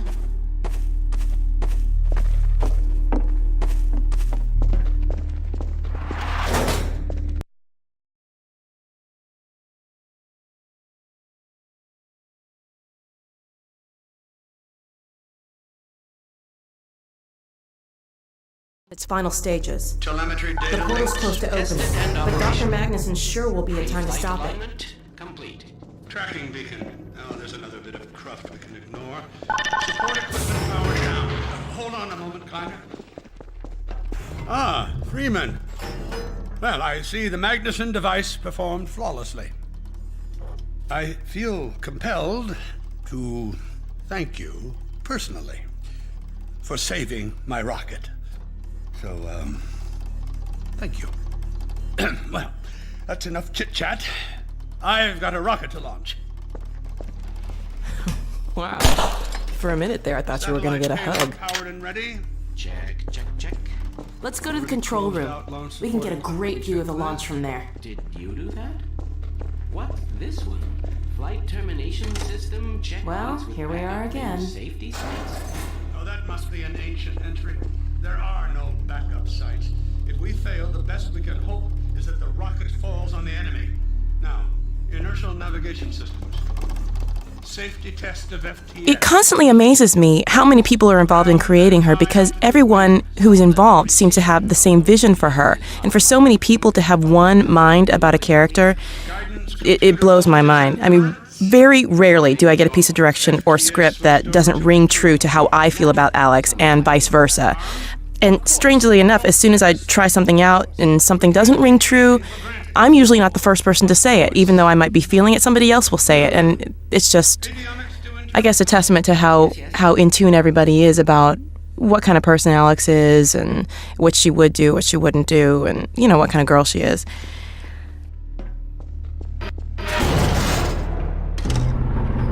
While you were out having fun, I found an old helicopter that I was able to get working. I've got it all packed up and ready to go. Never a dull moment, huh? Wait a moment. I'm seeing a payload anomaly of approximately 8.5 pounds. Well, that's within tolerance. Certainly not worth scuttling. We're back! At last. Ah, Gordon. Hell of a job you did out there, son. Let's not forget that with the Magnuson device, those Striders practically destroy themselves. Yes. Well, I think perhaps Gordon had something to do with their success. I suggest we adjourn this meeting of the Mutual Admiration Society until after we have launched our rocket. Now, I believe we're ready to start the auto sequence. I believe Gordon should have the honor. You'll hear no objection from me. It's all yours, Gordon.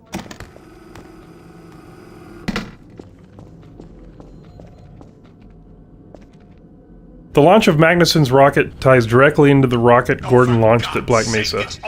Here, the portal satellite array that opened the gate to Zen in Half-Life 1 has been repurposed to shut the Combine out. This is just another example of the way we constantly try to weave the old threads of the Half-Life story into the new episodes.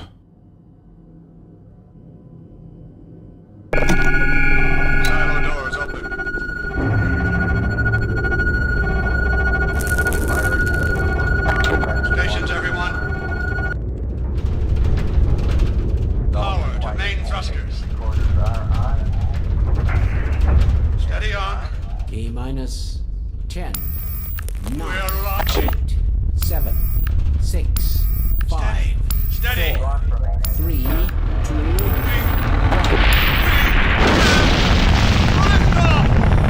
Yeah! We did it! Wow. We sure did. I can't control myself. Yes! Fantastic. Deep breath.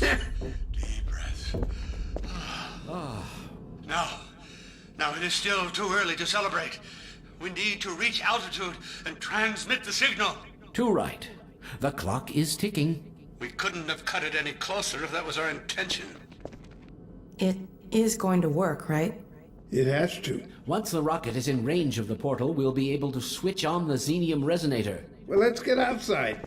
I'd like a better view of the fireworks. There should be quite a show. Regrettably, I can't come out with you. Magnuson and I will need to keep a close eye on the rocket's trajectory. Aren't you going to see us off? Just as soon as this is wrapped up.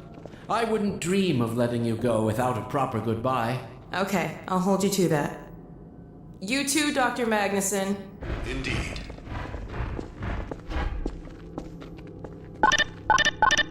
We'll catch up with you in a moment, sweetheart. Gordon, hold up a Dog, second. there you are.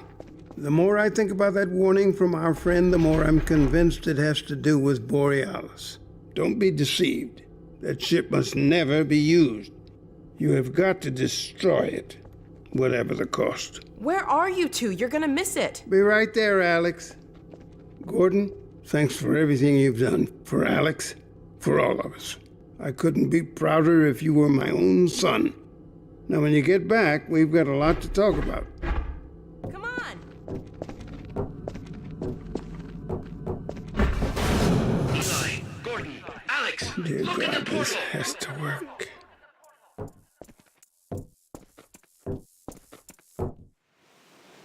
We've activated the resonator. This is it. Oh. My goodness. Yes. The portal has been neutralized. We did it. We did it, Gordon. We sure as hell did, and not a moment too soon. I'll bet the Combine aren't too happy right now. You got that right, sweetheart. But we've got plenty to celebrate. I wish you didn't have to head off so soon. If only it weren't so critical. It's okay, Dad. We'll find Judith and bring her back. Dog? Hey, where are you? What a nut. Don't go too far.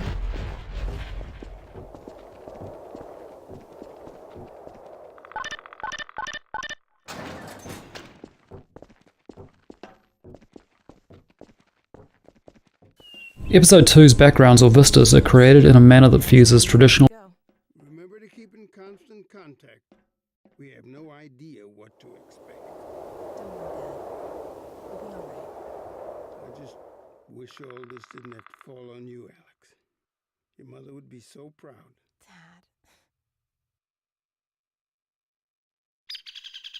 Episode 2's backgrounds or vistas are created in a manner that fuses traditional 2D animation techniques, using linear cards moving against each other to imply parallax, and a modern digital take which involves placing these cards in a 3D environment and manipulating their size and distance from camera depending on the scale needed. A series of cards can sit in front of a 3D skybox, and with the addition of atmosphere or fog, a realistic result can be achieved. Developing the Half-Life episodes allows us to steadily flesh out the details in an ongoing cosmic struggle. Most of this conflict remains far in the background, but little by little we are able to bring new elements up front. One of our goals for Episode 2 was to fully develop the grub-like advisors, first glimpsed in Half-Life 2. In Episode 1, they make several brief appearances but have no direct effect on the events in the game. In Episode 2, we deliberated on how soon to show them becoming active, and decided to pull back the veil in stages. Therefore, we first see them being hauled around by Combine troops, completely passive. Next, we see one waking up from incubation, still somewhat groggy, and beginning to discover its power. But by the end of the episode, the advisors come fully into their own, front and center, as characters with a huge impact on the story. The decision to kill Eli was not made lightly, and once we'd made it, we had to figure out how to make it meaningful. We'd already established Eli's frailty as well as his importance to the Resistance and Alex's devotion to him, so from a narrative point of view, the impact of his death seemed obvious. The hard part would be the execution. The advisor's ability to immobilize the player gave us a way to stage the scene. Then the animations and the sound design made it believable. But none of this would have been enough without inspired performances by Merle Dandridge and Robert Guillaume. To create the Eli death sequence, we talked it through in great detail, wrote up an outline with all the events we discussed, and then produced an animatic. We used rough sketches painted over screenshots and a variety of crude special effects and sounds to create a quick pre-visualization of how the scene would play out. Not only did this help us to converge on a shared vision for the scene, but by working rough, we were able to quickly iterate until we had a design worth implementing in the game. This final episode 2 scene was unbelievable. Before we even started working on it, the team sat me down and they kind of did a little show and tell of the rough animation that they had. And I think they were hesitant to show it to me, but just from that rough animation, I was so moved. I mean, just immediately moved to tears. I felt like I'd just been gut punched, and I immediately felt it. And I was like, let's go. Let's get on this. So it shouldn't surprise me. It shouldn't surprise me by now, because I've been working on Alex for so long now. But every time we come to the table to do a new scene or lay down some new material, I am always blown away. And this scene was just the epitome of that feeling. I was so pumped to get in there and start working on it.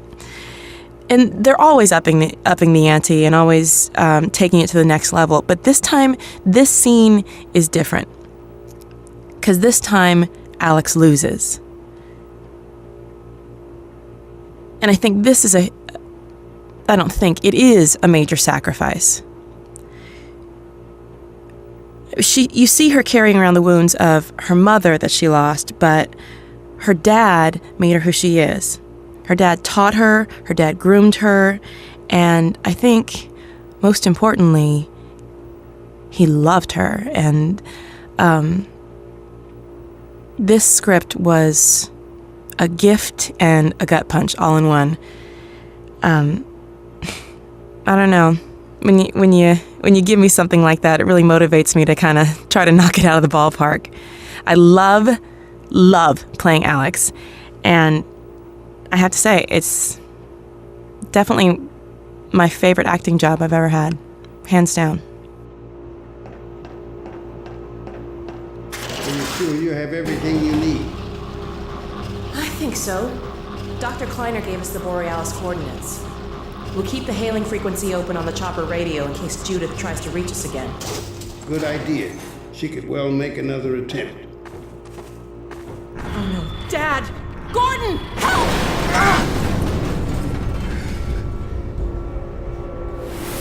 Dad!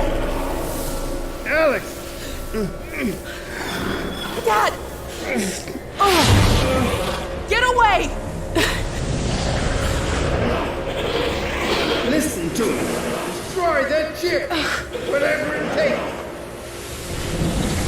Destroy it. Don't! Dad, look out! No! Dad! Dad! God damn it, let go of him!